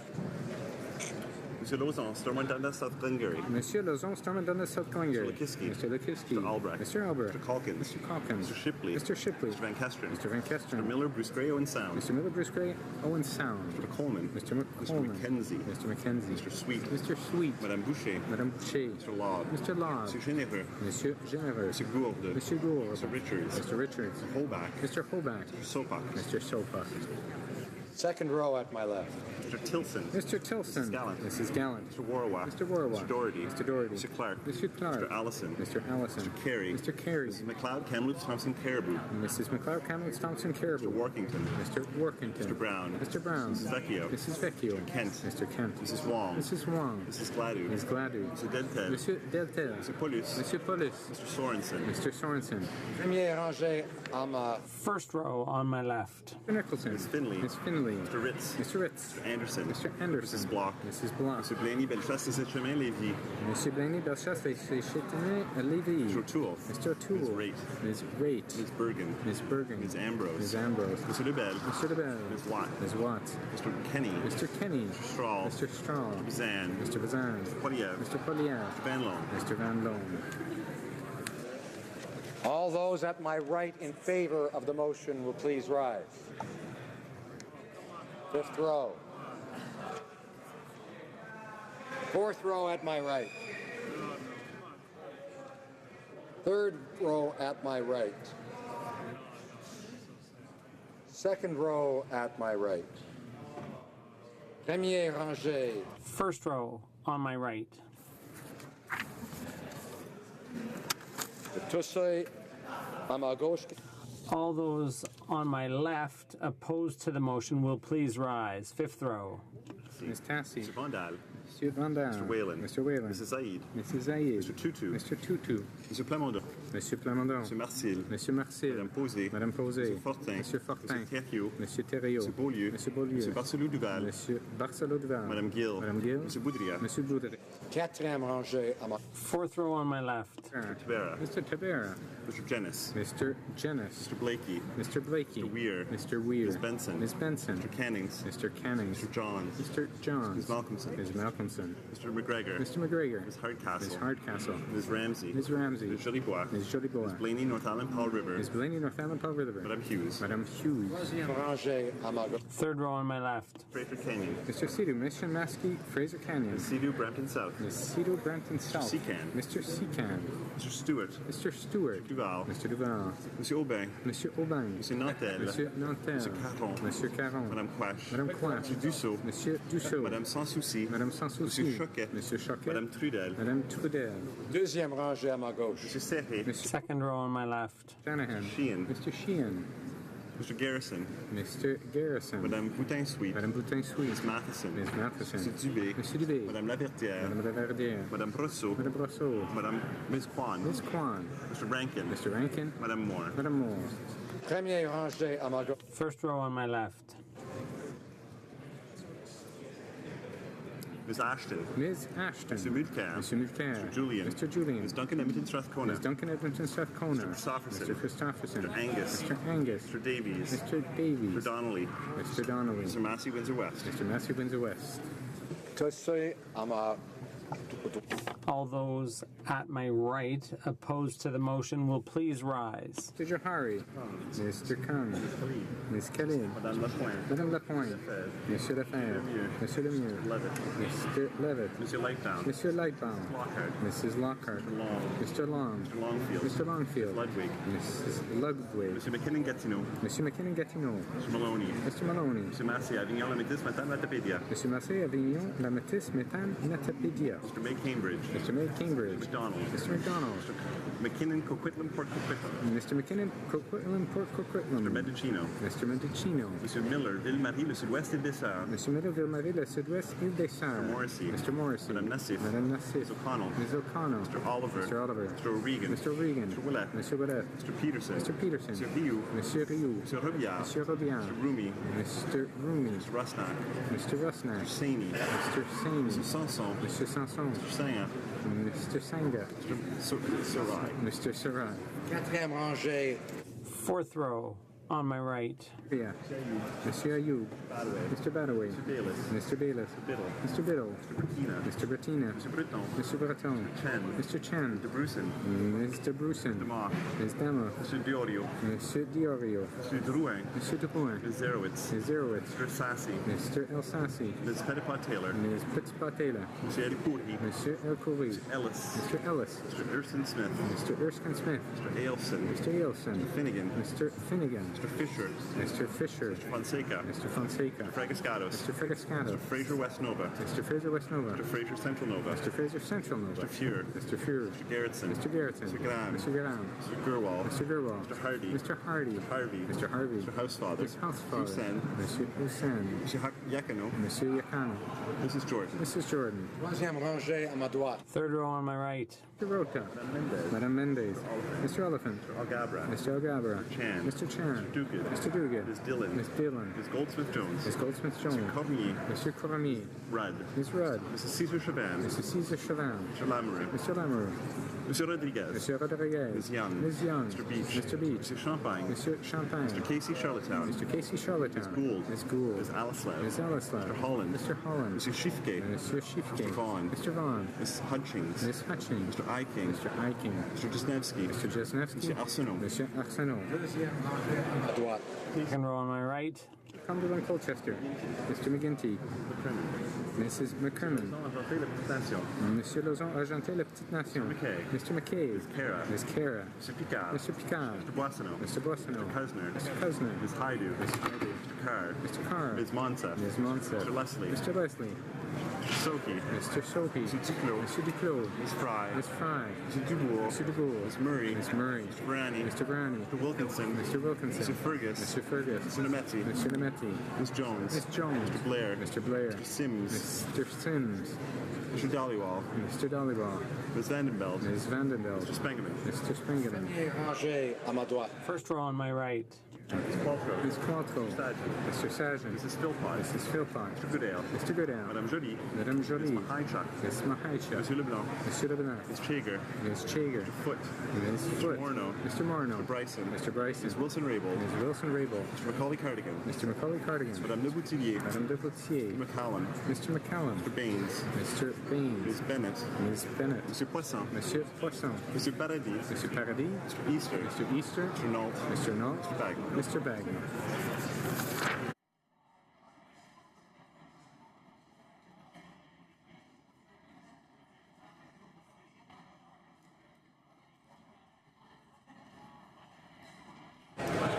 Yeas pour 81, 81. Nays contre 211, 211. Je déclare la motion rejetée. I declare the motion defeated. La Chambre procédera maintenant au vote. The House will now proceed to the taking of the deferred recorded division on the motion at second reading stage of Bill C-232 under private members' business. La question est la The question is as follows. by Mr. Nader moved that Bill C-232, an act to amend the Excise Act 2001 Spirits, be now read a second time and referred to the Standing Committee on Finance. All those at my left in favor of the motion will please rise. Mr. Lobb. Mr. Law. Fifth row. Mr. Macaulay Edmonton West. Mr. Macaulay Edmonton West. Mr. Nader. Mr. Nader. Mr. Nuttall. Mr. Nuttall. Mr. Soroya. Mr. Soroy. Mr. Schmale. Mr. Schmale. Mrs. Stubbs. Mrs. Stubbs. Mrs. Wagentall. Mrs. Wagenthal. Mr. Waugh. Mr. Waugh. Mr. Weber. Mr. Weber. Mr. Clement. Mr. Clement. Mr. Aubry. Mr. O'Brien. Mr. Scheer. Mr. Scheer. Mr. Trost. Mr. Trost. Monsieur Plamondon. Monsieur Plamondon. Monsieur Marcil. Monsieur Marcil. Madame Posé. Madame Posé. Monsieur Fortin. Monsieur Fortin. Monsieur Thériault. Monsieur Thériault. Monsieur Beaulieu. Monsieur Beaulieu. Monsieur Barcelou-Duval. Monsieur Barcelot Duval. Madame Gill. Madame Gill. Monsieur Boudria. Monsieur Boudria. Fourth row at my left. Mr. Stanton. Mr. Stanton. Mr. Albus. Mr. Albus. Mr. Zimmer. Mr. Zimmer. Mr. Falk. Mr. Falk. Mr. Barlow. Mr. Barlow. Mr. Arnold. Mr. Arnold. Mr. Aboul Taïf. Mr. Aboud Taïf. Monsieur Berthold. Monsieur Berthold. Mr. Cooper. Mr. Cooper. Mr. Broussard. Mr. Brassard. Mr. Diot. Mr. Diot. Mr. Janis. Mr. Janis. Mr. Generou. Mr. General. Ms. Harder. Ms. Harder. Mr. Godin. Mr. Godin. Mr. Kelly. Mr. Kelly. Mr. Kitchen. Mr. Kitchen. Mr. Leipart. Mr. Leipert. Mr. Blakey. Mr. Blakey. Mr. Weir. Mr. Weir. Ms. Benson. Ms. Benson. Mr. Cannings. Mr. Mr. Canning. Johns. Mr. Johns. Ms. Malcolmson. Ms. Malcolmson. Mr. McGregor. Mr. McGregor. Ms. Hardcastle. Ms. Hardcastle. Ms. Ramsey. Ms. Ramsey. Ms. Jolibois. Ms. Jolibois. Ms. Blaney, North Island Power River. Ms. Blaney, North Island Power River. Madame Hughes. Madame Hughes.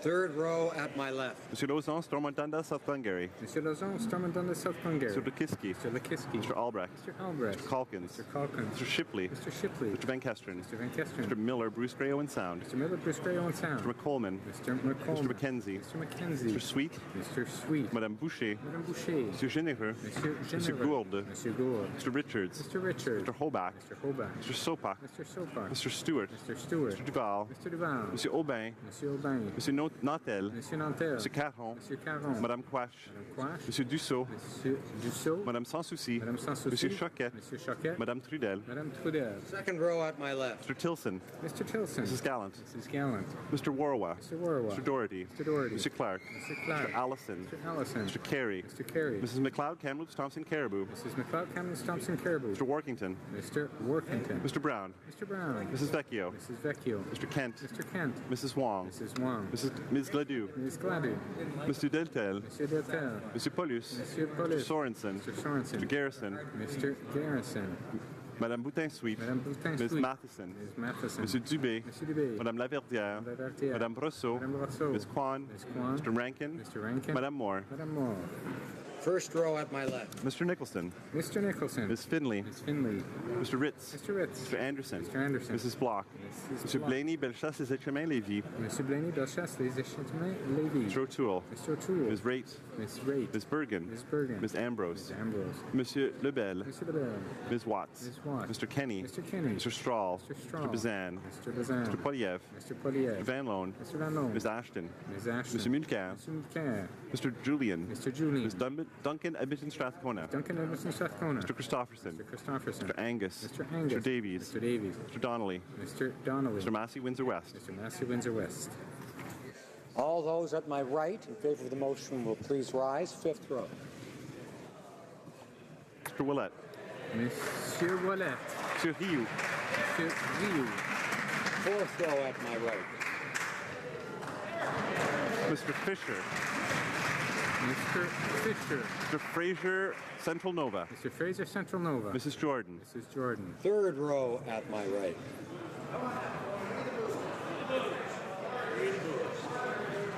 Second row at my right. First row at my right.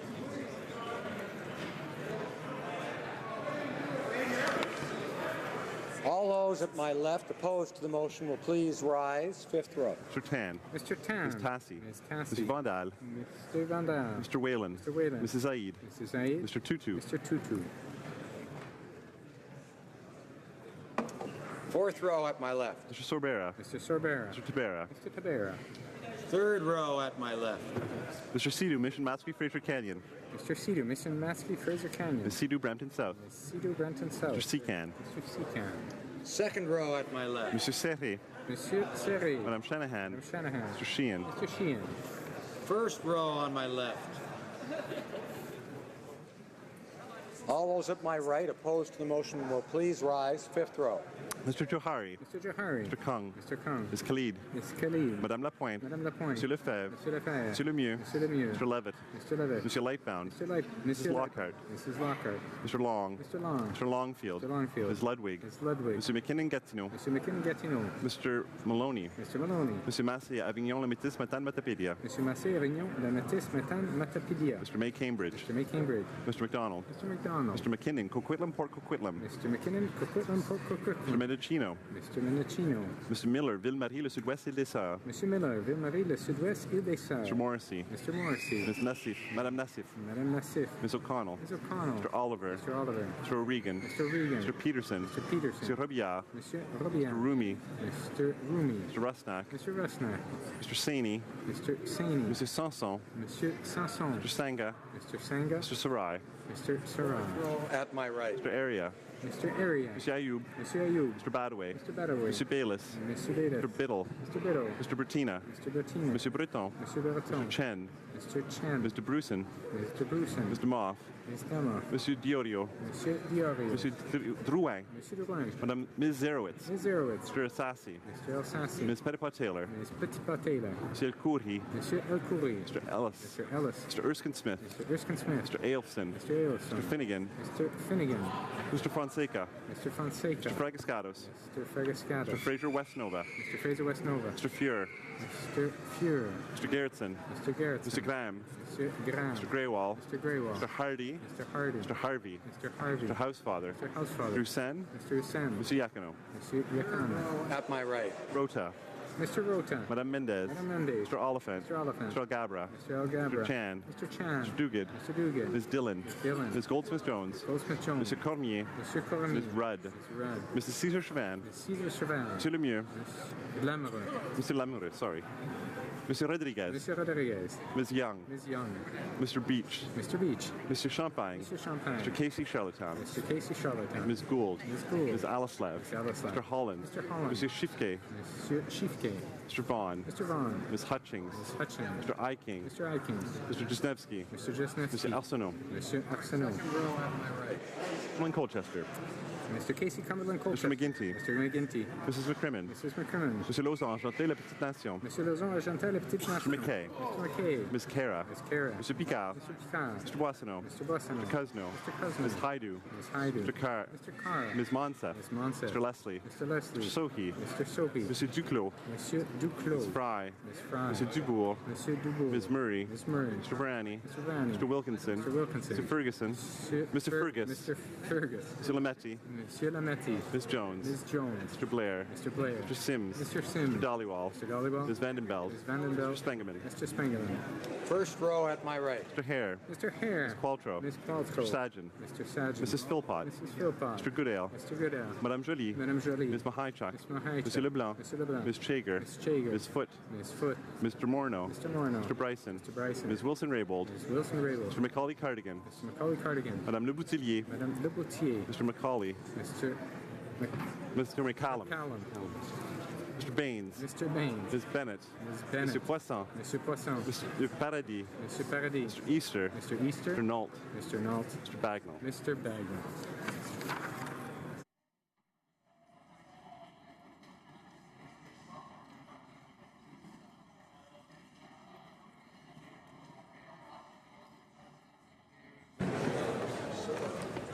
Yeas pour 136, 136. Nays contre 156, 156. Declare la motion rejetée. I declare the motion defeated. Comme il est 6... It being 6:45, the House will now proceed to the consideration of private members' business, according to the notice on the order paper today. Resolution consideration at second reading of Bill C-247, an act to amend the criminal code, passive detection device.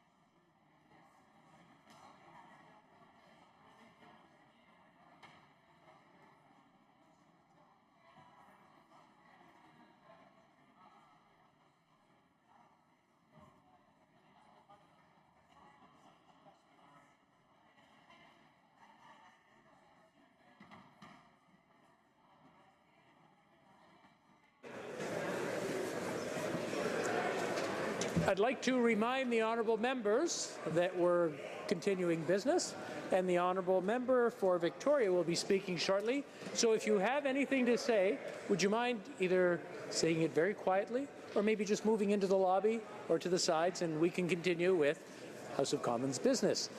Resuming debate, the honourable member for Victoria.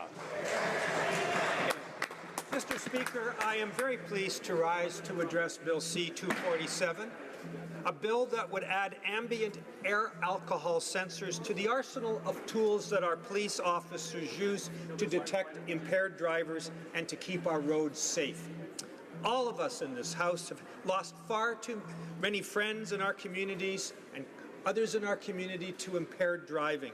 As a country, we've been losing ground in this fight for over a decade.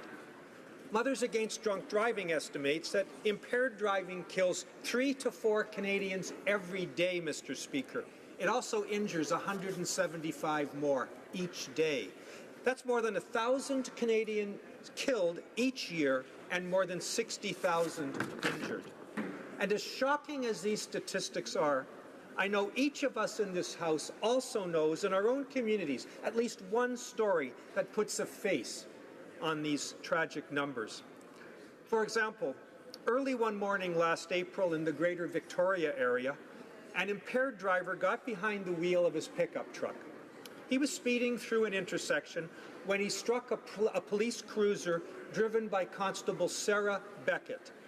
Having joined the RCMP at 21, Constable Beckett was just 32 when she died last year, leaving behind a husband and 2 young children.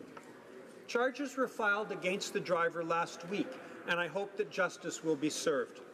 While we know that nothing can make Constable Beckett's young family whole again, we must do everything to prevent the next tragedy, and that means deterring the next impaired driver from getting behind the wheel. So, today's bill offers police one more tool with which to do that.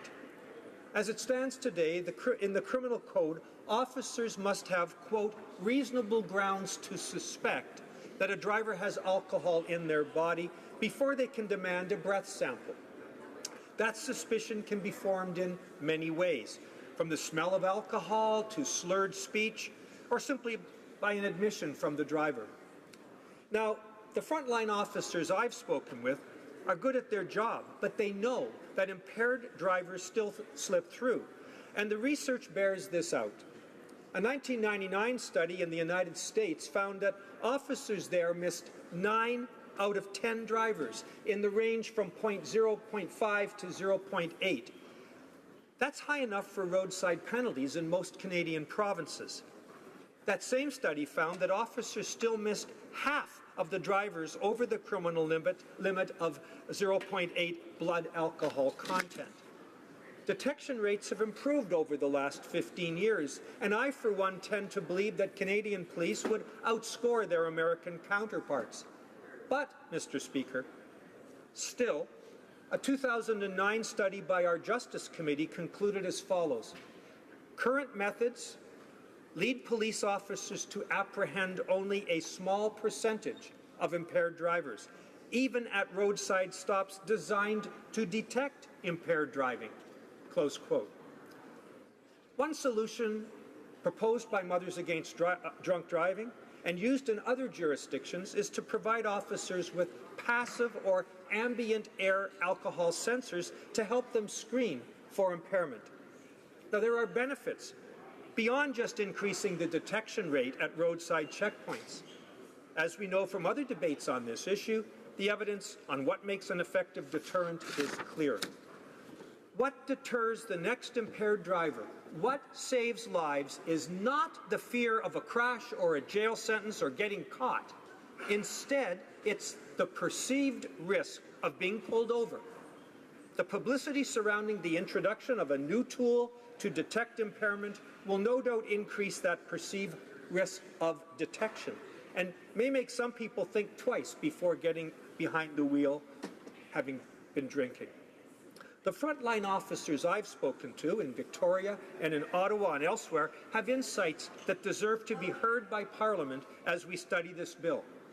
4 to 5 million drivers are stopped each year. Less than 1% of those give breath samples.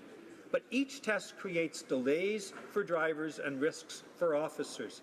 In the winter, drivers are sometimes asked to exit their vehicle so that the test can be done inside a police vehicle. Police are rightly concerned about the safety of drivers when these tests occur on the shoulder of a busy road.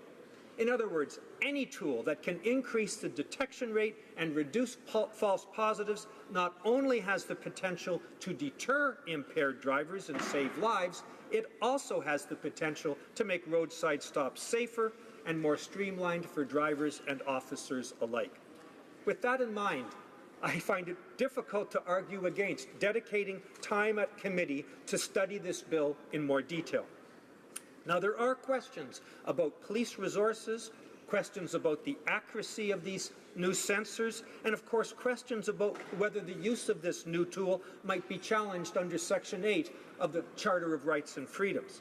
These are important questions that deserve further discussion and study. So I'm pleased to support this bill now, in principle, and hope that the appropriate committee will soon be able to give it the study it deserves.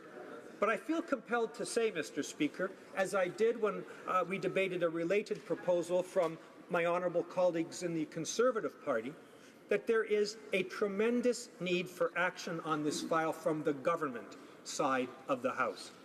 Successive federal governments have increased the penalties for impaired driving offences in each of these years: 1985, 1999, 2000, 2008. At first, stiffer penalties sharply reduced the rate of impaired driving offences. But progress has been stalled, Mr. Speaker, since 2000, despite 2 rounds of increased penalties. 6 years ago, the Standing Committee on Justice completed its study on impaired driving. It showed that in 2006, the latest year for which data was then available, more Canadians were killed by impaired driving than in any year since 1998, and the 3rd consecutive annual increase in fatalities. That report stated as follows, and I quote, "Impaired driving remains the #1 criminal cause of death in Canada, and despite our collective best efforts and intentions, it is apparent that the problem of impaired driving is worsening in Canada, and we are losing ground in our efforts to eliminate the problem." Close quote. Those words remain equally true today. More recent data available to us now shows that the problem continued to worsen after 2009. So using data up to 2011, Statistics Canada reported this, I quote, "The rate of impaired driving increased for the 4th time in 5 years and is at the highest point in a decade," close quote. So the evidence is clear. We need more than just harsher penalties. We need an approach that's evidence-based and focused on prevention, on saving lives. This means better training and support for our police officers. It means smarter investigative tools so families aren't denied justice by a technicality. It means taking a clear-eyed look at which penalties work and which ones don't. It means collaboration between the federal government and the provinces and territories on public education and best practices. And it means assessing the latest technology to detect drug-impaired driving. We've been losing ground for a decade, Mr. Speaker, in the fight to end impaired driving. We've lost far too many lives in our communities, and we urgently need real action from the federal government.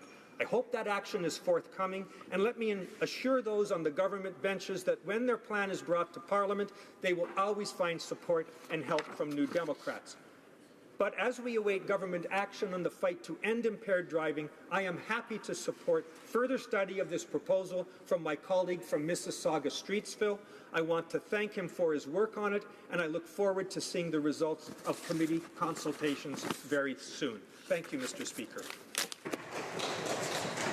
Resuming debate, the Honourable Parliamentary Secretary to the Prime Minister. Thank you, Mr. Speaker. It's an honour for me to be here today to speak in support of Bill C-247. Driving while impaired is something that affects all communities. I am sure that all the members in this House, on both sides, know a neighbour, a member of their family, or a fellow citizen who has been affected by a horrific tragedy caused by drunk driving. I speak to you today thinking of hundreds of stories involving drunk drivers having led to death or to serious injury for members of my riding. Mr. Speaker, I can only support a bill that seeks to prevent drunk drivers from getting behind the wheel, and which furthermore recognizes the moral responsibility of these drivers when they are brought to justice. This is a complex bill, and I believe it deserves study by the Justice Committee to take the time to understand all the ramifications that this amendment to the criminal code will bring about. This is an important step in the prohibition of drunk driving. And although the bill is not yet perfect in its current form, its goal means that it should be studied in committee, Mr. Speaker. Under current legislation, the criminal code entrusts the police with the power to obtain body samples from drivers only if the officer has a reasonable doubt with regard to the presence of alcohol in the driver's system. A passive detection device detects alcohol in the ambient air, which allows police officers to use detection methods that are non-invasive by simply placing the detection device near the driver's face when the person speaks or breathes in order to determine the presence of alcohol. Could not only empower police officers to better identify impaired drivers, but will also have a deterrent effect and play a major role by reducing the number of drunk drivers that are choosing to take to the wheel night after night, despite the laws and deterrents that are already in place. Mr. Speaker, my riding of Vaudreuil-Soulanges is one of the fastest growing ridings in the country, in large part because of the thousands of young families choosing to settle in the peaceful and safe environment that it offers. Even so, Mr. Speaker, the roads our children play on, put their basketball nets up, play street hockey, and use to ride their skateboards and their bicycles are still filled with those who make the decision to take the wheel while under the influence of alcohol. As such, I strongly support the principle behind a bill that would empower police officers to make our streets safer for our children through a non-invasive procedure. This does not only apply to my own community, Mr. Speaker. As Parliamentary Secretary to the Prime Minister for Youth, I'm particularly aware of the shocking number of young victims of road accidents across the country that are caused by drunk drivers. There are far too many, unfortunately, to recount here today. But I can tell you this, Mr. Speaker, in my own riding, I have in mind, for example, a young jogger that was struck by an alleged drunk driver in the municipality of Hudson in the summer of 2015. The driver of the car was only 23 years old. She was in some respect lucky, the victim was, because she survived. But Mr. Speaker, even though she survived and she's sharing her story as a warning to other young people, she's had to endure 15 operations to date and could be waiting years before getting the hip replacement that she needs to continue her progress. She currently uses crutches to walk and has since had to abandon her dream of becoming a police officer herself. The driver of the car is facing multiple criminal charges.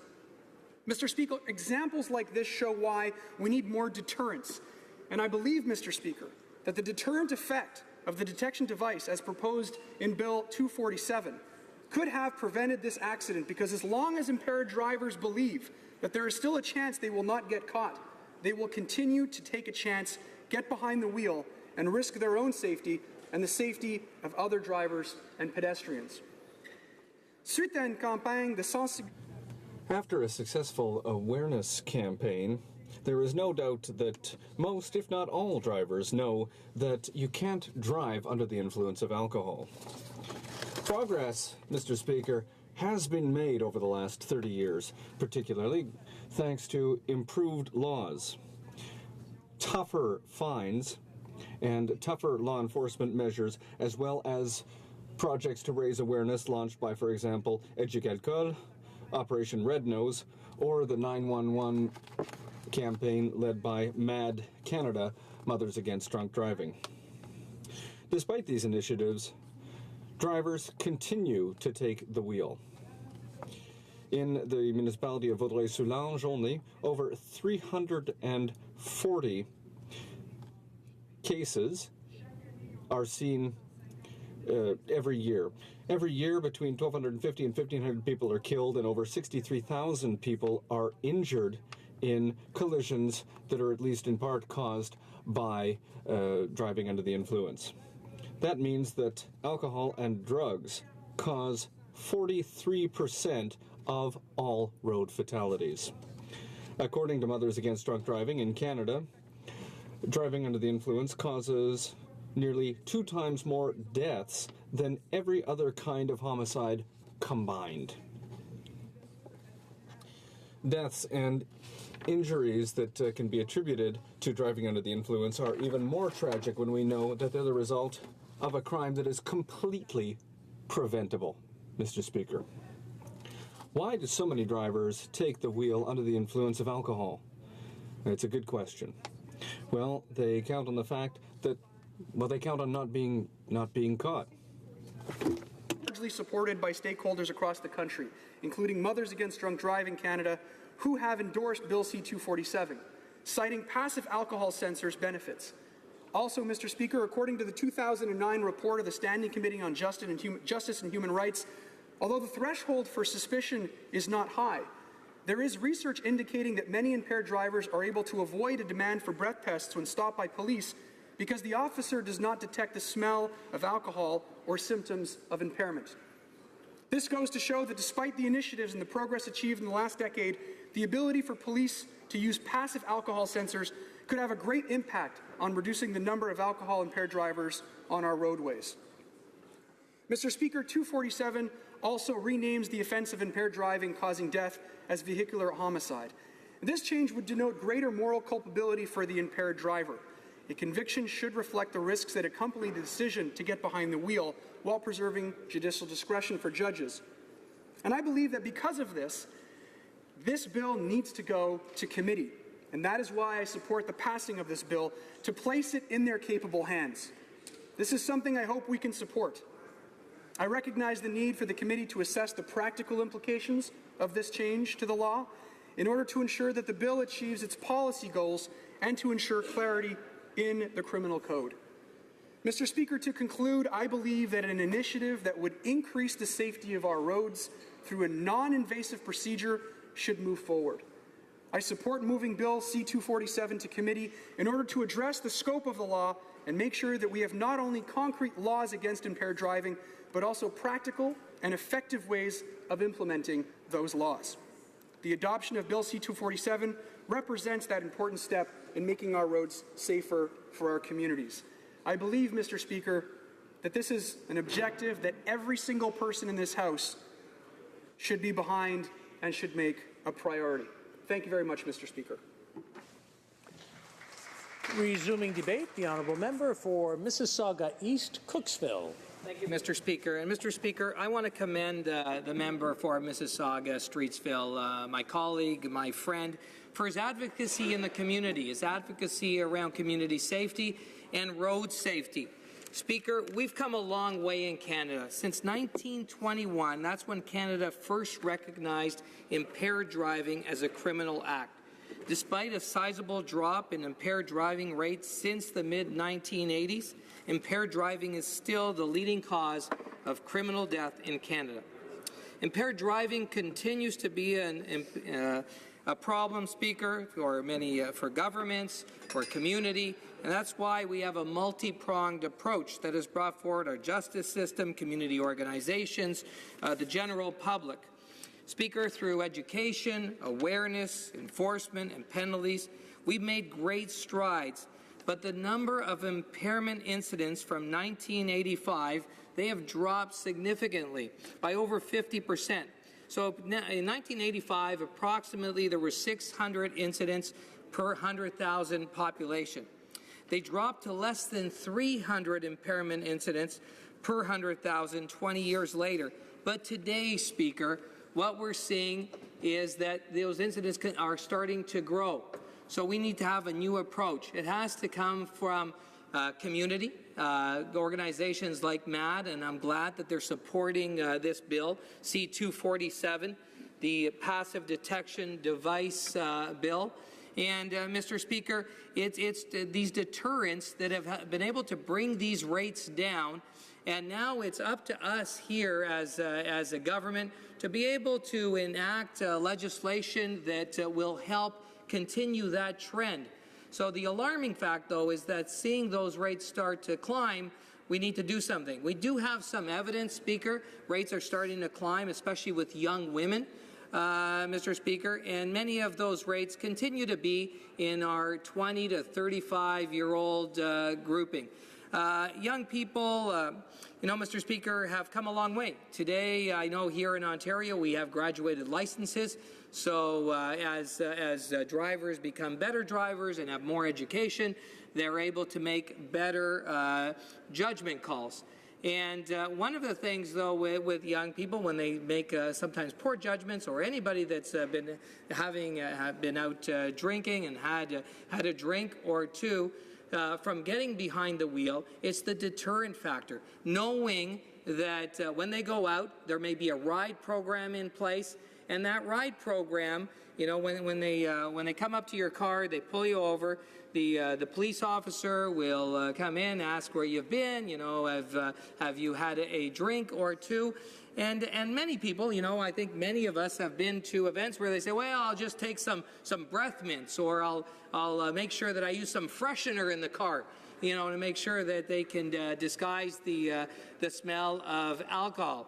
But with this device, with the passive detection device, that will make it much easier for police to detect if there is alcohol in the car, and to be able to then move forward to doing a breathalyzer test or looking for impairment. So it'll help with their jobs, but also as a deterrent when that awareness is out there with those that may be out and having a drink, to be able to make the right decision and not to get behind the wheel of a car and to drive. The devastation has just been terrible. I know that many of us in our communities have spoken with families and friends and others that have been affected by somebody that has been in has had a serious injury from a car crash, or somebody that has lost their lives.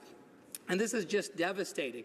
And you have to think about, with young people, they have to know that the jail time, how they can be affected, the heavy fines, suspended license, have an ignition interlock device put on their cars, all of these things. But none of that really matters to the life that they will have to lead going forward if they've caused this serious injury or death, knowing that they were the cause. You think about, I'm so glad that the honourable member has brought forward the change the renaming of the offence from impaired driving causing death to vehicular homicide as a result of impairment. The average car weighs about 4,000 pounds. That is a weapon. 4,000 pounds on the road, traveling at 50, 60, 120, 150 kilometers an hour. When that hits a person, Mr. Speaker, that is a weapon, that is homicide, that is going to create a great deal of devastation in the community for so many people, for so many families, and I'm so glad that the member has changed the name would like to see the name changed through his Bill 247. His advocacy will make a real difference in our country. As I said, we have a commendable record. We've seen those rates drop. Now they've plateaued and start to go up. We need a renewed initiative. This C-247 will help with that as a deterrent to be able to bring those rates back down even more so, Mr. Speaker, because one death or one serious injury is just one too many when you've spoken with those families. So I will be supporting C-247. I wanted to see it go to committee for us to be able to have this robust discussion and really get into the meat of this bill, so that we can do so much better for our community. So I want to commend the member again for all of his hard work, all of his advocacy and what it will mean for not only for our communities today, but for many years to come. Thank you, Mr. Speaker. Resuming debate, the honourable member for Mississauga-Streetsville. Thank you, Mr. Speaker. First and foremost, I would like to thank my colleagues for their contributions to the discussion and their thoughtful insights. Now, before discussing the bill, I'd like to make mention of the human aspects behind this, the very tangible human aspects behind this. In 2015, during the campaign, I heard that a teacher in my riding had lost his life at the hands of an impaired driver. And shortly after being elected, a constituent of mine asked me to do something about this. Now, Mr. Speaker, the second part of this bill is called Cassandra's Law and was formally introduced by my colleague from Langley Aldergrove. Now, unfortunately, Cassandra, too, had lost her life at the hands of an impaired driver. And I had the pleasure of going out to BC and meeting with Cassandra's parents. And they're working with Families for Justice, and they've collected over 100,000 manual signatures in the support of ending drinking and driving. So you see, Mr. Speaker, this is a very real concern that Canadians have all across the country. Now, to speak to the first part of the bill, the passive alcohol sensor, for the most part, this device is already at the disposal of peace officers. It's a feature in a device they have. This can be used in conjunction with their senses or as a complete alternative, but it will help establish those reasonable grounds that you need at a higher efficiency rate and accuracy rate, especially when it comes to a ride program. The second part of the bill, Mr. Speaker, is called Cassandra's Law. It's asking for the criminal code to be amended so that the offense of impaired driving causing death will be called vehicular homicide as a result of impairment. Now, Mr. Speaker, this may seem innocuous, but I believe it sends a strong message that parliamentarians believe we should call this what it is, which is a homicide. Which is why I urge and implore all parliamentarians to support this bill as well. Because as we know, the criminal offense of impaired driving is still the leading cause of death in Canada, criminal death in Canada. So once again, I'd like to thank my colleagues, and I look forward to any suggestions that the committee may have as well. Thank you. Is the House ready for the question? The question is as follows. Mr. Sikan, seconded by Mr. Oliver, moved that Bill C-247, an act to amend the Criminal Code, be now read a second time and referred to the Standing Committee on Justice and Human Rights. Is it the pleasure of the House to adopt the motion? Yes. No? Okay. I have a bit of both there. Sorry, I'll give you that. All those in favor of the motion, will please say yay. Yay. All those opposed to the motion, please say nay. Nay. That's got to be the homeliest nays I've ever heard. In my opinion, the yays have it. Pursuant to Standing Order 93, the recorded division stands deferred until Wednesday, September 28, 2016, immediately before the time provided for private members' business. There we go.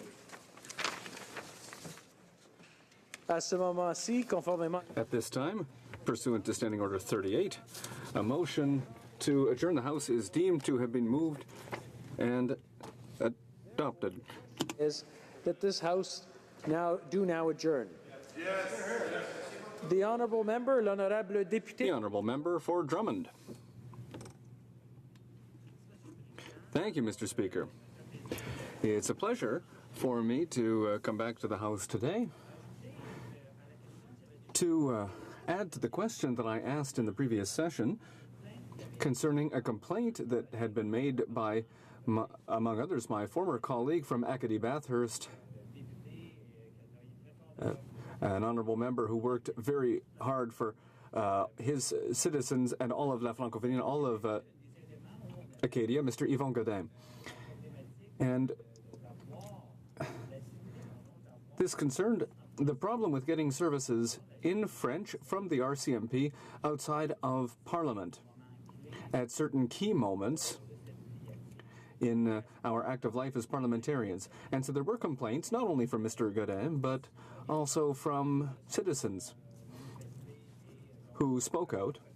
And the Official Languages Commissioner made a report, and in that report it was determined that, indeed, the complaint was valid and that there had been some problems when it comes to the RCMP respecting official languages on the Hill, and that changes would need to be made to correct the situation, given that the RCMP had not fully respected Section 4, communications with the public and offering services under the Official Languages Act. To that extent, the Commissioner asked for improvements to be made, and two specific recommendations were made. The first was to put in place a procedure and create a procedure to remind officers of their official languages requirements twice a year, and that for all the agents on Parliament Hill, to ensure that they understand their obligations under Section 4 of the Act. So just a reminder to all the agents to say, listen, you have some requirements and those must be respected. And so that's something very simple but also very important. And being reminded of that, well, can only be a good thing. The second recommendation was to have that done by the end of August of 2016. And well, this is the first week that we're back here in the House, and I'm very happy to be back to ask this question to my colleague who is here today. So as of August 31, 2016, has an oversight mechanism been put in place to ensure that services are being offered in both official languages on the Hill? Well, I'm happy to see that the Parliamentary Secretary for Official Languages is here with us tonight. And he'll be able to answer, if he can make public, this oversight mechanism, so what it is and how we can get access to it. And for the citizens who've complained, well, they want to make sure that when they come back to the House of Commons, or when they want to come walk around on Parliament Hill, that they're going to be able to get services in both official languages from the RCMP and our security agents. That's very important. And also it's important for members of Parliament and those who work on Parliament Hill, everyone who offer services to the people of Canada. So I hope that we're going to get an answer very soon. And I had written a letter to the Speaker of the House of Commons to find out what is happening, see if there's been progress, and I was told that there would be news soon. So I'd like to know from the Parliamentary Secretary if indeed we can publicly see this oversight mechanism, and if he can confirm that measures are being taken to ensure that services in both official languages are being made available on the Hill. Before continuing, I should remind honourable members that you're not allowed to mention whether or not another member is here in the House. I know it happens often, but it's just a reminder. Okay, now we're going to continue with the Parliamentary Secretary to the Minister of Canadian Heritage. Thank you, Mr. Speaker. It's a pleasure to be back here in the House for this session, and I'd like to thank the member for Drummond for his question. We are aware of complaints about the services provided by the RCMP on Parliament Hill. Those complaints have been brought to our attention, and we have taken them, and we do take them very seriously. We've also taken note of the preliminary report of the Official Languages Commissioner and his two recommendations around this issue. I'd like to ensure you that we will pay due attention to the issue. And promoting the use of 2 official languages throughout Canadian society, particularly in our federal institutions, agencies and departments. And it's important to remember, Mr. Speaker, that official languages affect all federal institutions. The Government of Canada is committed to mobilizing all federal departments and agencies to give our official languages the importance they require. And let me assure the member opposite from Drummond and all members of this House that respecting official languages and ensuring the safety of Canadians on Parliament Hill is a priority for our government. Nous croyons fermement. We sincerely believe in the importance of providing services in both official languages everywhere, and we'll be working with departments and federal institutions, including the RCMP, to see to it that our institutions are able to communicate with Canadians in the language of their choice. On the issue of consistency with the Official Languages Act, we are working closely with the President of Treasury Board, and we will see to it that all federal services are provided consistently with the Official Language Act. The Government of Canada has undertaken to go further to promote French and English through activities and programs designed for language duality. We are also focusing now to have a new multi-year action plan from 2020 to 2023, and we've already held 20 roundtables around the table. We have 2 more to hold, and overarching roundtable. We've had 3,000 answers to our web survey, which is a huge increase over the last time this was done. So we are building a government-wide approach that is serious, that's genuine, and this is a plan for official languages and services provided to individuals on Parliament Hill is a part of that plan. We are taking our responsibilities very seriously, our responsibilities for official languages, and we do intend to ensure full compliance with the Official Languages Act. The Honourable Member for Drummond. Thank you, Mr. Speaker, and I'd like to thank the Honourable Parliamentary Secretary for his answer. I'd like to take the opportunity to thank him for the great work he's been doing to ensure that there will be a replacement for the Official Languages Commissioner, because he is scheduled to leave quite soon, and we don't want to go with any vacancy in that position. So I'd like to repeat to him that it's very important for the posting to be posted quickly. I know he's aware of that, but I think a little more remains to be done. I also had a very simple question. One of the recommendations was to create an oversight mechanism. And as far as I know, I searched all over the place yesterday and today, and I haven't found anything about that oversight mechanism, which maybe I missed something, but I'd like the Parliamentary Secretary to tell me where things are at with that oversight mechanism and to make it public, because that would be in keeping with the Official Language Commissioner's recommendation. Thank you, Mr. Speaker. The Honourable Parliamentary Secretary. Mr. Speaker, thank you, and I'd like to thank my honourable colleague for his second question. Our government believes in the importance of encouraging and promoting the use of official languages in Canada, in society. The Heritage Minister works closely with her colleague, the President of Treasury Board, on issues around consistency between federal service provision and the Official Languages Act. Steps are being made to ensure full compliance. We agree with the Official Languages Commissioner that, and I quote, services in minority languages have to be provided in a similar time frame, and there has to be equal, high-quality service in both languages. And the Parliamentary Protective Service meet these recommendations. Bilingualism is a fundamental element of our Canadian identity, and our government is proud to promote both official languages. And our government is dealing with this issue of replacing the Official Languages Commissioner. We're taking care of business. Member for Saskatoon West. Thank you, Mr. Speaker. On April 15th, I asked the government to prioritize both Indigenous youth and mental health, two separate but related issues. On May 28th, the government announced a renewed focus on Indigenous policy, but sadly too late for many, and the urgency to address these issues expressed last spring continues. The time has come for this government to stop reacting to issues and instead start addressing them proactively. I think we can all agree that suicide is a last resort. It is the final cry of someone who feels hopeless.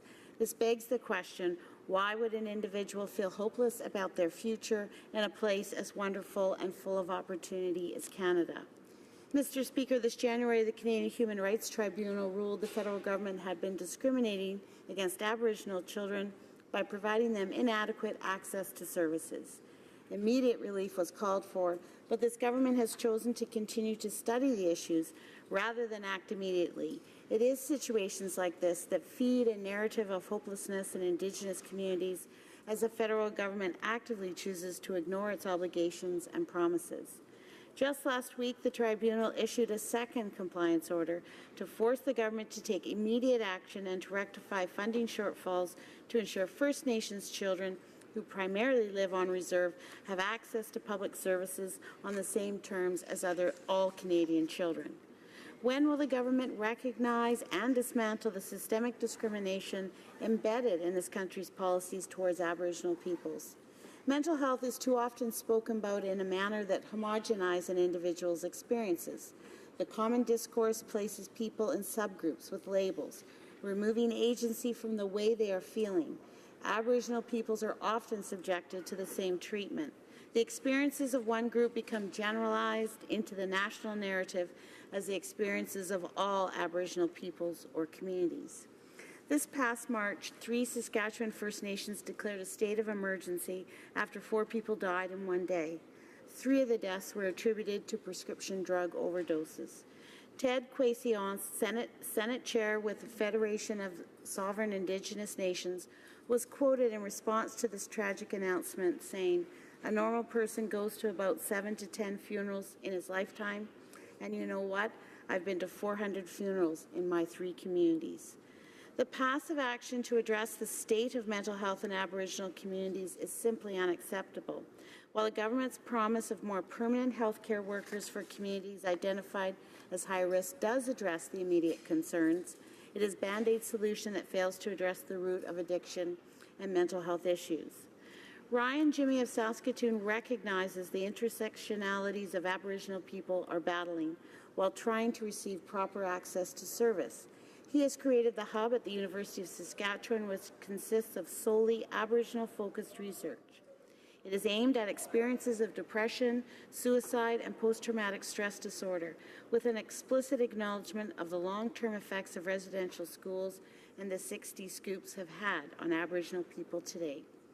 Mr. Speaker, when will we see this government taking an active stance and creating groundbreaking, long-term, sustainable programs like the Hub instead of some of the same old solutions that maintain the status quo? With meaningful investments and the simple fulfillment of our obligation to Indigenous communities, I hope my community and our country will see fewer funerals for our youth and more high school graduations. There are steps this government can take immediately. Will the government commit now to working with Indigenous communities and their agencies to use the money where it can make the most difference? Thank you. The Honourable Parliamentary Secretary to the Minister of Health. Thank you, Mr. Speaker, and I'd like to thank the member from Saskatoon West for her extremely important question. Mr. Speaker, we remain committed to a renewed nation-to-nation relationship with Indigenous people to make progress on the issues that they have identified as being most important to them, including health and mental wellness. Earlier this summer, the Minister of Health met with the Assembly of First Nations Youth Council to discuss life promotion. This was a great opportunity to hear from First Nations youth on their holistic views about what would make a difference in their lives. They have published a report entitled Calls to Action on Life Promotion for First Nations Communities, which provides a path that clearly shows health services as important, but also that there are many other dimensions that are critical if we want to achieve wellness. Among the things asked by the Assembly of First Nation Youth Councillors are investments in culturally safe prevention, health promotion, and mental health treatment services. This is what we have initiated this summer with the announcement of a number of ensuring mental wellness measures. The Minister also attended the launch of the Inuit Taparit Kanatami's National Inuit Suicide Prevention Strategy in Kuujjuaq. This strategy was developed by Inuit partners and proposes a wide range of culturally and evidence-based interventions. This was an opportunity to confirm federal support to the strategy at the same time that it was made public. This is partnership, Mr. Speaker.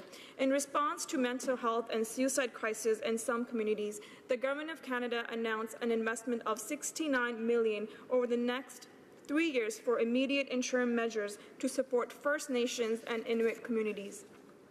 Funding is being used to increase the number of mental wellness teams in communities from 11 to 43 and to support 4 mental health crisis intervention teams in regions located in Ontario, Manitoba, and Nunavut, which were identified as having the greatest need.